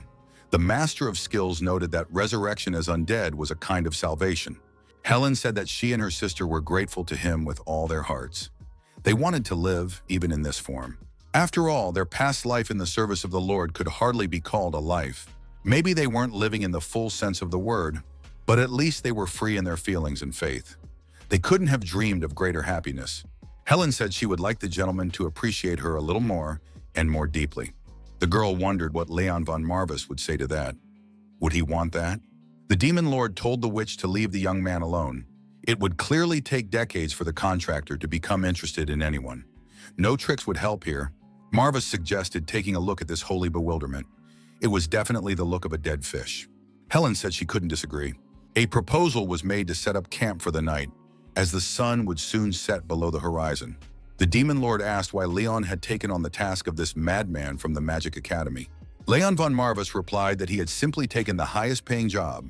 There were no other reasons. Fluffy told the contractor to tell him the truth. Leon should abandon his foolish habit of trying to deceive demons, because they must share the hidden truth. Leon von Marvis confessed that his father had come to him in a dream. He gave him an amulet and shared some wisdom. He also said that they would meet at the right time. Leon added that he was now desperately trying to restore the former glory of the House of Marvis. But he had no idea what to do next. The path ahead was shrouded in fog. The young man added that if they were going to the Magic Academy, he would like to find out one thing. He wanted to ask the dragon, who was able to grasp the nature of magic, what spell his father had cast on him and what he should do to make the promised meeting happen. Marvis said he understood the young man's goals, but even a demon like him cannot foresee the future. Marvis added that he also had questions for Richard. Marvis did not remember if he had mentioned the young man's father before. However, Rune knew in advance that Leon's uncle would lead him to his death. Nevertheless, he accepted death with his head held high. Leon von Marvis realized that his father had foreseen his own death. Marvis agreed with this, but added that Rune could hardly have known that such an evil fate would befall him. Because of this, he was extremely curious about how things really were. Why didn't he run away, and what was he trying to protect? Did he wish for anything with all his heart in his last moments under the guillotine? The Demon Lord told the contractor not to worry. At the end of this journey, they would find out everything. Marvis added that the young man had enough strength to get to the bottom of the truth. Leon von Marvis thought that it was precisely these forces that had led his father to his death. However, Kerschel and Sylvester did not have enough power to openly overthrow him. He was not a particularly outstanding sorcerer, but he was still the first in many years to hear the voice of his master. Rune did not deserve to be killed by these scoundrels. Marvis wondered why Rune had accepted death with open arms. Could it be that what he desired lay beyond the boundary of life and death? Step by step, our hero finally arrived at the old castle at the foot of the mountain. The young man went inside, and Marvis said that they had finally arrived. It was the main building of the School of Hermit Magicians. Everything here was imbued with the spirit of sorcery and magic. Leon said that now they needed to find their important client. Marvis asked if there was anything else besides the name, such as an address. The young man was asked what had brought him here. The girl didn't want to seem rude, but this was no place for children to wander around. The young man would have to leave. Richard came down the stairs with his companion and told Lord Leon not to be shy and come in. The girl was surprised. Could this boy really be a guest of the founder himself? But why did this young man look so young? Richard said that Leon was an honored guest of the school and should be treated with respect. He had been sent here by the Adventurers Guild to deal with a small problem. The girl apologized for her ignorance and offered to accompany the young man. The Demon Lord said that these people were quite foolish. She knew nothing, yet she looked at him as if he were dust beneath her feet. Marvis added that the only thing worse than that was that this empty-headed bookworm was standing up for them. Richard introduced our hero to Lonnie, a researcher at their school. The girl said hello. Lonnie did not think that their mission would be entrusted to such a young talent. However, the head told her a lot about the young man, so she resigned herself to it. Leon von Marvis asked what awaited him on this mission. Richard said that the young man was straightforward as always. Richard suggested discussing it inside and invited the young man to come in. Lonnie said she had to warn him about a more pressing issue. She noted that the difficulty of this mission should be changed.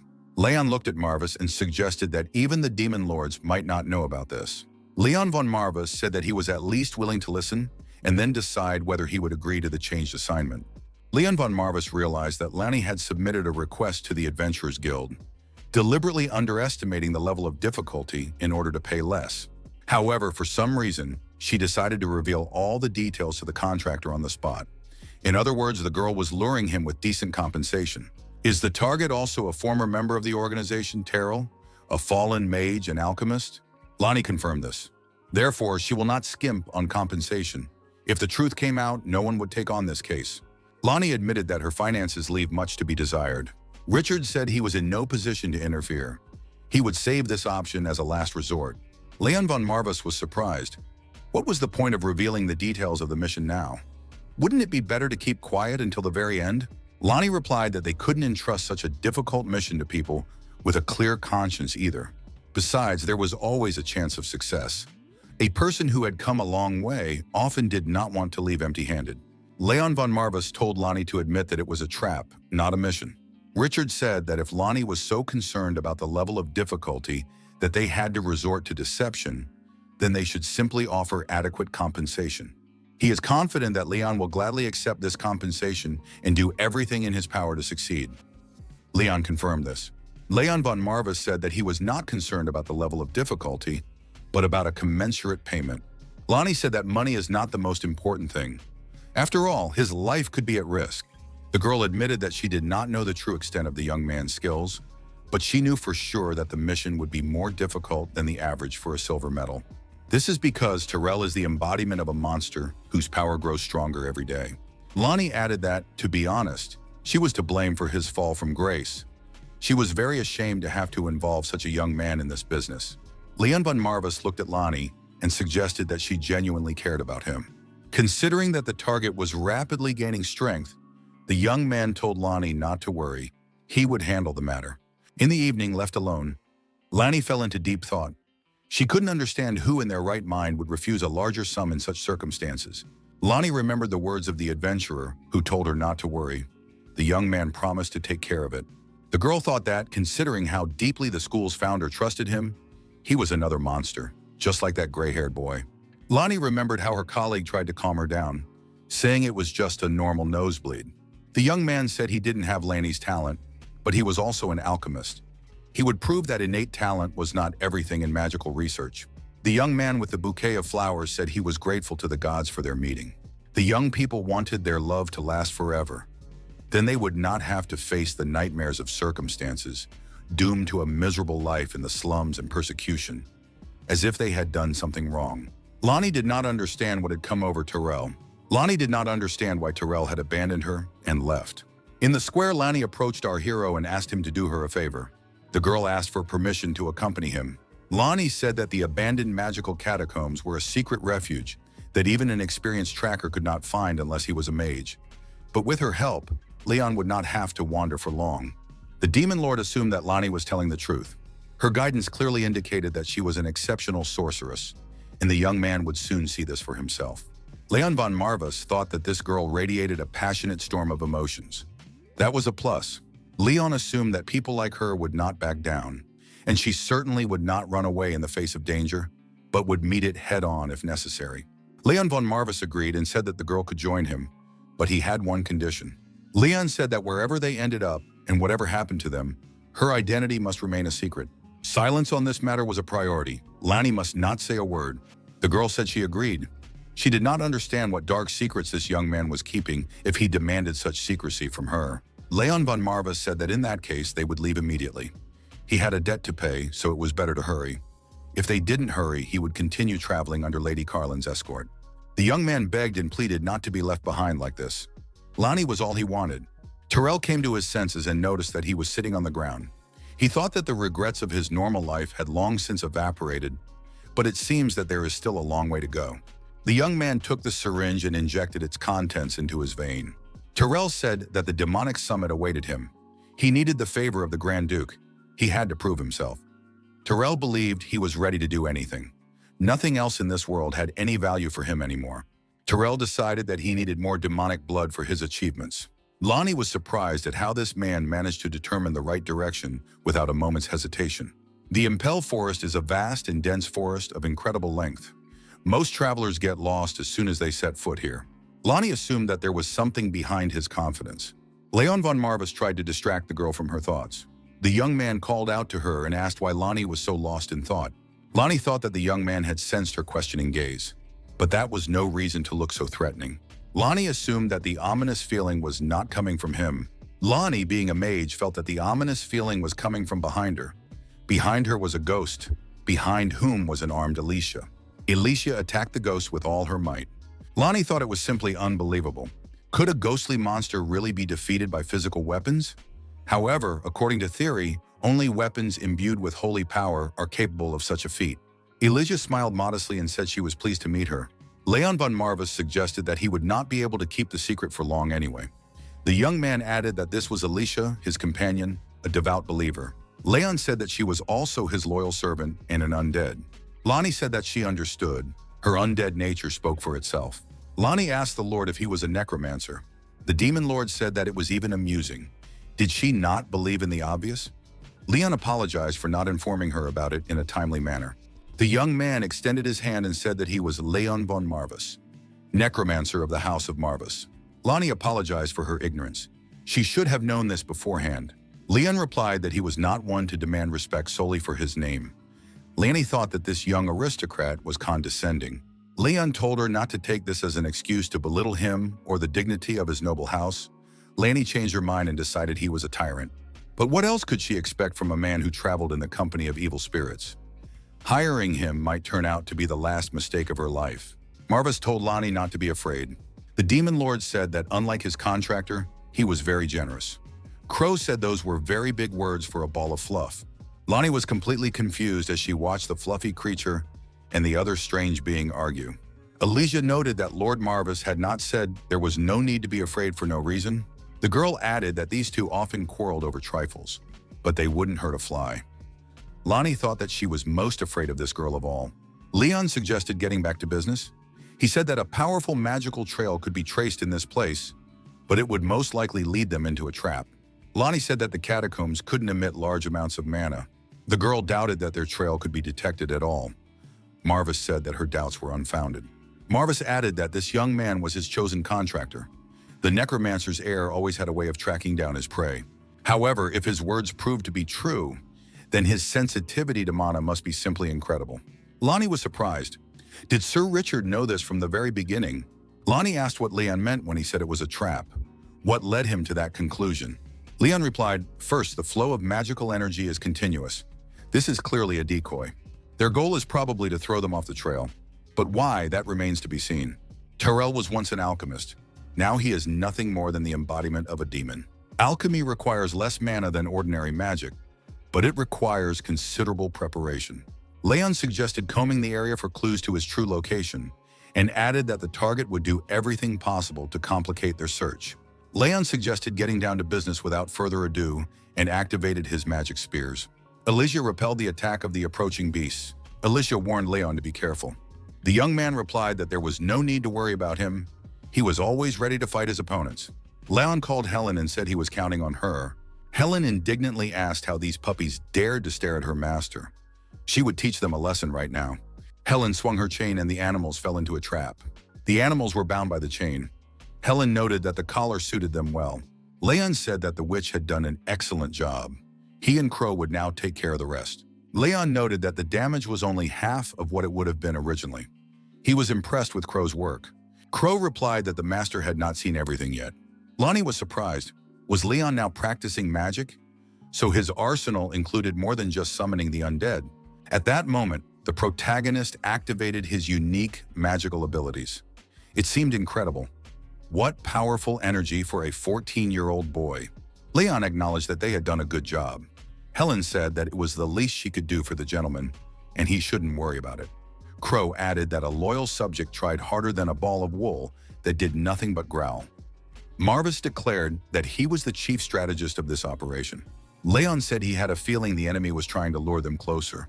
Terrell saw this detachment and wondered why Lonnie was here. How was that possible? The young man guessed that her appearance was inevitable. It had to happen. Terrell said that his fate was in her hands, but he shouldn't fool himself. He wouldn't give up his life so easily. First, he would show Lonnie how wrong she was. Terrell said he wanted his love to come to him. The squad entered the temple, and our hero assumed that they had arrived at their destination. Leon noted that the path had been deliberately made difficult to complicate their passage.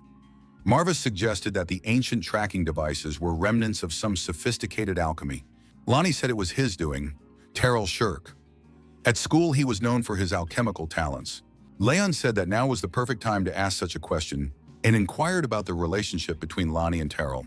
The young man suggested that they were more than just colleagues. Lonnie said she knew it would come up sooner or later. Leon asked her to explain why she insisted on accompanying him personally and to reveal the extent of her knowledge about the target. The fact that Terrell Shirk was a student at the hermit school was all that was known so far. The demon lord told the elf to confess what trials await them. They must be prepared for anything. Lonnie replied that she understood them. They had every right to know the truth about this mission. As they crossed the long hall, she would try to briefly recount the whole series of events related to Terrell. Perhaps it would surprise everyone, but they had been husband and wife. Just a few years after she became an orphan of war, Lord Richard graciously took her in. Once, when they were out walking, Lanny, frightened, grabbed Richard by the hem of his robe. The mage asked what was wrong. At that moment, some bullies were beating up a young elf nearby, demanding money from him. Richard looked at the young man and said he was quite an interesting kid. There was no trace of fear or self-preservation in him, not even tears. Maybe he's defective in that regard? Lonnie asked Richard to take the boy with him. The mage asked if the girl had awakened her instinct for pity, but she didn't think that pity alone could save everyone in need. If the girl wanted to save him, she needed to present convincing arguments. She must put aside her pity and point out the reasons why this boy should be saved, just as he once found a reason to take Lonnie into his school. Lonnie said that this young man could one day become a good security guard. Richard replied that this was of no value to him. Lonnie suggested that the boy might have a kind heart. Richard said that this was nothing more than speculation. Lonnie said he was kind of cute. Richard was surprised. Were those all the reasons the girl could see? Lonnie thought for a moment and asked if the teacher remembered the book she had recently received. The girl added that everyone who had read this book remembered the words of the wisest philosopher in the county. If you want to go fast, go alone. But if you want to go far, go with someone. Richard said that Lanny had done a great job convincing him, and now he would keep his promise. The mage approached the bullies and told them to quietly step aside. He would not allow them to harm the boy anymore because he was going with him. The bullies asked if this guy had decided to play the hero. He'd better step aside if he didn't want to end up beaten up. Richard said that sounded tempting, but another time. The thing was, his companion had her eye on this victim. The villain got angry and tried to punch Richard. However, something went wrong. Richard said that it wouldn't hurt to teach these guys a lesson in manners. The mage blocked the bully's punch. His hand hit an invisible wall. The villain realized that he was facing a mage. That was all he needed. Richard said that this wouldn't kill them and directed an energy charge from his fingertips at the bully. The villain, having received the energy charge, was forced by external forces to fly far back. The other bullies decided not to tempt fate and ran away. Laney immediately rushed to the boy. Richard thought that this was exactly how a father felt when his daughter rejected him for her boyfriend. Lonnie approached the boy and asked him his name and why he was being beaten up.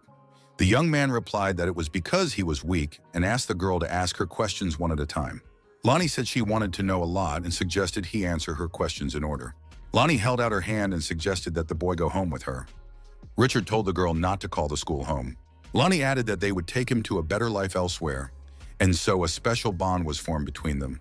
The young people studied various magic techniques and the art of potion making together at school. Despite frequent quarrels, they became close friends. Richard said that they were like an old married couple.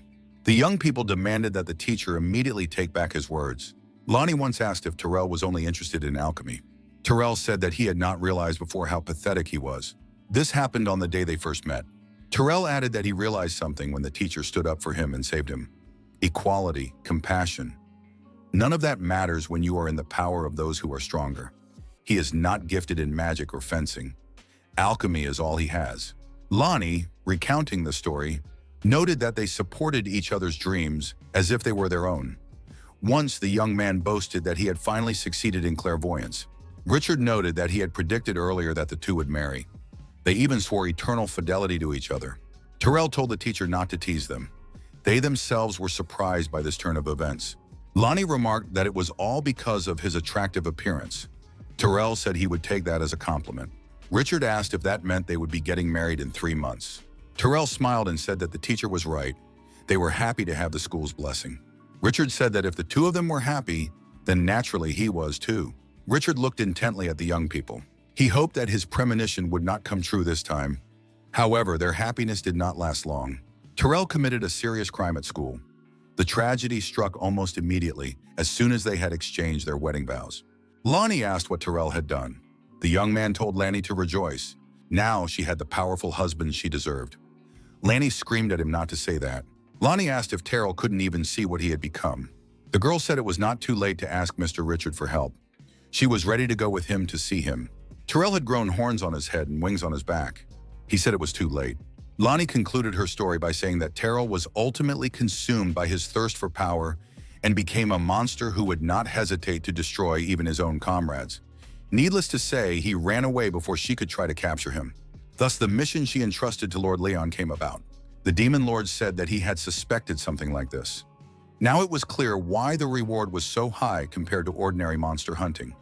Their target was a half-demon with supreme intelligence and the ability to grow stronger. Lonnie added that Terrell was getting stronger even as they spoke. If they didn't stop him now, There might not be another chance. Leon von Marvis told Miss Laney not to worry. The young man activated the magic circle and stood in its center. After a while, Leon said that he had located Terrell. The demon lord suggested they hurry up. He added that the stench of this creature was simply unbearable. Leon agreed to leave immediately. Terrell said in surprise that it was simply impossible. How did they do it? After all, this place was a veritable labyrinth of mana, designed to hide him until he gained his full power. A labyrinth of such size was simply impossible to bypass. Terrell looked at the young people and couldn't understand how they had managed to find the right path so quickly. Leon von Marva stopped the girl and said that she was not allowed to go any further. Terrell was surprised, but the mirror through which he was watching the young people suddenly shattered. Terrell did not understand what had happened and what to do next. An image of a demon appeared above Terrell and told the contractor to run away immediately. The demon said that the abyss was approaching the contractor and that it was impossible to defeat it. Terrell was surprised. Was Lord Baal himself telling him to run away? But he had never once chosen the path of a coward in the face of the enemy. The young man decided to prove that he was quite capable of doing so. Lonnie was the woman to whom he had sworn eternal love, but if he had to take her life, he would do so without hesitation. Baal said that the contractor had misunderstood everything. The demon said that the woman was completely unimportant. However, what accompanied her brought inevitable doom. Terrell, frightened, said that the protective barrier had just fallen. Leon von Marva said that he knew he would find this man here. After all, this was Terrell Schurch, the alchemist who sold his soul to the devil. At that moment, Terrell felt it with all his soul. He had to leave without hesitation. His master said that doom was approaching. He was definitely talking about him. Terrell said that now he clearly saw the reason for his anxiety. This guest was surrounded by a rather dense aura of doom. Terrell said that it was an all-consuming darkness, and he could not afford to take any risks. The half-demon activated a demonic spell. Lonnie shouted for Leon to step aside. She would protect him. The fog of darkness was a mid-level spell. A young mage like Leon might not be able to withstand it. Terrell told the young sorceress to be quiet and not interfere. The girl was exposed to the demonic spell. Lord Marvis told the child to look ahead. Terrell believed that the mist of darkness had already engulfed his opponent. Terrell said that this mist limited more than just visibility. The young man's arrogance would be his undoing. Leon von Marvis said he would ask one last time, was he really standing before the alchemist and demon worshipper, Daryl Schurch? Terrell understood that it was too late to run. There was only one thing left to do, although it was somewhat premature. He admitted that it was him and asked who was in front of him. The protagonist said his name was Leon von Marvis and added that he had been promised a generous reward for Terrell's life. Terrell thought he was looking at a greenhorn. He wondered how he had acquired such power. Terrell said that they were not so different from each other. Both had resorted to higher powers to become who they were. Terrell asked if his opponent would deny it. The young men stood facing each other, the tension mounting. Lonnie screamed at Terrell not to do it. It was still possible to fix everything. Terrell said that Lanny had come too soon, but he would get everything he wanted one way or another. Lonnie wondered what Terrell needed that was so great that he turned to a demon. In the end, he would still become the monster he once despised. Terrell asked who Lonnie had become. She had brought some unknown person here for money, and all to destroy the one she had sworn eternal love to. If a monster is defined by the desire to destroy and the thirst for power to achieve that goal, then Lonnie was just as repulsive a monster as he was. Lonnie said she was tired of these double standards. Terrell asked if the world that had turned away from him because of his weakness didn't have double standards. Terrell asked what the child had done wrong to find himself at the center of war and suffering. Even if he was picked up by someone with power, the weak are still forced to dance to the tune of the strong in this rotten world. Terrell added that in order to survive like him, there is only one thing to do. One must strive for unquestionable power by any means necessary. With that, Terrell activated his demonic spears, directing them at his opponent. Leon von Marvis objected to Terrell's statements. Leon confirmed that he had made a contract with a demon, but not for power and supremacy, but for protection. Armed undead warriors appeared around our hero. Leon added that this devilish contract was the smallest sacrifice he was willing to make.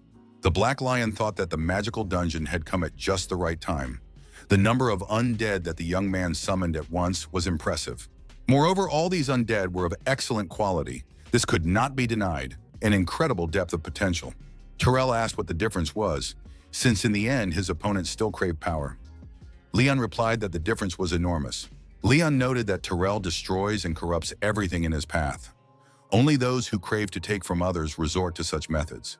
Terrell said he was very interested to see what would happen if all the evil in the world began to sharpen its claws against this guy. Would he be able to remain noble? He was simply justifying himself with the lofty words of the authorities. Leon was surprised. Did Terrell really consider him a powerful lord? The protagonist said that it was precisely because of his weakness that he had to destroy his father with his own hands. Leon added that he had no other choice, so he doesn't dwell on it. But can the same be said about Terrell? With that, the protagonist took out the Necronomicon. Leon said that Terrell betrayed Lonnie and his colleagues from the hermit school. Does he really have no regrets? The undead, having received their orders, took decisive action and headed towards Terrell. Terrell called the undead pathetic puppets and tried to resist them. Terrell couldn't understand what kind of demon was giving the boy follower so much power. Was he being protected by the archdemon himself? But what could he offer in return? Terrell asked what the boy had given in exchange for such power. Deals of this magnitude cannot be made without commensurate payment. The young mage must explain what is so special about him. Leon replied that there was nothing extraordinary about him. He offered the only thing he had. Leon said it was his existence. That was the only thing that could pass for payment at that moment. Terrell was sure that this was just childish bravado. He took out a potion and decided to strengthen his defenses, then slowly strangle his opponent until he told the truth. Helena approached Terrell at a dangerous distance with her weapon in her hands. Terrell noted that the reinforced magical barrier had been broken by brute force. But how was that possible? Seizing the moment, Leon von Marvis approached his opponent and delivered a devastating blow to his chest. Terrell flew backwards under the force of the blow, gasping for breath and coughing up blood. He considered this absurd, for he could not be defeated so easily. Terrell shouted that he would offer 100 living souls in exchange. The Black Lion shouted that this guy shouldn't dare to bark at him. Terrell thought that this was not just an archdemon, but one of the greatest demons of another dimension. Marvis asked if this puppy knew him. Terrell replied that of course he knew Lord Marvis. But what could the Lord of Demons want from a youngster like him? Marvis said that Terrell could only blame his own limited imagination for his lack of power. Did Terrell seriously believe that his contractor's sacrifice alone had compelled him to endow this boy with such incredible magical potential? The power he had bestowed upon his contractor had been used with the help of his innate mana reserves. Terrell thought this was unfair. The countless lives he was willing to give up to get what he had, compared to this guy who was just lucky to be born talented. Terrell believed that this boy was undeservedly receiving such power. Terrell said that fate was ultimately the cruelest monster. Lonnie wondered in surprise, did he really destroy his own father? The girl remembered hearing about this before. The young head of the family who resorted to the help of a demon to win a territorial war. So he was the direct heir to the dark lineage. A young man who sold himself entirely for power. What had Leon von Marvis done? The demon lord said that instead of dwelling on the past, it was better to just enjoy the show. Leon still had more to show. Suddenly, a heart-rending scream rang out. Helen couldn't bear it and covered her ears with her hands. Crow told the gentleman to look up. There was a huge hole in the ceiling. Terrell said that this guy was born that way, but he got nothing. His blessings were simply rejected. A huge monster entered the room through the hole in the roof. Terrell said he wanted to introduce his opponent to the power he had developed himself. Leon von Marvis immediately realized that it was a chimera. Lonnie was surprised. Where did Terrell get this? Why does he need this creature? Lonnie screamed that Terrell must not be allowed to approach the chimera. Terrell said it was too late. The people consumed by the chimera screamed that this shouldn't be happening. Why them? Terrell said that they should thank him because he had given them strength through his body. Terrell ended up on the chimera and began to control it. Lonnie asked why Terrell did this. It was a disgusting abomination. The girl said it was forbidden black magic that cost human lives. The Black Lion said that by feeding this filth with his own soul, he had developed power through pain and despair. It was the most sinister magic in existence. Helen said that this was interesting. Crow noted that this was no joke. The young lord could suffer. Comprehensive support was needed. Terrell said that the battle would be his, even though the lord had urged him to flee. Terrell was going to prove to Bao that he was wrong. Terrell said he would take the soul of the young man, before whom even the archdemon trembled, and add his own. However, at some point, Terrell realized that he could not even move. Leon von Marvis told his assistants to step back. Terrell shouted that he was not hiding his thirst for power. It was not a sin at all. He activated his unique abilities and energetically attacked his opponent. Leon von Marvis was completely unaffected by this attack and told his opponent to remember one thing. At the same time, the protagonist held the Necronomicon in his hand. The Demon Lord thought, is Leon going to use the Necronomicon to its full power? In that case, everyone needs to get away quickly. Helen grabbed the elf and dragged her aside. She said there was no time to think. They had to do what their master had ordered. Leon declared that there was no soul in the whole world that was allowed to destroy without reason. Even he, a representative of the Marvis clan and guardian of the undead, did not dare to do so. Lonnie thought she had read about this spell in books. After all, it was Silk of Eclipse.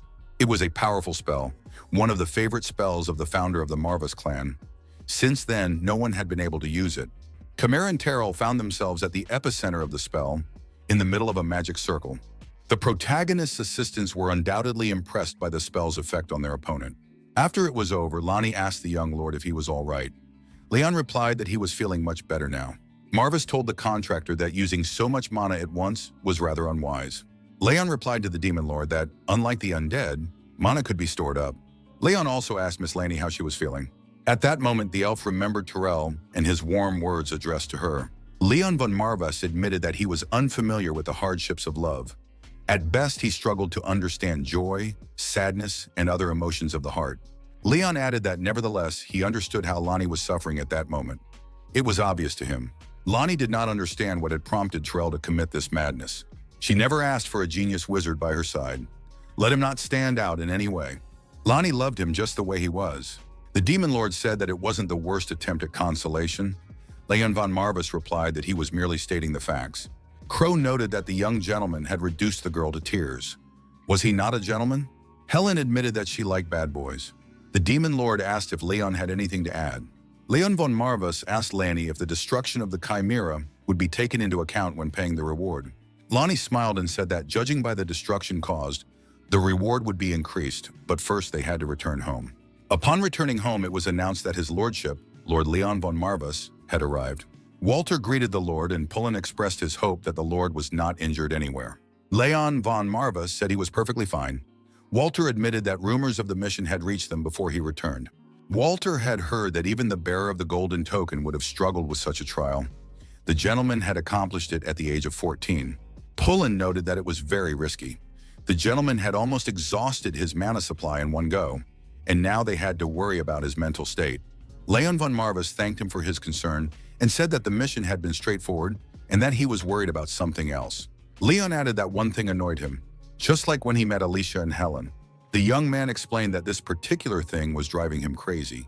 Pullen suggested moving on to more pressing matters and handed Leon a letter with a wax seal on the envelope. Pullen said that the letter contained good news. The young man had been accepted into the prestigious Elfante Academy. Pullen added that the young lord had grown up to be worthy of this educational institution. It even made him want to cry. The Elfante Academy was the most prestigious academy in the entire Arkham Empire. All the future heroes of the continent gather there to learn swordplay or magic. Leon remembered how his father told him that Elfante would help him develop his potential. Rune told his son that he had a talent as boundless as the sky itself, and that this talent would take Leon far. In Elfante, the young man would be able to meet peers. Their talent might even surpass his own. Rune advised his son to stay strong, as he might not be there for him at that moment. Leon remembered his father's words, boundless as the sky itself. Pullen suggested that the young lord cast aside the burden of managing the estate and immerse himself in student life. Pullen added that he would make sure that nothing would burden his lord. The Demon Lord remarked that Elfante was just a sandbox for the offspring of aristocrats who understood nothing about life and saw no reason for the contractor to linger there. Leon replied that he would do as he pleased. The Demon Lord added that the academy was a place where people studied from books. Given his complete and utter lack of knowledge on most subjects, he doubted that the young man was suited to an academic environment. Leon von Marvis said that he understood everything, but wanted to meet a young man there. Besides, he had a feeling that his father would have wanted him to. He didn't want to let him down. Pullen noted that this was well said. Under the guidance of the best mentors on the continent, it would not be difficult for the young man to restore the reputation of the Marvis family. The maid asked the young man if he was nervous. After all, this was the famous Elfante Academy. The young man said it was no big deal. He had the misfortune of moving into the body of the final boss. He just had to do everything possible to get through. Even with this sick body, he could still rely on Reinhofer's reputation. He would have to pretend until he achieved his goal. In other words, he would play the villain of the prophetic dream and fight against time itself. He will play Knox von Reinhofer until the very end.